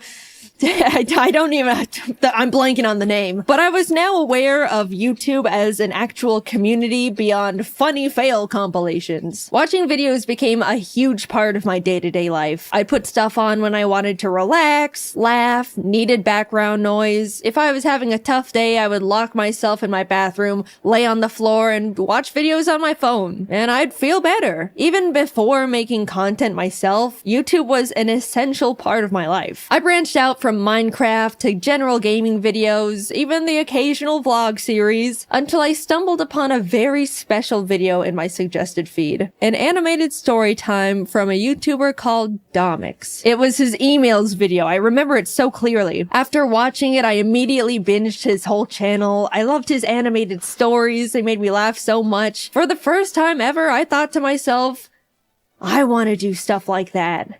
I want to animate. And around the same time, I was really into Aya's Cupquake's Minecraft Oasis series and had even sent in a few fan arts I drew for her. She posted a couple at the end of her videos, which genuinely made me so extremely happy. I was totally freaking out. Anyway, in one of the episodes, she mentioned that she wanted to find an animator to animate some of her funny Minecraft moments. And suddenly, I saw the stars align in front of me. I sent her a little message attached to another fan art, basically saying, "Hi Cupquake, I'd love to animate for you if you're interested." And she ended up reaching out and was like, "Hey, we love your style and would love to work with you. Do you have an animation portfolio we can look at?" To which I responded with, so I've never actually animated before. But I'm learning, and honestly, they shouldn't have hired me. I wouldn't have hired me. But somehow I had secured my first animation job. And for my favorite YouTuber, this was by far the biggest thing to ever happen to me at the time. I wanted to make the best animation they could ever ask for. Now, I just had to learn how to animate. No joke, I literally typed how to animate and Adobe Flash tutorial into the YouTube search bar. That's how I learned. No class or school or nothing. I vividly remember opening Adobe Flash for the first time and wishing I could just skip forward in time to when I already knew how to even use the program because I was so confused. Humble beginnings, what can I say? And honestly, that's all it takes. People ask me all the time how I learned to animate, how I do this and that, what program to use. But you already have the biggest source of free online information at your fingertips. Just type whatever you want to learn into the search bar and people will literally teach it to you, no strings attached. While working on the animation for Cupquake and her husband Red, I talked to them about how I also wanted to make YouTube videos, that I wanted to animate little stories but was too nervous. They were both really supportive and encouraging, saying they'll put a link to my channel in the description of the animation to help me and stuff. I'll be completely honest, if Cupquake and Red didn't hire me and offer to help give me that initial push to start a YouTube channel, I wouldn't have made Jaiden Animations. Like I mentioned, I was quiet and soft-spoken. I didn't even get picked on because nobody knew anything about me to bully me with. They had nothing. In what world would a tiny little 16-year-old dust mite of a girl feel confident enough to start an animation YouTube channel where she talks about her life? Especially for what would be a single-digit amount of people for who knows how long. I'll tell ya, she does it in a world where she feels encouraged and inspired by the people she looked up to. There's so many timelines where none of this ever happened. So much had to come together just for me to start.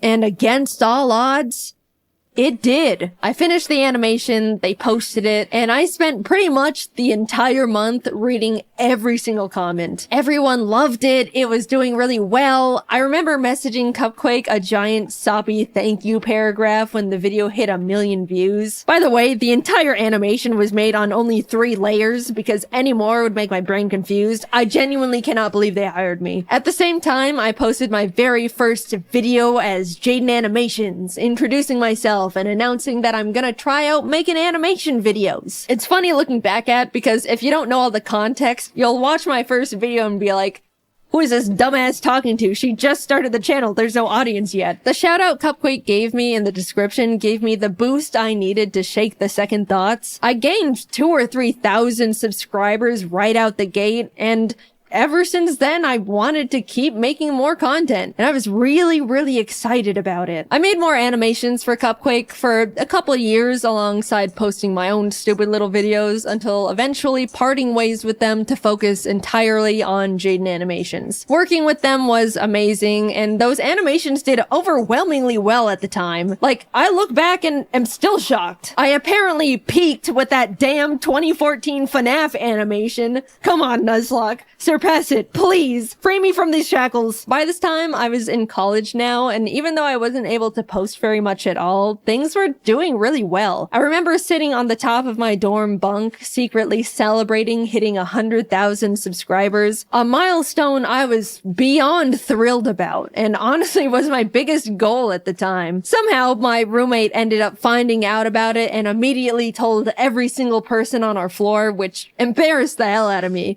But at the same time, I was sheepishly proud of myself that people thought what I was doing was cool. Along with new experiences, for the first time ever, I was making online friends and becoming part of a growing little animation community. Cypher Den, Tony V Toons, Lightsen. I even stumbled onto James randomly after being recommended his ASMR video. I specifically remember going through his channel and thinking, I can't believe this guy doesn't have more subscribers. He's so funny. And welp, would you look at that. After finishing my first year in college, I ended up talking to my parents about taking a gap year to see where all this YouTube stuff could go. They were, of course, hesitant at first. Making videos on YouTube for money?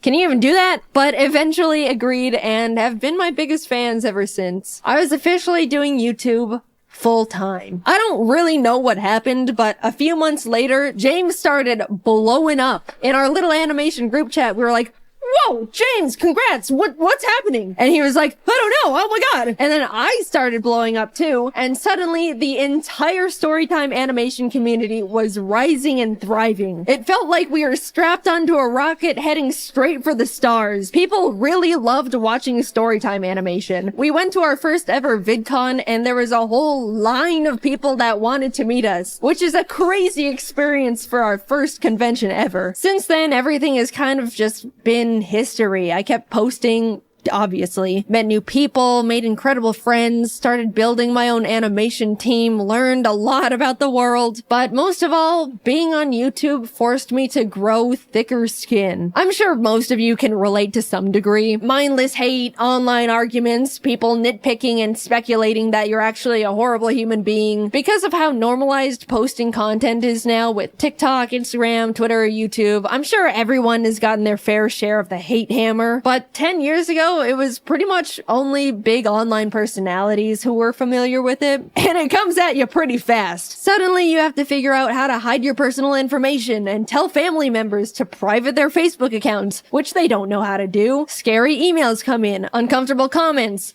lots of uncomfortable comments. I got doxxed one time because someone speculated I was a narcissistic liar because I claimed to be shy and introverted, but would get loud sometimes when reading scripts. Also, fun fact, I never planned on being public with my full name, but the reason it got leaked is because my old high school published an online article about my channel and dropped the full government without my permission.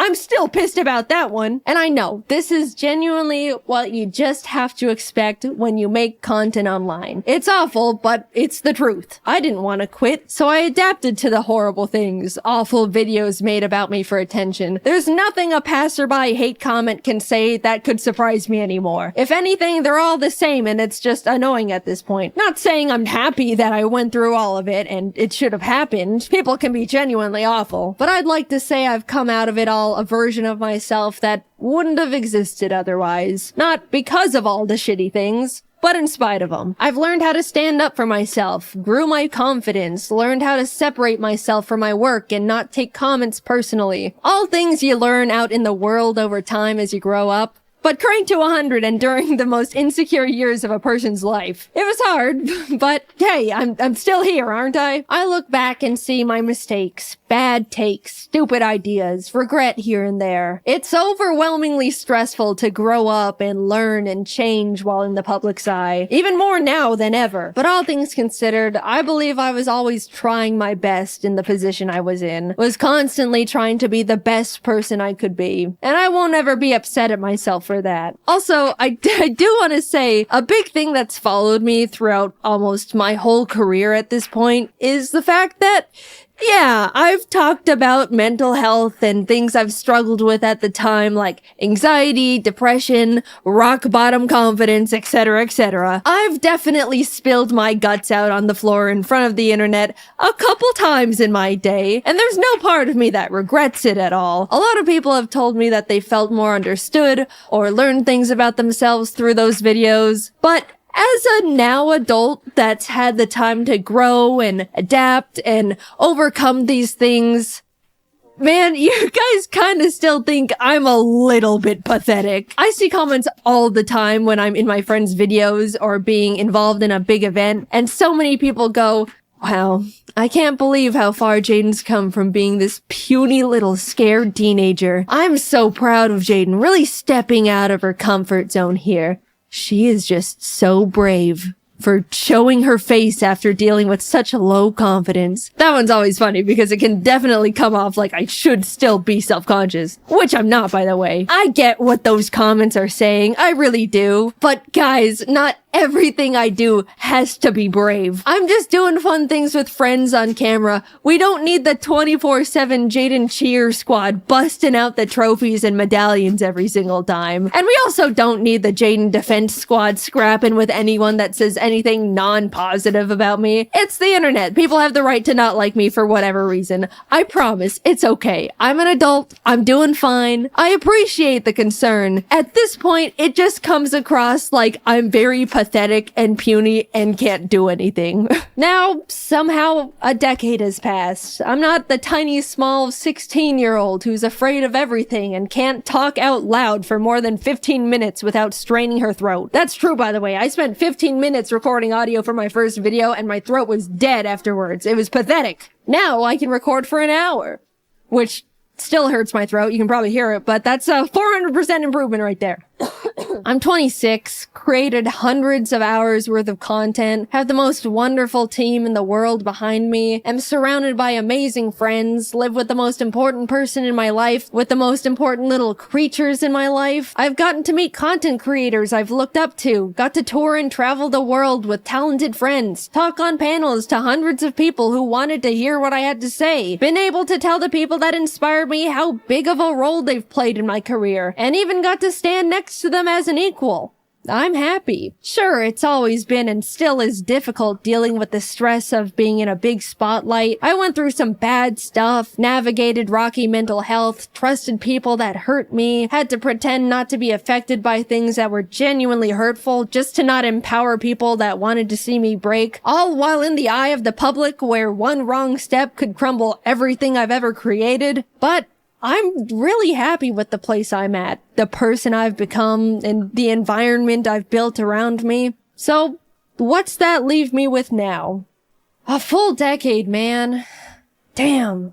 10 years of the most difficult, enjoyable, terrifying, exciting, stressful, grateful, soul-crushing, unforgettably special moments of my life. How lucky and grateful I am to have the privilege to say I've gotten to experience so many impossible things, to have so many dreams created and come true, to see myself persist through such a difficult position to be in. After taking a lot of time reminiscing and thinking about what could come next, the direction I want to take to follow what could keep making me happy, I've come to accept that YouTube isn't gonna be part of it. I'm happy with what I've accomplished. I had my rise and grind years. I experienced real and true passion. That's all I could really ask for here. There's not much else I want to do beyond it at this point. But before you freak out, I'm not quitting right this moment. I still absolutely love making content and still have the desire to keep making videos. But my YouTube years are numbered now. I fantasize about logging off as Jaiden Animations and becoming a normal person again. I want to move to a random-ass town in a random-ass place, have a little house with my creatures, have a normal job with normal hours and normal problems, live a life where people don't know who I am before I introduce myself. Not saying I don't like being recognized. You can come up to me, I promise. I don't mind. But eventually I just want to feel like a person again. Normal is rapidly changing nowadays, but I don't want this chronically online lifestyle forever. How nice it would feel to one day not have to triple check every single thing I say in fear of people's pitchforks, or fear for my safety when people maliciously leak my private information, or even be constantly surrounded by strangers' opinions on me and every version of myself I've ever been, every moment of my life. I hold it all together pretty well, I'd say. I mean, it's my job to. And none of these negatives have and ever will outweigh the positive aspects of this incredible opportunity that you guys have allowed me to have. I don't want to come across like I'm complaining. I very much understand this is just unfortunately part of it all, and I'm very privileged and very grateful. But I can't do it forever. And I don't want to. I want to feel like I have the time and mental energy to pursue new hobbies, experiment with other things that can make me happy. Making content for YouTube never leaves my head. It's the case for every single content creator on the platform. There's no clocking out, there's no weekends, there's no breaks. You can't just leave an office and not think about it. You're constantly brainstorming ideas, managing everything, schedules, employees. Sure, you can work and live anywhere you want, go on vacation at any point, build your own schedule, but it's always there. Like a black hole in your mind. It's just so exhausting. I haven't felt like I can sit back and enjoy something in 10 years because I simply do not have the time if it isn't for a video. Yeah, that's just how self-employment works, but don't forget about all the other fun stuff I've already mentioned on top of it all. I don't know what I want to do career-wise after retiring from YouTube, but I romanticize the idea of just getting to rediscover myself. Maybe I want to learn how to make custom plushes and open my own little shop, take art commissions, be a teacher, maybe an art director. It's gotten to the point where I think about that little life every day, and I'm actively aiming and walking towards it with every decision I make. Oh, let me tell you, I genuinely cannot wait to live it one day. But there's this other side of me that's so terrified. I've spent my entire young adult life in front of an audience doing pretty much one thing. I don't know what it's like to live without a platform, surrounded by a huge audience anymore. It scares me, like a lot. I don't want to need this, but I'm scared that I do. In some way. When the time comes, I'll definitely work on that fear in therapy or something, but I do think about it a lot. I'm not done with YouTube just yet. I still want to make animations and tell stories, animate little gaming videos. I still just love it so much, and I'm not going away just yet. Sorry to disappoint some of you. I just wanted to let you guys know how grateful I am that you've helped me be right here. I've gotten to meet hundreds of people who told me how much they liked my videos, felt inspired, discovered something about themselves, even did something as small as laugh at one of my stupid ass jokes. I can't wrap my head around the idea that a lot of you grew up watching my videos and are like functioning people in society now. That one always feels like, I know you're not calling me old, but you're calling me old. I'm grateful for all the art people have drawn for me. Even now, it's still so surreal. From the cute little doodles from kids to jaw-dropping, fully rendered pieces from artists of all ages. Like, you guys are better artists than me at this point. What do you mean I inspired you? Why does my art look like that then? The whole reason I show fan art at the end of my videos is because I look back at the feeling I got when Cupquake put my art in her videos, and I want to be able to give that back to other artists. People have told me they watch my videos to laugh, listen to while working, to feel better after a crummy day. All the ways I used to consume YouTube back in my day. Even though it's easy for me to tell myself, they're just little stupid videos I make. What's the big deal? It kind of also feels like I get to contribute to a cycle I used to be on the other side of and pay it back. I don't know, it just feels good knowing I've made stuff that's made people feel better in a way that other content creators used to make me feel better. I've rambled quite a bit, but thank you for letting me make these silly videos for 10 years. I never would have thought any of this could have happened to little old me, and definitely not for this long. I absolutely thought I would have been tossed aside and forgotten by now. I look back at when things were starting to roll, and I was like, I've got like a 3-year shelf life left. I'm forever grateful for you, my friends, my family, my team. I don't know what my life would have looked like if I didn't type Minecraft into the YouTube search bar when I was 14. Who knows how much more time we have with each other, but just know it has been and still is an honor to be here. And until then, I'll be doing my best to keep doing what I've been doing for 10 years and just make these silly little animations. You know, the timing is a little awkward to have just won a giant MrBeast YouTuber challenge that put a lot of eyes on my channel, only for the first thing for me to put out since winning is me talking about how I'm really tired and want to retire one day. That was not intentional, I'm sorry. But yes, the next video coming out will be about me winning the MrBeast Cube. We're still working on getting the money all set up to be given away, so you can stop emailing me asking for money. It's not gonna work like that. Anyway, thank you to everyone who's been with me at any point of my YouTube career. I've still got a little bit more juice left in the tank. I'm forever lucky to have lived the life I have and to continue living that life. And I appreciate you guys for sticking around. I'm excited to spend a bit more time with you all. So I'll see you in the next video. Bye-bye. Hey guys, so I'm gonna start doing some Q&A videos so we can all learn about who I am and we can all be connected and friends and stuff.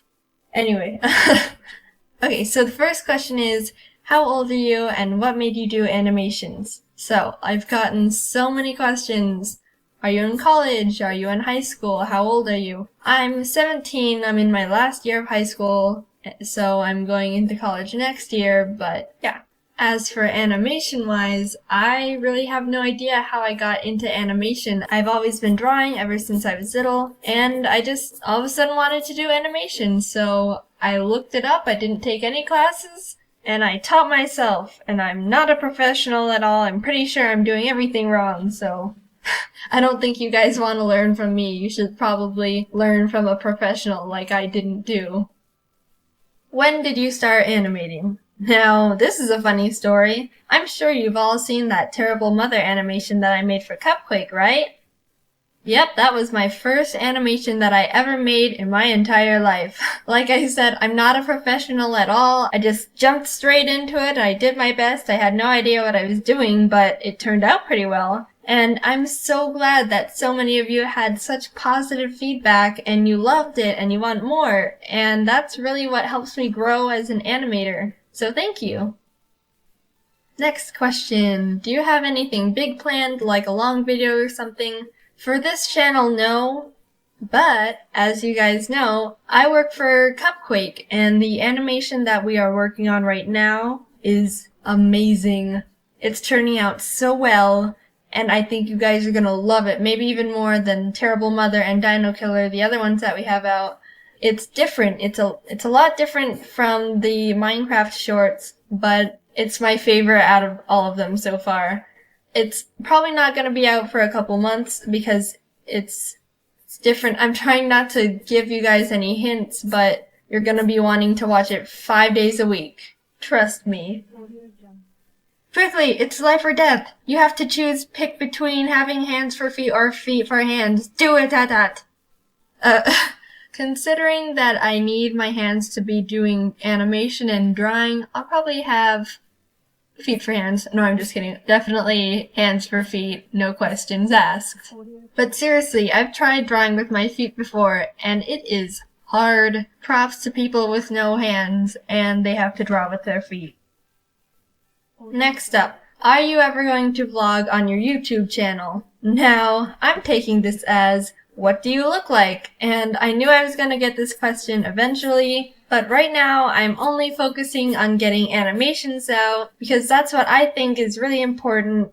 I guess I can tell you a little bit on what I look like. My dad is white or Caucasian, and my mom is Japanese, and they both grew up in Canada, so I'm like white, Japanese, Canadian, but I also live in the US, so that's a little bit on my background. But who knows, maybe in the future I'll show you guys what I look like, but for now, no.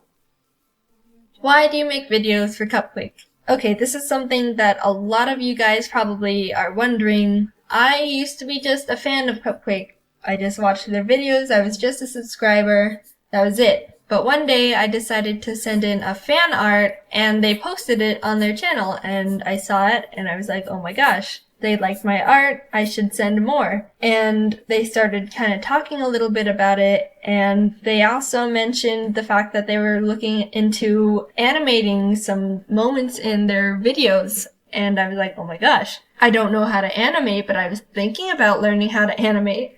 So I sent them a message. I said, hey, I kind of know the basics of animation, and they kind of already knew me by my art. So they're like, okay, what's your email? What's your Skype? Let's get in contact. Let's make this happen.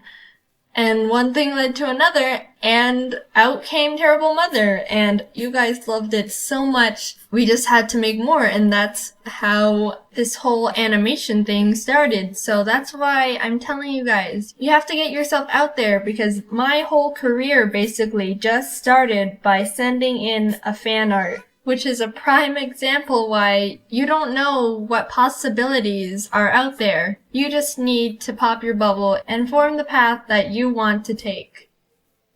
What inspires you to draw or animate? And this is a really quick answer. It's you guys. All the support and all the love and comments you guys leave for me is the most inspiration that I could ever have. And you guys don't know this, but I really doubt myself when I make animations. On all my videos so far, I've always been working on it in the middle of working, and I just think to myself, I don't even know if this is funny. I don't even think that you guys are gonna like this. And I think about just starting over and doing something else, but I just post it and all the comments are so nice. There's a little bit of criticism, but it's like really good criticism. And it's like, maybe you should do this. And it's really nice. And you're all so polite. And that's really what inspires me. So as long as you guys help support this channel and me, then you guys are definitely going to be getting more animations. So thank you guys. I want to also thank you guys for 13,000 subscribers in 2 months.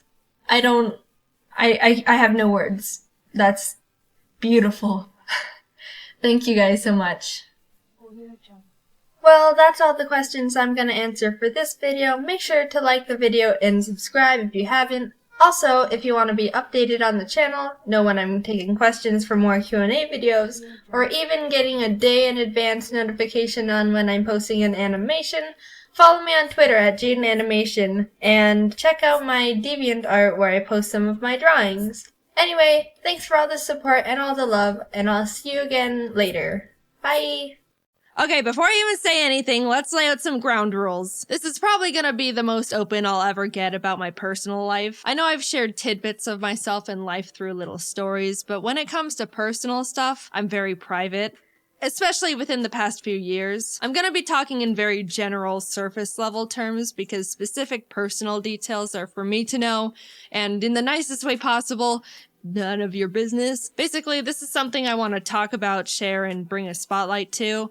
But at the same time, you get the Cliff Notes version. So no trying to assume or guess anything beyond what I'm sharing within this video. At the end of the day, we're all just strangers refusing to listen to the stranger danger rule. Alright, formalities aside, let's get into it. I've come to realize that I'm aro-ace, which stands for aromantic asexual. And I know what you're thinking. That's not gay. What the hell is that? And you know what? That is completely fair, because I didn't know what that was either. Aromantic and asexual are two different things, and I'm gonna break them down to you separately, starting with aromantic, because no one really knows what that one is. And also, it's my personal favorite. Someone who's aromantic is defined as a person who feels very little to no romantic attraction to anyone at all. So like, they might not develop crushes on people, or feel the need to be in a romantic relationship with anyone. Very general terms, but hopefully you kinda get the gist. If not, here's a little story example from me. Growing up, I never developed crushes on anyone. I remember when I was in 5th grade, kids were talking about their crushes left and right, and it was starting to feel like something I had to experience too, just because I thought that's just what happens. Don't make fun of 9-year-old me, I was a sheep. Anyway, I decided I needed to have a crush because that's just what happens to people. And I very robotically chose this random kid in the class who we can call Pikachu. That's not his name. He didn't mean anything to me and I didn't do anything about this crush. Like, I didn't tell anyone or anything. It was just a headcanon thing for me to feel up to speed and like I was hitting my normal human emotions quota. But it's funny because on Valentine's Day, you know how in elementary school everyone would bring cheesy Walmart Valentine's cards for everyone in the class, and then you'd have a box full of candy and hollow emotions from everyone. Well, my school did that. When I went through my box, I pulled out Pikachu's Valentine and thought to myself, someone who has a crush on someone would keep this. I think. So I put Pikachu's copy-paste Batman Valentine in my drawer and promptly forgot about it because it meant nothing to me, but hey, that's just what I thought I was supposed to do. Man, I'm so good at this. Then like a year or so later when my mom was going through my room, she pulled out the card and was like, why do you have this? And I was like, honestly, I have no idea. Years passed, I entered junior high and thought to myself, all right, this is the time where people start developing crushes and then do something about it. Like get into relationships or something. So I was like preparing to be interested in people. On the first day of school, I scoped out the room to see if there was anyone that I thought looked like someone I could develop a crush on. And this was when classes started being divided up into periods, so there were like 6 batches of people I sifted through. But no one caught my eye, and I thought, man, unlucky. Went through the whole school year, next year rolled around, classes changed, I did the same potentials crush scoping again, and the same thing happened. I wasn't drawn to anyone at all. Man. Unlucky again! Every year I thought something would change, especially going into high school when people started actually hitting puberty and were getting conventionally attractive. But my entire school life, grades kindergarten to senior year, which I'm pretty sure is like 13 years, I wasn't interested in a single person throughout any of it. And what's funny was I was thinking, man, what's the deal? Why is no one attractive? And I went to a big high school. There were like 3,500 students there. Surely I am not the outlier in this formula. Why are none of you attractive? By the time I was going to college, I really felt like I had to find someone. It felt like I was falling behind the curve, or if I was gonna find someone, it was gonna have to happen now. I made a lot of new friends, and that's when I thought I developed my first genuine crush. Long story short, in hindsight, no, it wasn't a crush, and I was just wrong. I just met someone who I thought was cool and funny and had a really strong desire to be close to them. But looking back, knowing what I do now, it wasn't in a romantic way. I realized I can get very excited and tunnel vision on people I think are really cool or interesting, and kind of obsess over getting to know them or just want to spend a lot of time with them. But whenever I got into those tunnel vision moments, if I sat down and asked myself if I actually wanted to be in a relationship with them and hold hands or cuddle or kiss, the answer was not really, but if they wanted to, I could go along with it. Which I do not think is right. In my very old flirting video, which I refuse to rewatch, I think at one point in it I said something along the lines of, if you're interested in someone but they just want to be friends, I don't understand why some people can't deal with that. And that was primarily because I didn't realize there was an emotional difference between a crush or falling in love and just being really good friends with someone. So, oops, sorry for the bad take, I think. I really just thought having a crush on someone was wanting to be their number one best friend.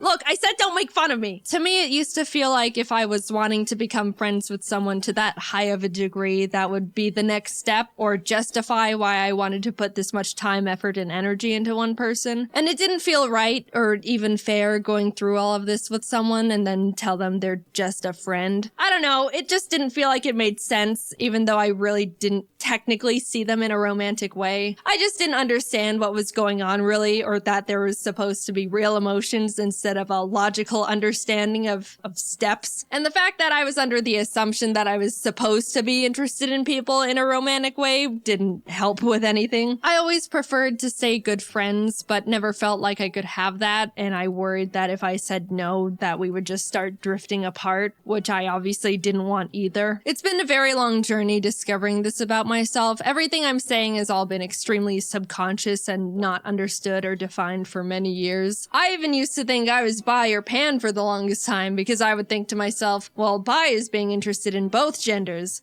I don't really care for either, but 0 is equal to 0, so I guess I'm bi or pan.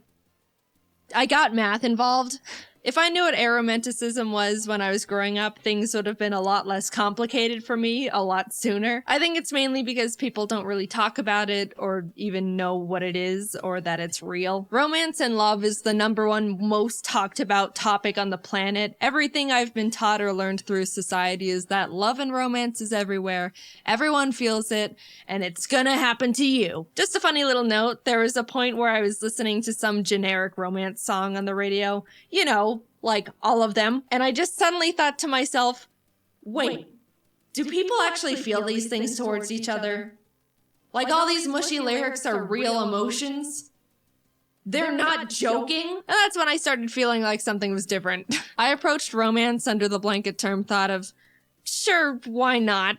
And didn't recognize it was actually a feeling, which might sound stupid, but look, I don't know. No one presented me with any other options. I did a lot of rationalizing. If someone ever expressed romantic interest in me, I would mentally make a kind of logical list of their pros and cons and the pros and cons of what a relationship would look like with them based on what I knew about them as a person. I didn't realize there was supposed to be an extra, excited feeling, or the fact that you're not supposed to think about it as if it were a business exchange. I understand compatibility is a huge important variable when it comes to sharing a relationship with someone, but at the end of the day, it's still, apparently, still a very emotionally driven thing. And I literally had to make that discovery and teach it to myself. Now, I'm gonna talk about being asexual very briefly, and I'm gonna preface it with, let's all just be mature about this, alright? We're all pretending to be adults here. I've got my eye on some of you. Behave! Okay, this is definitely treading into uncomfortable personal boundary territory for me, but yeah, I do want to share that I'm asexual too, which is defined as someone who feels little to no intimate attraction to anyone. Look, I know we said we're all adults, but I'm still gonna dance around the vocabulary, alright? Yes, there's a difference between romantic and intimate attraction. Little side note, I will say you can experience romantic attraction to someone but no intimate attraction, or you can experience intimate attraction but no romantic attraction. You can be one and not the other. It's not necessarily a package deal. Most people feel both, and I do not feel either. Anyway, I have never been magnetically attracted to the look or shape of a single person in my entire life, and did not realize it was a real thing until very recently. I'm able to identify when someone looks conventionally attractive, like by textbook definition, but I never realized people are genuinely drawn to people they think are attractive. I didn't know that people could just see someone and be like, wow, they're gorgeous. I would love to get to know that person, or maybe go on a date with them, or whatever else you people do. I didn't think it was real. I thought people were exaggerating or something. I don't know. And I also couldn't believe that some people feel that with multiple people.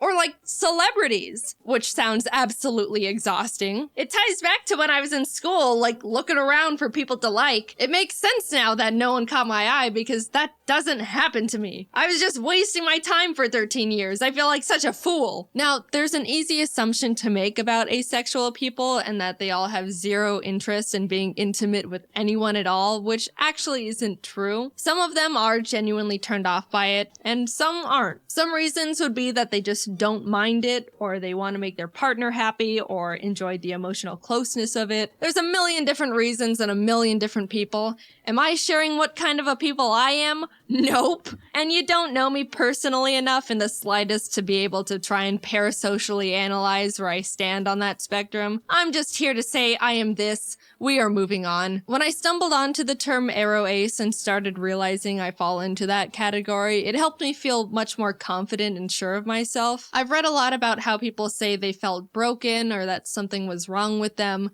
But honestly, I was the complete opposite. Coming from my very biased perspective, I think aro ace is one of, if not the coolest and most confident orientations out there. Not needing a single gram of romantic or intimate validation from anyone is so cool. All you need is yourself to be happy, maybe friends and family too. And birds. The more I came to terms with the fact I'm aro ace, the more empowered and capable I felt. But at the same time, I was also starting to feel more alone and isolated. As cool and amazing and unique and awesome as I think it is, it can be really hard for other people to relate to or even understand. Everyone else and their orientations are able to bond and relate to the love and romance aspects, and we're over here like, we don't do that. I don't even know if I'm explaining it very well. It kind of does go against everything everyone's ever been taught about anything. Romance is taught to be a basic assumed emotion, which I do think is a bit misleading. A common argument used against the aro ace orientation is that romance and intimacy is what makes someone human. But I mean, I don't know, lots of birds mate for life, which is a better ratio than people, and all animals get frisky. You know, that's just how they became not extinct. It's not an exclusive to humans thing. If I were to guess, I would assume the thing that makes someone human is basic empathy. Like, I'm not an emotionalist monster. I can still love people. I love my family and my pets, just platonically. And I would hope that you're the same. I just don't experience romantic love, which, I don't know, I don't think that's harming anyone. Definitely not me. I'm having the time of my life. I don't think you need to be in a relationship to be happy. And if you don't want to be just on your own, I think there's many types of people in relationships that push the boundaries of what a conventional relationship looks like. Telling someone that they need to be in a romantic relationship to be happy and fulfilled is weird. And then when that person says they're not happy, they're told relationships take a lot of work and that's just how it goes. And that's also weird. I don't know. I also think it's weird that once someone reaches a certain age, people inherently start thinking it's sad they're not in a romantic relationship or assume they're lonely and sad. No one thinks a child is sad and lonely just because they're not in a long-term relationship. I don't know. I don't get it. And I also think I'm rambling. At the end of the day, it's all very complicated to talk about these things, especially because I don't know the feelings I'm supposed to be feeling, let alone talk about. I just know for me, the terms aromantic and asexual are able to articulate things I was subconsciously feeling and thinking before I even realized I was feeling and thinking them. I don't plan on talking about this very much, if at all, ever again. I just want to play my silly little video games, maybe tell a story here or there. But I wanted to bring the orientations to the surface and try to get more representation out there because I thought if I could help more people become more aware of this, then that would be awesome. I was confused as hell for a while and could have used something like this. It's a real thing. You don't have to feel any sort of romance or whatever to be considered a real person. Personally, I think it's really cool and badass. And don't be afraid to look more into aromanticism or asexualism if any of what I said in this video resonated with you to any degree. Like I said, this is all very surface level stuff. They're both much larger spectrums than you'd think, and maybe you fall under some umbrella category with them. I don't know. Or not. Either way, this has all been my personal experience with this stuff. Is there more for me to figure out within it? Yeah, I'm pretty sure there is. It can get pretty complicated and confusing. Haha, awesome. Will I be sharing any of that with you? Nope, no way. This is all you get. Hope you can understand even just a little of what I talked about. And if not, that's totally fine. I just hope you can be nice. Thanks for listening. I never really intended on making this video because I haven't really felt a strong urge to, like, I don't like using this phrase for myself, but come out. But I did end up wanting to make the video to make people more aware of this stuff because I think it's important and someone has to. There's not really that many people doing it right now. Anyway, yeah, just moving forward, I guess. See you later. Hello everyone! Sorry I haven't uploaded in a while. As you know, as most of you should know, I was really busy working on the new Aya's Cupquake animation, the Surgeon Simulator one, but I am back and I'm working on my next animation for you all. But for now, here's some questions that you've sent to me through Twitter and DeviantArt. Where do you get your animation ideas for your channel? I've just gotten all my ideas from society and the world around us, whether it be from noticing things, just walking around, embarrassing real-life experiences. So basically, all the stories that I'm animating for you all are just from the juices of life. Do you have any animation tips or tricks? When I was just starting, like I said in my last Q&A, my first animation experience was a huge project, and at the time I had no idea how to actually animate or do anything, and it was scary, it was intimidating. So I would say, don't start off with a huge idea or skit because chances are it'll get overwhelming, it'll get confusing, you don't know what the heck in the world is going on. So start off with the basics. I don't know, like a bouncing ball or a walking guide, just to get an understanding of the animation process, and then you can go from there. Will you make animations for other YouTubers? I would love to work with other YouTubers. Working with Cupquake is so awesome, they are amazing people, and I'd love to reach out to some other YouTube channels. I've recently become obsessed with British YouTubers, so I feel like it'd be fun to work with one of them. My favorites are Dan and Phil, most of you should know them, and I feel like they would have some really great animation ideas. Maybe you guys can help me get in contact with them, like tweet them or something. I don't know. Moving on. Am I Team Torchic, Team Trico, or Team Mudkip? Pokemon Ruby was the first ever Pokemon game I ever played, and it's my favorite. And the first time I ever played through it, I picked Torchic, and ever since I was hooked, I love Torchic. Torchic is bae. Also, Blaziken is tied with being my all-time favorite Pokemon ever.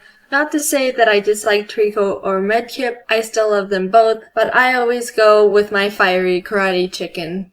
What is 2 plus 2? Do I need to?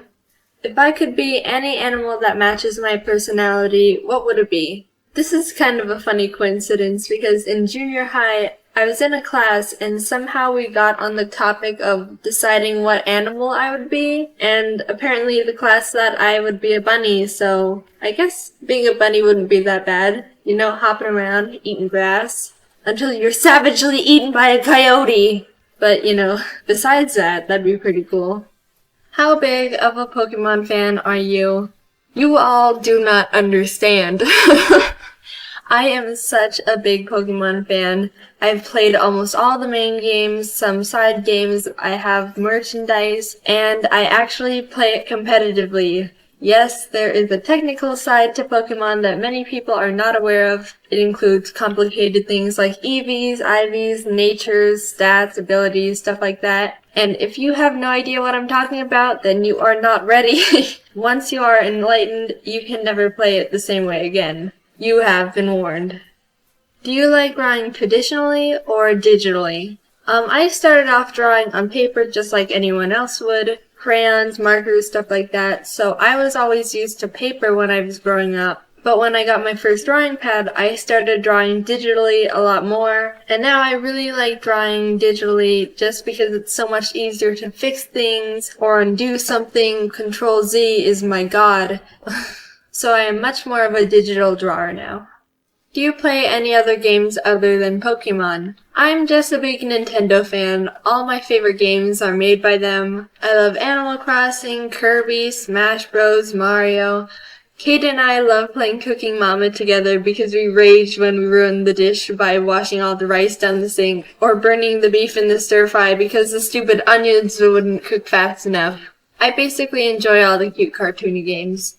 What is your advice for people learning to draw? I would say, don't let anything discourage you. If you're passionate enough towards drawing, then you need to keep doing it. Practice literally makes perfect when it comes to drawing. One tip that I figured out is you shouldn't compare your work with other people's. Everyone draws differently, they all have their own style, and comparing yourself only discourages you. Also, listen to what other people say about your work. Don't just quote-unquote block out the haters, because the art world is based on criticism and how people perceive your artwork, so listening to other people's points of view can help you grow as an artist and get better.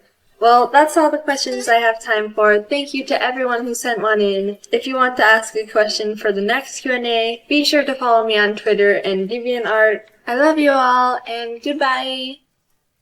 A couple months ago, I went to visit the college campus that I planned on attending. I really liked it. Pretty scenery, good art classes. But the campus is really big and the students are known to ride bikes and skateboard to their classes in order to get there quicker. That's when I decided I'd like to try skateboarding, since they're easier to carry around than a bike for convenience, and I like the idea of having a cool new hobby. After some research, I decided to go to a shop and look at them in person, and maybe talk to some experts. My mom and I drove down to the local mall and walked into the skate shop, where we were greeted by a nice employee. The shop was small, and you could literally have a conversation with someone on the other side of the room, but it was still a pretty cool place. As my mom talked to the employee about what we were looking for, I decided to check out one of the skateboards on display. There's a little rug the store provided for the customers to stand on without slipping off the skateboard, so I used it to try out the board. It was really cool until I noticed that I was starting to slowly roll off the rug. I started silently panicking to myself. This rug was the only thing keeping me safe from falling off that skateboard. I needed it. I trusted it. And it was betraying me. Stop it! People have different reactions in panic situations. For me, everything goes in slow motion. All I could think about was the horrible ways that this could end. I felt like Mufasa when he was above the cliff with Scar. Rug! Help me! Long live the king/queen, because technically you are of the female gender, but the quote uses the male counterpart. No! Wildebeests. I was having a mental breakdown in the corner by myself. Half of the board was on the tile now, and it was starting to pick up some speed. I quickly glanced over at my mom to see if she noticed the peril that I was in. Still talking.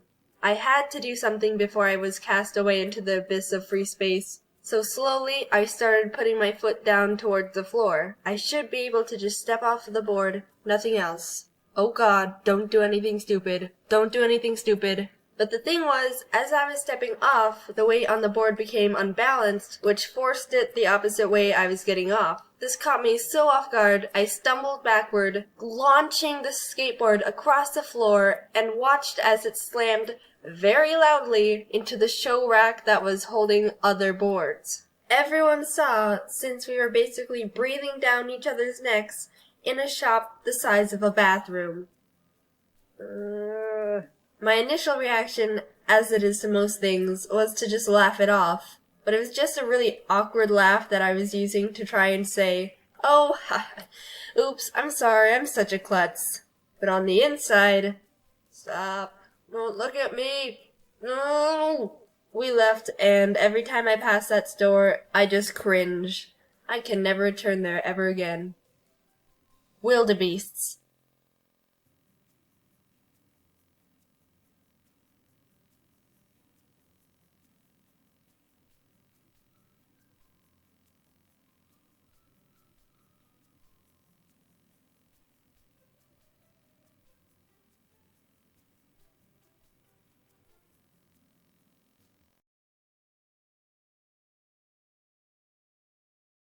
I'm not one to jump on sponsorship opportunities or promoting products. I get a lot of emails from companies willing to give me deals or money to mention their products in a video, and I've always turned them down because I don't think ads fit very well on this channel. But I recently received one opportunity that would be too good to pass up.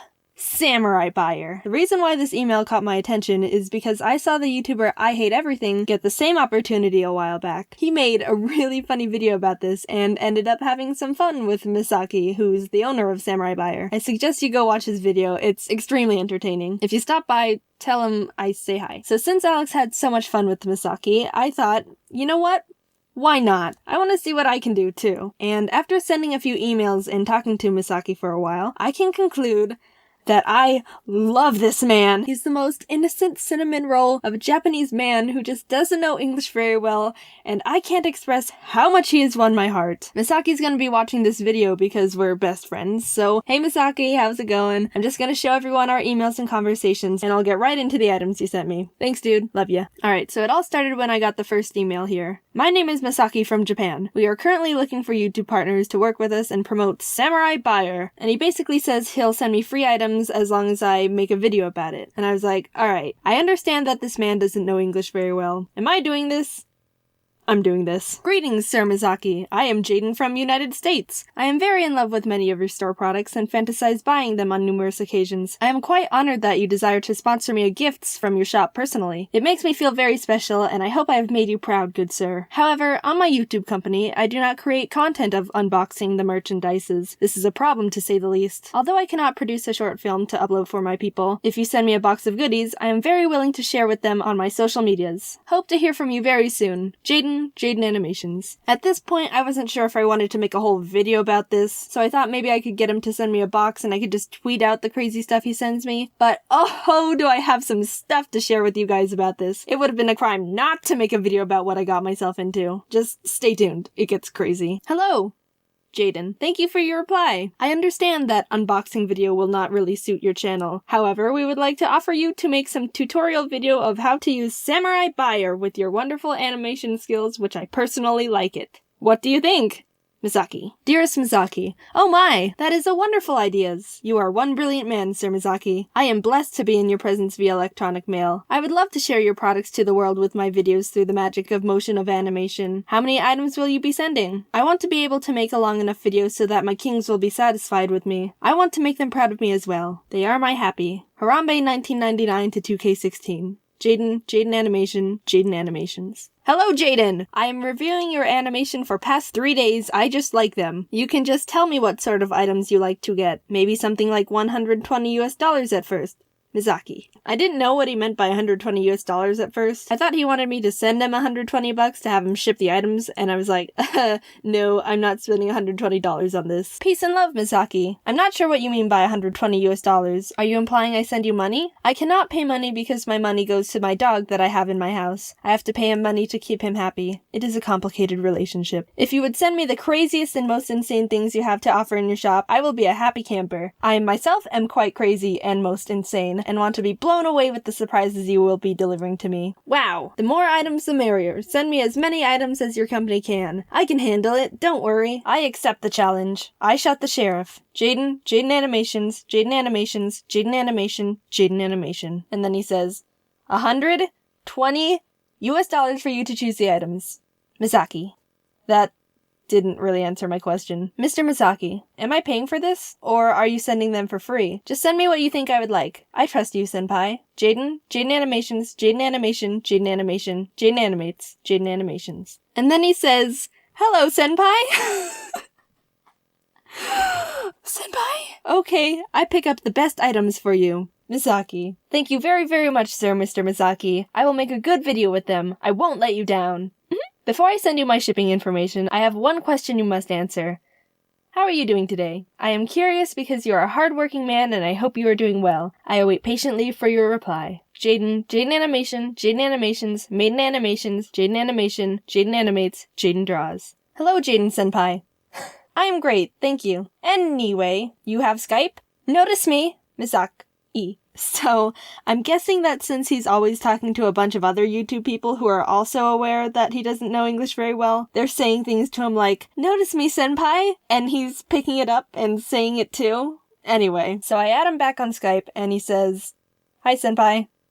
Oh, he makes me so happy. Then we chatted a bit, and he asked if I could hop into a call. Now, I don't like calls. They give me anxiety. But I was like, you know what? I'll do it. I'll do it for Misaki. So we had a nice conversation for like 10 minutes. I got to tell him I'm half Japanese, my mom's Asian, and my dad's white. And he's like, oh, we're similar. And then he started joking about rice fields?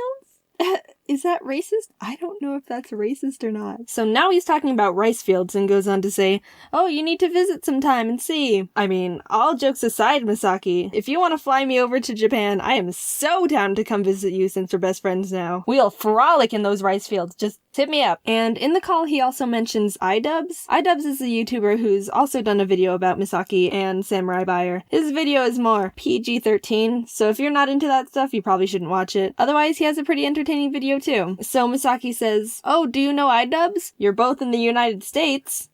I do not know iDubbbz, but come on, man, we're both in the United States. Why haven't we met yet? So that was the gist of the call, and he said he'd mail the items as soon as possible. So now I'm hyped. I'm excited to make this video. There's so much funny stuff I wanted to share with you guys.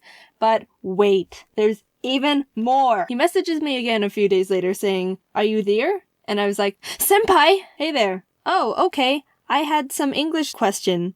Alright, we will be making banner on the top page of Samurai Buyer, like Pokemon, Dragon Ball, snacks, and Japan exclusive items. I am looking for the catchy phrase for each banner. Do you have any idea? Example Pokemon banner. Let's catch all Pokemon! Like a slogan for the entire website? And he goes, nope, on each contents. Banner. Ah! And then he says the categories again. So something I suggest can literally be on the official Samurai Buyer website, and I am freaking out. This just keeps getting better and better. I know what I need to do.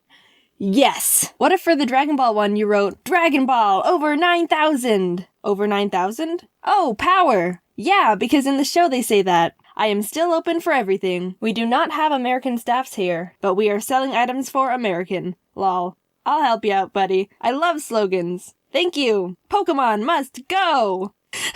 I swear to God. I'm just sitting here watching this whole thing unfold perfectly right in front of me. How did I get here? What about for the Japanese exclusives? For all your weeaboo needs. Ha ha ha ha. Is it okay to use weeaboo? In the public? Like business? You're marketing for mainly the teen and young adults, right? They use that language all the time. Oh, okay. This was all at like 2 a.m. for me, so I was getting a bit too loopy. I told him I'd help him think of more tomorrow, and he sent me this cute emoji with a guy standing on a podium with confetti. So the next morning he brings up the slogan again, and he still needed one for the snacks category. So I suggested, I'm hungry! Because when you want to eat snacks, you're most likely hungry. He seemed to like that one, and that was that for a bit. I didn't really give it another thought until I decided to randomly look at their website, which I actually hadn't done up to that point yet. And look what I find! He actually used my slogan for his banner! Legit, it's on his website. You can go see for yourself. That's mine! Oh my god. I got so many of those happy, excited tingles. You don't even know. He also used his Pokemon one too. Pokemon must go! I didn't come up with it, but I take credit for it because when he suggested it to me, I was like, yes, use that! Oh, this makes me happy. Alright, one more thing before we get into the items. When I was in the call with Senpai Misaki, he asked if I could put him in the video, like animate him, and I was like, freaking heck yes! And asked if he would send me a picture of what he looks like so I can draw him. He didn't want to send an actual picture, I'm assuming for privacy reasons. Don't worry bro, I totally understand. So I asked for a description of what he looks like, and he says, imagine a Japanese man, and that is what I look like. Now, Misaki, you're gonna have to try a little harder than that. I asked him to elaborate, and he sends me this photo to use as reference. Okay, sure. I'm pretty sure this is a girl character from an anime, but you know what? We're a progressive era. This is fine. So everyone, this is Misaki. Say hi. What's up, guys? This is Misaki from Samabaya. Please call me as Weeaboo Misaki. Thank you. Please enjoy like wonderful selection of Japanese merchandise. See you later. So without any further ado, let's get into what Senpai Misaki sent us. So I got the box here. This is what Misaki sent us. He wrote, "Welcome to Ricefield, Jaiden." I haven't opened it yet. You can see it's still like taped up. So let's get into this. I'm excited to see what he sent us.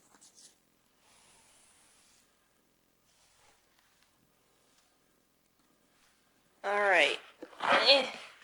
Alright, so the first thing I see in this box is a Full Metal Alchemist figurine. I haven't seen the anime, but I know that's a spicy anime right now. Aww! Look, he sent little Japanese Pikachus! Oh, how precious. Misaki. Oh, look, they can go with my Dragonite. Oh, that's adorable. Alright, let's see what else is in here. Uh-oh, we got ducks. What do you think, dude? Ari likes the ducks. It's strange that they were just like on the bottom. They don't have any packaging. But, okay. And we got a little Cyndaquil. Aw, he knows that I like Pokemon, so he probably sent me a lot of Pokemon stuff. Oh my! Oh, this is, oh, Misaki! Look at this! This is adorable. I've never had so many Pikachus. And then, alright, there's more ducks. There you go. And we got a little fan. Open it up. This is hard to do with one hand. Ooh, look how pretty! Ari, you need some fan? I think I know why he sent me so much Pokemon things. When he was talking to me, he was like, "Oh, do you like anything specific?" And I was like, "No, you can just send me whatever you think I'd like." And then he's like, "Oh, you like Pokemon, right?" And I was like, "Yeah, I like Pokemon." And he's like, "Do you like plush?" And I was like, "Yeah, I like plush." And then he sent all the Pokemon and all the plush. Misaki, you're so awesome. It's like a big ol' happy family. There's the mom and the dad, and Ari's taking a child. Ari, no! No!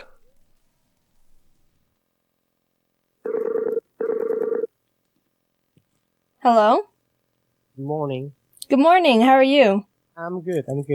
How are you today? I'm very good. I'm working on the video. It should be done in the next couple days. Okay, good. Alright, so is it gonna be an epic video? yes, it's gonna be an epic video. Thank you. I like it. Alright, so what I'm gonna do is I need for your, in the video, you to just say, like, hello to everyone and say whatever you want to say. Okay. Yep. Alright, I'm ready. Alright. Hello guys, this is Misaki from Samabaya. Konnichiwa. Ni hao. Please enjoy like wonderful selection of Japanese merchandise. See you later. Alright, that's perfect. Thank you so much. Should I be like funnier or? Do you want to say another one? I can take as many takes as you want. Yes. So, is there any like funny phrase in English or? You can say like, "Hey, what's up, guys?" Something like that. Okay. Okay. Yeah, I'm ready. Alright, let's go again. What's up, guys? This is Misaki. Please call me as Weeaboo Misaki. Thank you. I love that one. Thank you. No problem. Okay, Jaiden. Talk to you later. Bye. Thank you. Bye bye.